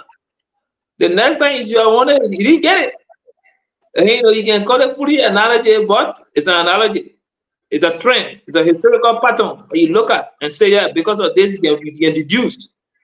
And, you know, so also I said, look, Mr. Bede should not be accusing the VP. He have a right to do that, but he shouldn't be just shifting and saying the VP are targeting him and blah, blah, blah. And the issue about the senator decided this is what they're going to do. They made a recommendation. The senator, the president endorsed it. And it's sensitive to Liberia. Because what they took away, they didn't take it away and put it into somebody's pocket. They took it away and said this is going towards the development of Liberia. And that's what the CEO is asking as a key question. Which capacity is he speaking in? If he's speaking as political leader, he's speaking as a businessman, he's speaking as a representative, anywhere where you do it, that's going to impact. Because like Brentford now will start saying, look, this thing, they took 9 cents, they put it to road. All the road we're talking about. You vexed because of the road? They took 2 cents and put it to social services. You vexed? All of those things want to benefit Liberians if implemented. And that's my own point. I said, whatever they took away should benefit Liberian people. So with all of those, if you fight against those things, you send a different message. So you should lay low on that argument and focus on keeping a battle, fight a groundwork. But to say Kun is not popular in Nima County, that CDC fear, that what beginning to speak all of that, speak out of frustration. You cannot say Kun is not popular. If Kun gets on the ticket as presidential candidate for Nima County, Nima will definitely fall to him. Whoever cares can run on what kind of VP stuff, Nima will fall to Kun. He will grab from other presidents. So you cannot just predict and say he's unpopular. Nima followed the pattern of voting for their own. You saw that Okoto, you saw Prince Johnson. They always went for their candidate. So and at this stage, being the VP and moving from the VP to get on the presidential ticket, it will be a tough battle.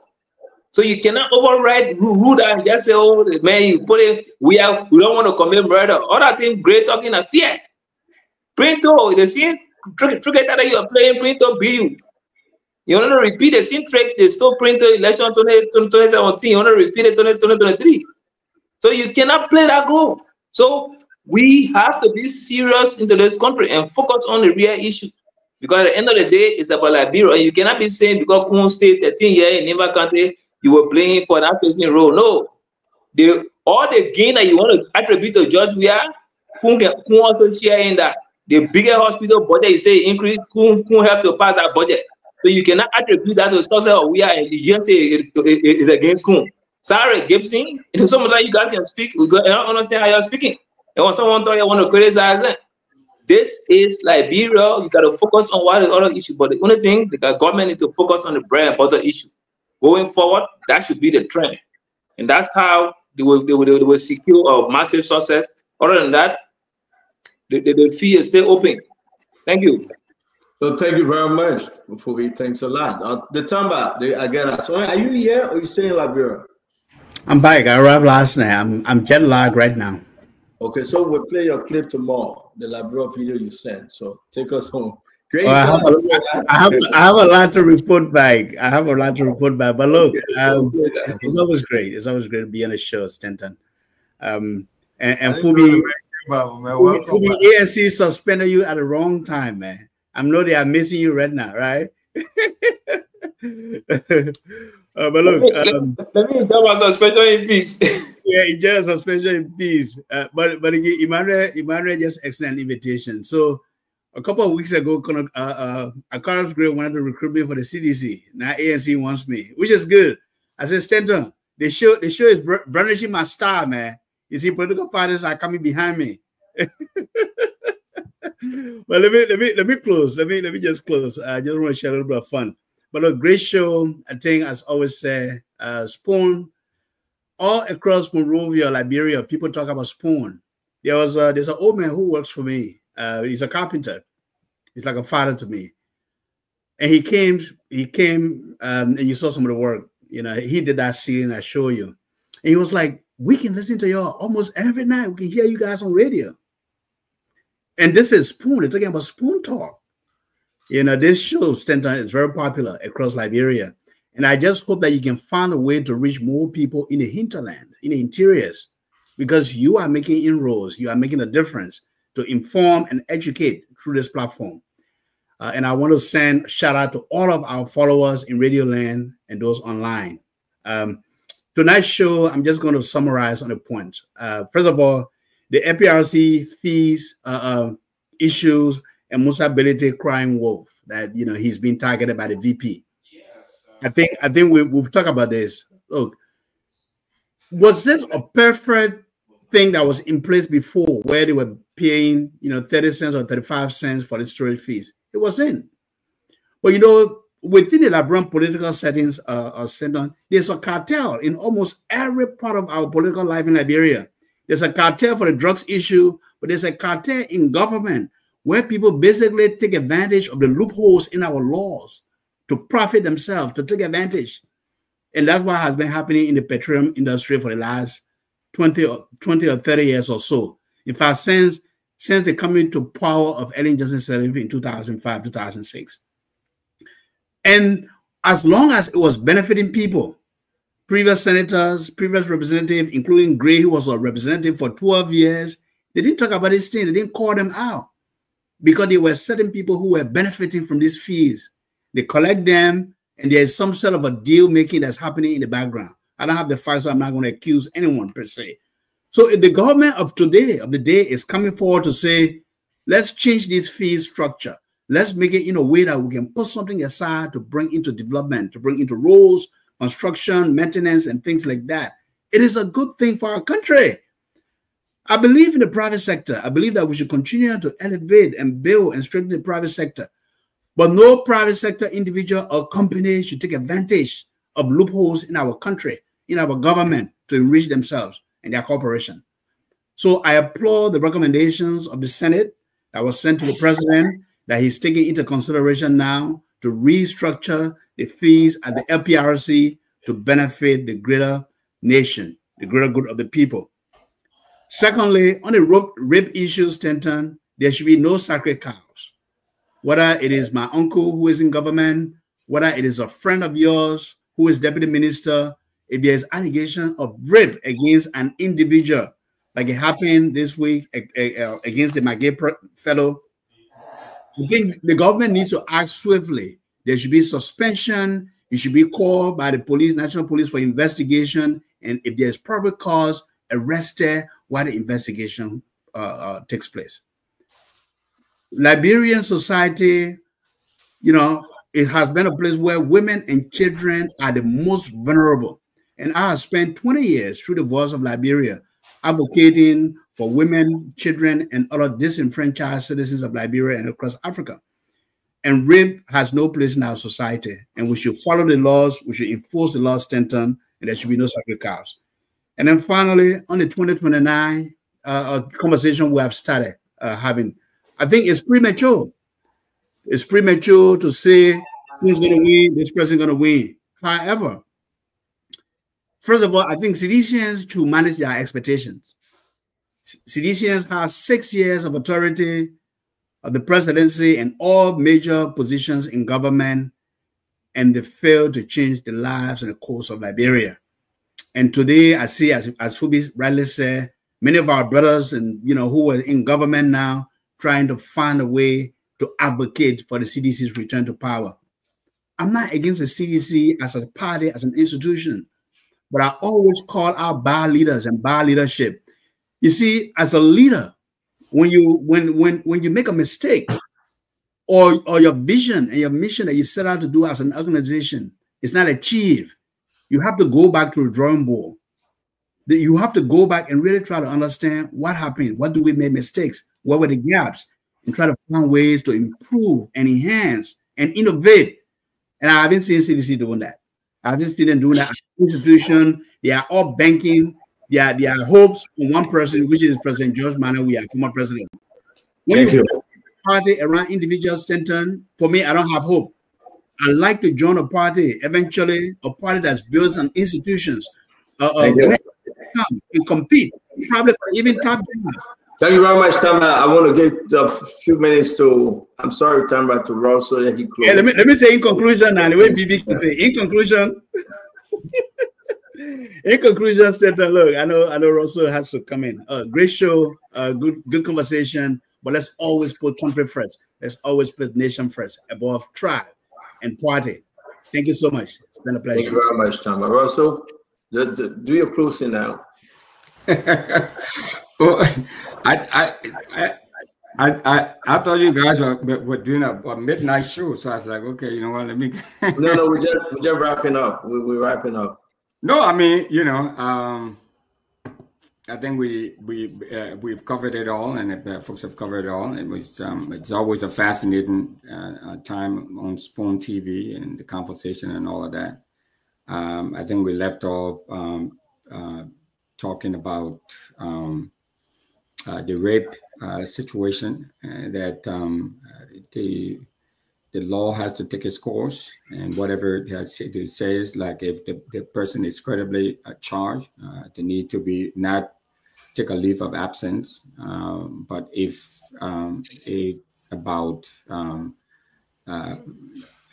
holding them in custody, you know, while the investigation is going on, we have to follow the law. I mean, whatever the law says. I think that's pretty clear. And I ended talking about some rather critical issues. I know one of the issues that were trending this weekend was this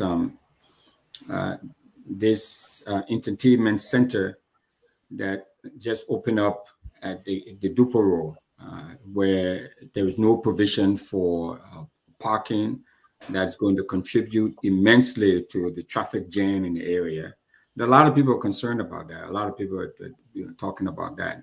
I think, Stanton, it will be great maybe one of these days we can look at some other issues. I know Spoon covered a wide variety of issues and topics, but zoning and planning and urban planning is such a huge issue in that country, that needs to be addressed. And from the Ministry of Public Works to the city corporation in Painesville and in Monrovia and all over the country, we got a serious problem. And this is not a Western thing. If you went to Ghana, even Nigeria, Ivory Coast, all those places are well planned and well zoned out. Why we can't do it, I mean, it's beyond me.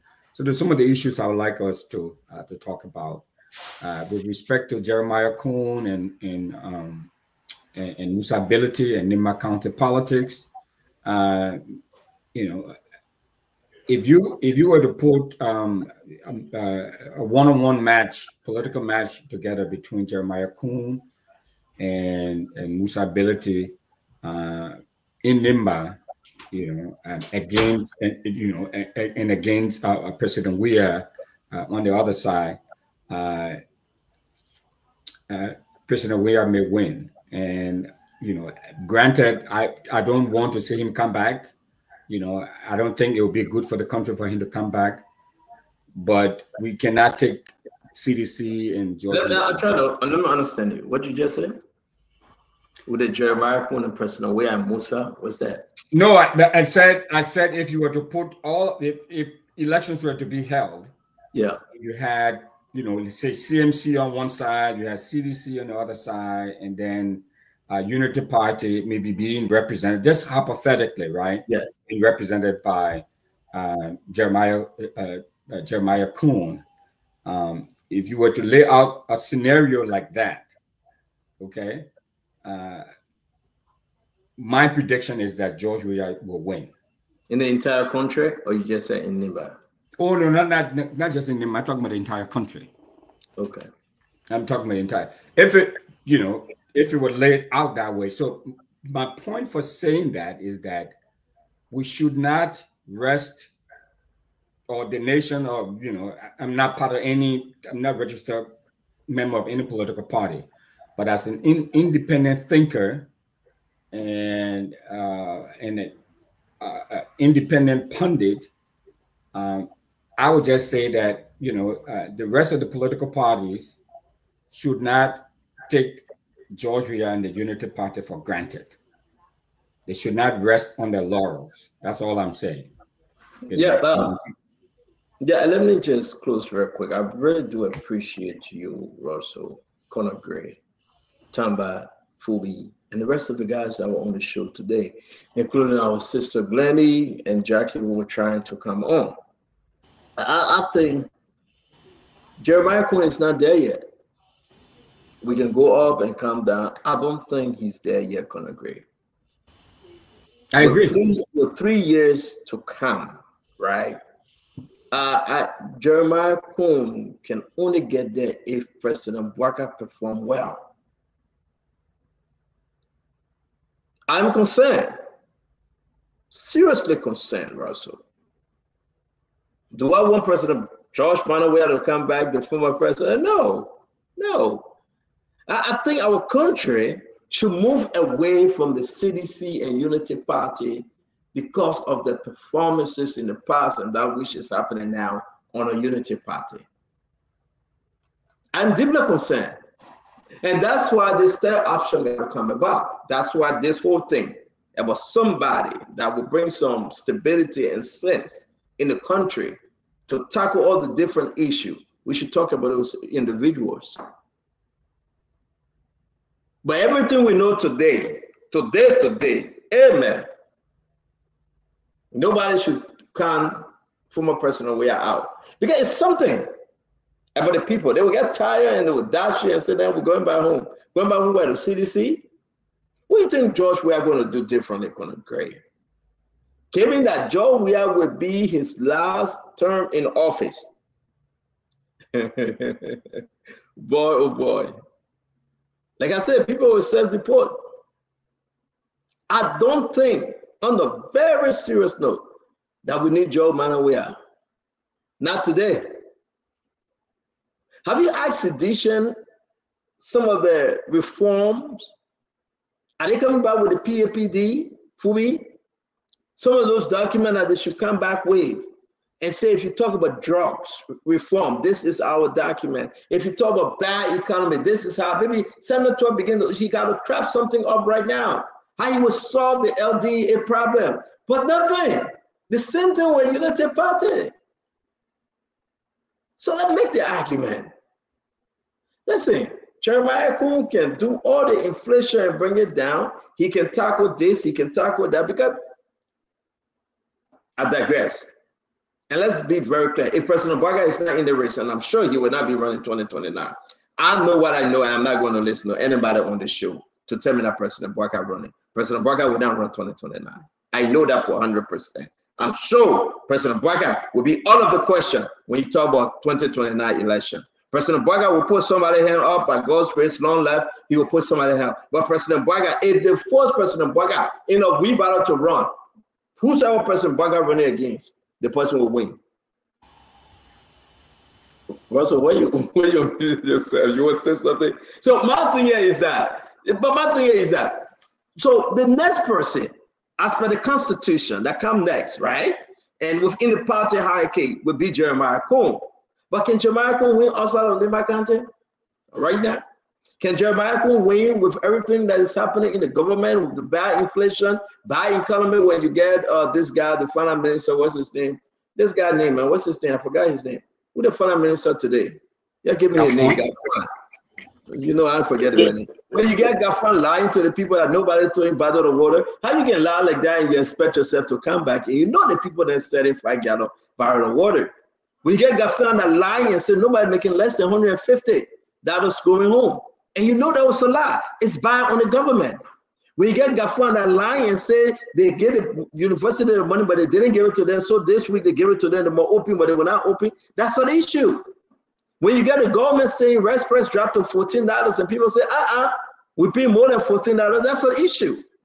When you get the government getting the Japanese rice and giving it to one person to sell to make profit, the Sekou Dukle getting the Chinese rice that just came in this week, but giving it to Sekou Dukle again to sell, then all the other people get angry. And where the money going, only God won't know. That's an issue. When you get 7 not getting salary on time, they say it was the 15th. Now you go to the 24th. Now you will go to the next month. That's an issue. When you get these people cannot solve the harmonization issue in the country.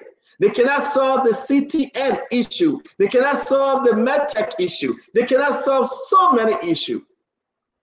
But they're putting Band-Aid on a political wound. Then we are in trouble.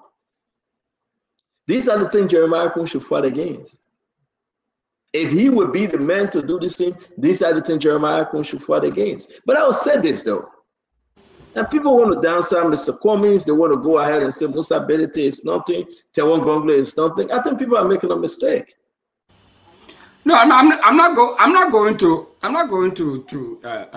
dismiss or downside Mr. Cummings. I think Mr. Cummings has very extremely credible credentials that try to. I mean, especially seeing what Unity Party has done. 12 years and now 6 years, and what CDC, did in 6 years. People definitely are looking for a third way, a third wheel, so to speak.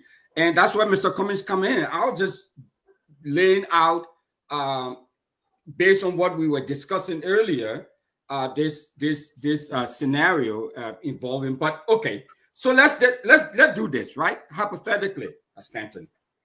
All things considered, right? And Tamba and Conor Gray and Dr. Henrys. All things considered, if George Weah did not participate in the election, right?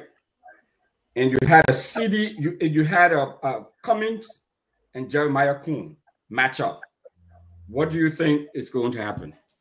If George Weah is not in the election, that's a trouble for Unity Party. If George Weah is not in the election, George Weah say, I'm not running again. Yeah. George Weah 30% popularity goes to the next person who hand he going to put up. If George Weah say, I'm not running again, you expect Musa Belete to come closer to that person that will be succeeding George Weah. And that will be, because you know what? That's a new kid on the block now. So let's just explain this. Good question. George Weah say, I'm not running. Maybe Mr. Cummings come in, take over CDC. Maybe. Don't hold me on that. Take over CDC? Take over CDC. Abandon ANC or merge ANC? No, we're talking about the merging. If Mr. Cummings abandon ANC, he's done. He can never abandon to leave ANC. But the fact is that bringing the ANC and the CDC together and telling Musa Belete, my man, stop, we're here together. You know what? Whosoever will be on that ticket for Unity Party, they will be in trouble. Because you got nothing on that individual now. You cannot tell Mr. Cummings or that person that will be taking over CDC, say you're a criminal. You cannot tell them that you were there before you destroyed our country. No. There will be reason, there will be an argument to be made that you, my dear friends and brothers, we are coming. You have tested the CDC, you have tested the Unity Party. We are coming for this change. And that's exactly what's going to make Jeremiah Kun. And I believe people can get vexed. I know who I can talk to.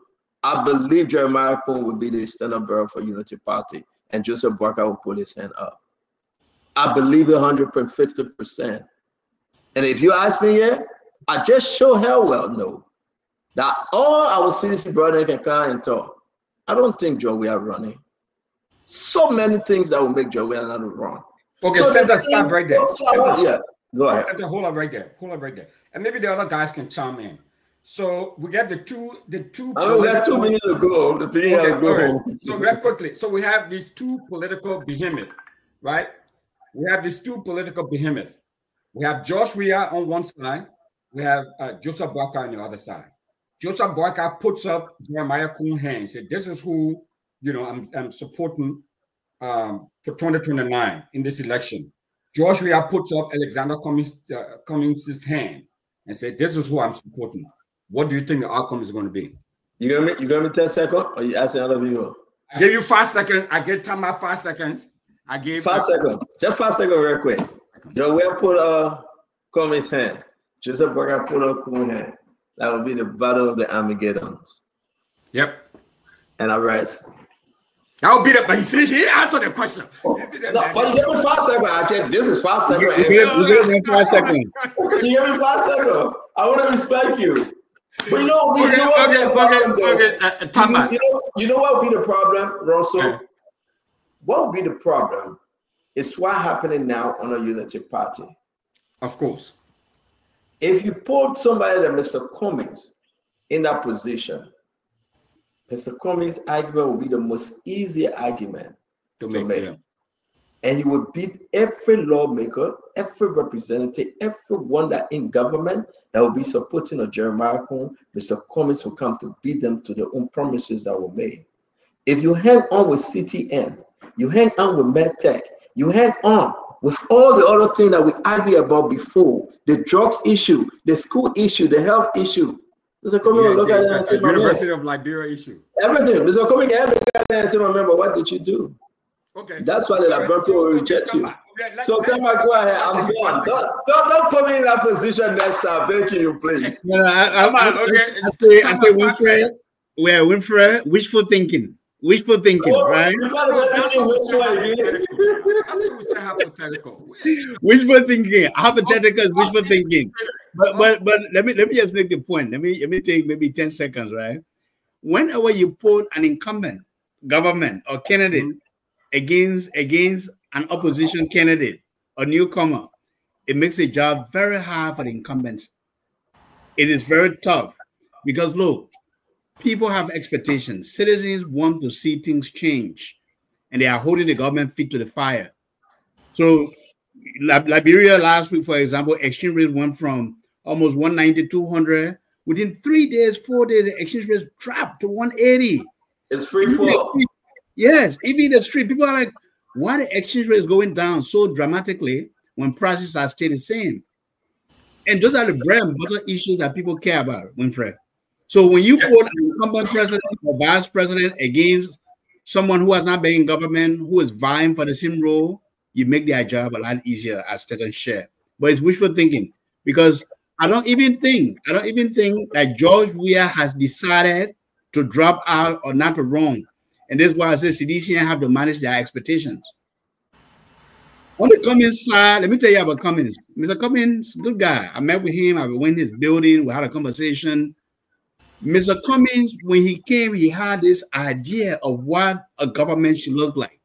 You know, what a government should be, bringing private sector strategies, you know, based on performance, based on accountability, based on transparency, to make government lean. And those are ideas that people like us would like and wanted to see that. Then Cummings turned around, then he made a deal with his same guys, went in this coalition. But everybody did that, Tamba. No. You see, that's the problem, Winfrey. That's the problem. Whenever we say a leader did bad thing, we say, oh, the other people did it. The other people did it. Like I said, I would sleep with the devil. It is not because someone has done something or other leaders have done something, so it is right for you to do it. But to put that albatross around Mr. Cummings' neck, who I'm not trying to hang the man. I'm not trying to hang the man. First of all, they were going to say, "Oh, you see, you bringing this elitist in type a deal. You bring it special." Let's go. We can continue the more. Let's get to agree. Let's gonna agree and yeah. It tarnishes his repetition. That's what I'm going to say. It tarnishes his repetition. You wanted Mr. Cummings to ride with. I wanted Mr. Cummings to continue being that centrist, that independence mindset that he came with, building his team through his party. So what's the problem? Go back to try to make deals with corrupt politicians who he has lambasted and criticized, and go right back in bed with them. For me, that was like the Uris. Well, he said, I can give you all the names. But Tama, let's be serious now, right? Joseph Boakai that you're supporting today made deals with the Uris also. Exactly. How can you be so disingenuous? Let's go down the line. What do you think it was good for Joseph Boakai to do, but Combs shouldn't have done it? Joseph Boakai walked with the devil, he said. Joseph Boakai walked with Yomli Kanga Lawrence. Joseph Boakai walked with Alex Tyler, the one that we all call Corruption King Kong. Joseph Boakai walked with James Barney. Joseph Boakai walked with the NPP, the ALP, the ARCOP, all of them. But you beat on Mr. Cummings? Are you kidding me? Go ahead, Colonel Gray. I am. What Senator? And I've just started. The advantage of the two political parties, CDC and the Unity Party, is that they have a measured constituency. They have a chunk of the electorate. You can either give one person 10%, 15%, or 20%, but they have something to start with. It's like someone giving you a seed money to go invest, as opposed to you going sell pepper color, gain that money, and go reinvest that money. You already have that something that you can count on. That's the advantage they have over an individual like Mr. Cummings. So if we want to say Mr. Cummings has a constituency, it's between that 1%, 2%, 3%. Well, Great. We don't have a lot of time. We have a question. No. Let me answer this. If you ask me, it's going to be more difficult for the guy who has absolutely no constituency. You see why people can go from the county level and start that politics in there. So sorry, allow us to interrupt you. The question was if George Weah put Cummings' hand up. The big Cummings will take over Joe. We are 30% you talking about, right? So that's the question that's on the floor. We are not talking about as an individual coming in. Exactly. Well, great reading in text messages. No, my phone is sitting way down here. I have to think before I talk. We've seen George Weah lifting people's hands before and they lost. Dismally every one of them. Yes. Boakai put somebody's hands up and they lost, right? Yeah. So I'm not going to buy into that politics that necessarily when they put your hand up, therefore it's a win. I don't know. That's why I say you have to have your own going in. But the turnover, though, is a different put your hand up. They will be getting out and they will be giving you the mantle to run away. So it's not like putting my hand up and you eat that. Because what I'll say, I will say that Jeremiah, you run this show and I give you my blessing.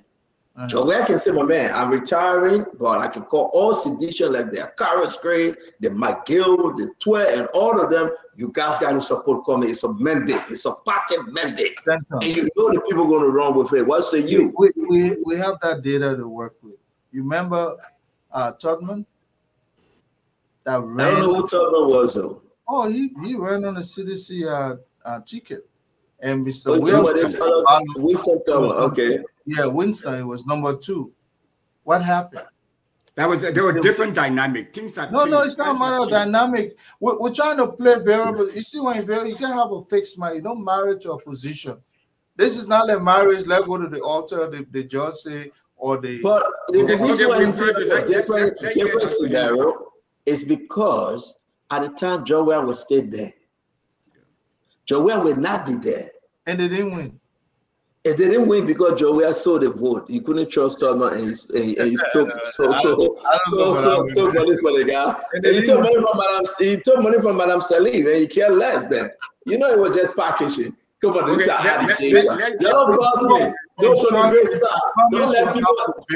don't let people insult me on the show. I just joking. But I heard that Joe Malawi saw that. In short, Mr. Weah will have to develop his own political capital in order to be the competitive. Thank God, Fubi. Nelson, you want to come? Fubi up. He's done. He won't go sleep. He's muted. Dr. Henry. Yeah, Dr. Henry is done. He's feeling. Dr. Henry feeling. Nelson, come on the show, please. So Winfrey, I see you ANC man, right? My own question now. I said, let me answer my own question. Yeah, go ahead. Nelson, can you come on the show? Go ahead, sir. Yeah, Nelson, come on.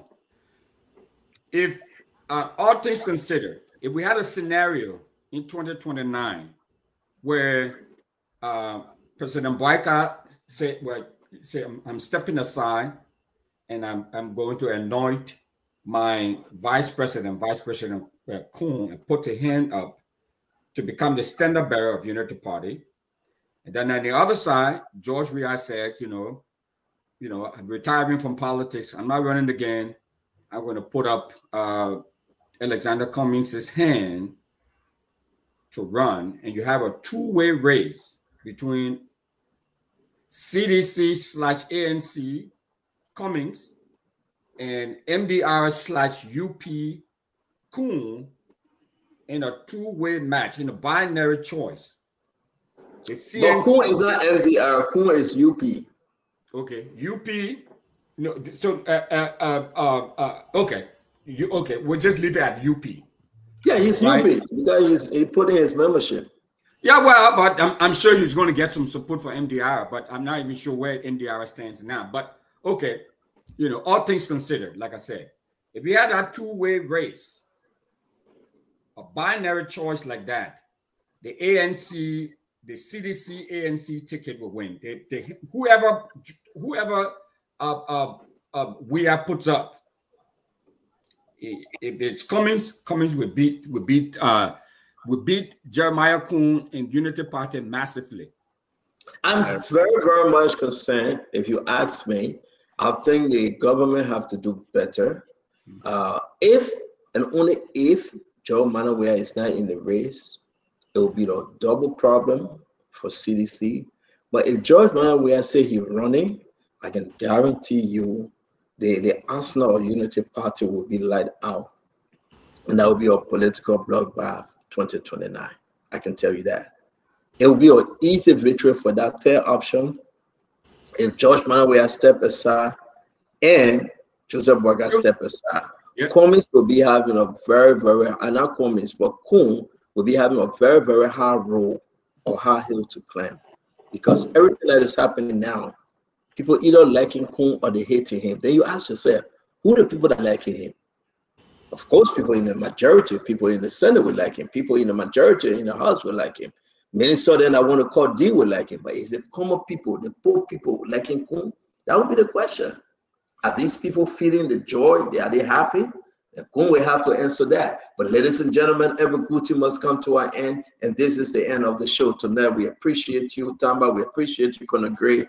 Mr. Fubi, Dr. Fubi Harris, thank you. And my brother Winfred Russell, as always, our regards to you and yours. Thank you a lot and have a good night. I want to say to all of you out there, thank you very much for always joining us. Again, come back tomorrow. We're going to talk about the fire incident. We can guarantee you they're selling these trucks. We had them line up, but we had to pause on them because, again, we are digging deeper. I want to say to you, they call him the Nelson Collab. Nelson, what's his V? V lovers? What's that on your shirt, Nelson? What is written on your shirt? XL or what? VL? I'm not hearing you, Nelson. I'm just trying to see. I'm saying that's LV. LV. LV? Yeah. LV what? That's LV. What it stand for? LV stands for Louis Vuitton. Okay. Well, man, you see, I get my $9 t-shirt. I'm not you, my man. You ain't Louis Vuitton. Not a regular $9 t-shirt. No. No. I get my $9 t-shirt, $9.99. It's from Reddit store. This t-shirt, you can find it right in Burlington Coat Factory or Burlington Recording now for $9.99. I can show you the receipt. $9.99. I remember. VLLV Louis Vuitton. Yeah, enjoy it, Piggy. I remember when you came, you lost your luggage, and they carried you to one of our expensive areas here. Yeah, good night. No. Good night. I want to get more. Well, folks, we want to say thank you for being here with us tonight. It's been a great show. We appreciate everyone for participating. Thanks to all of you who called in, and those of you who just played the listening role. We appreciate you joining us on Spoon TV, Fabric TV, Super TV. Thanks for being here. Those of you on YouTube, Spoon Talk Live, thank you as well. Spoon Talk will be back on the radio tomorrow. Until then, have a good night. I'm Nelson Collet, and bye-bye for now. Spoon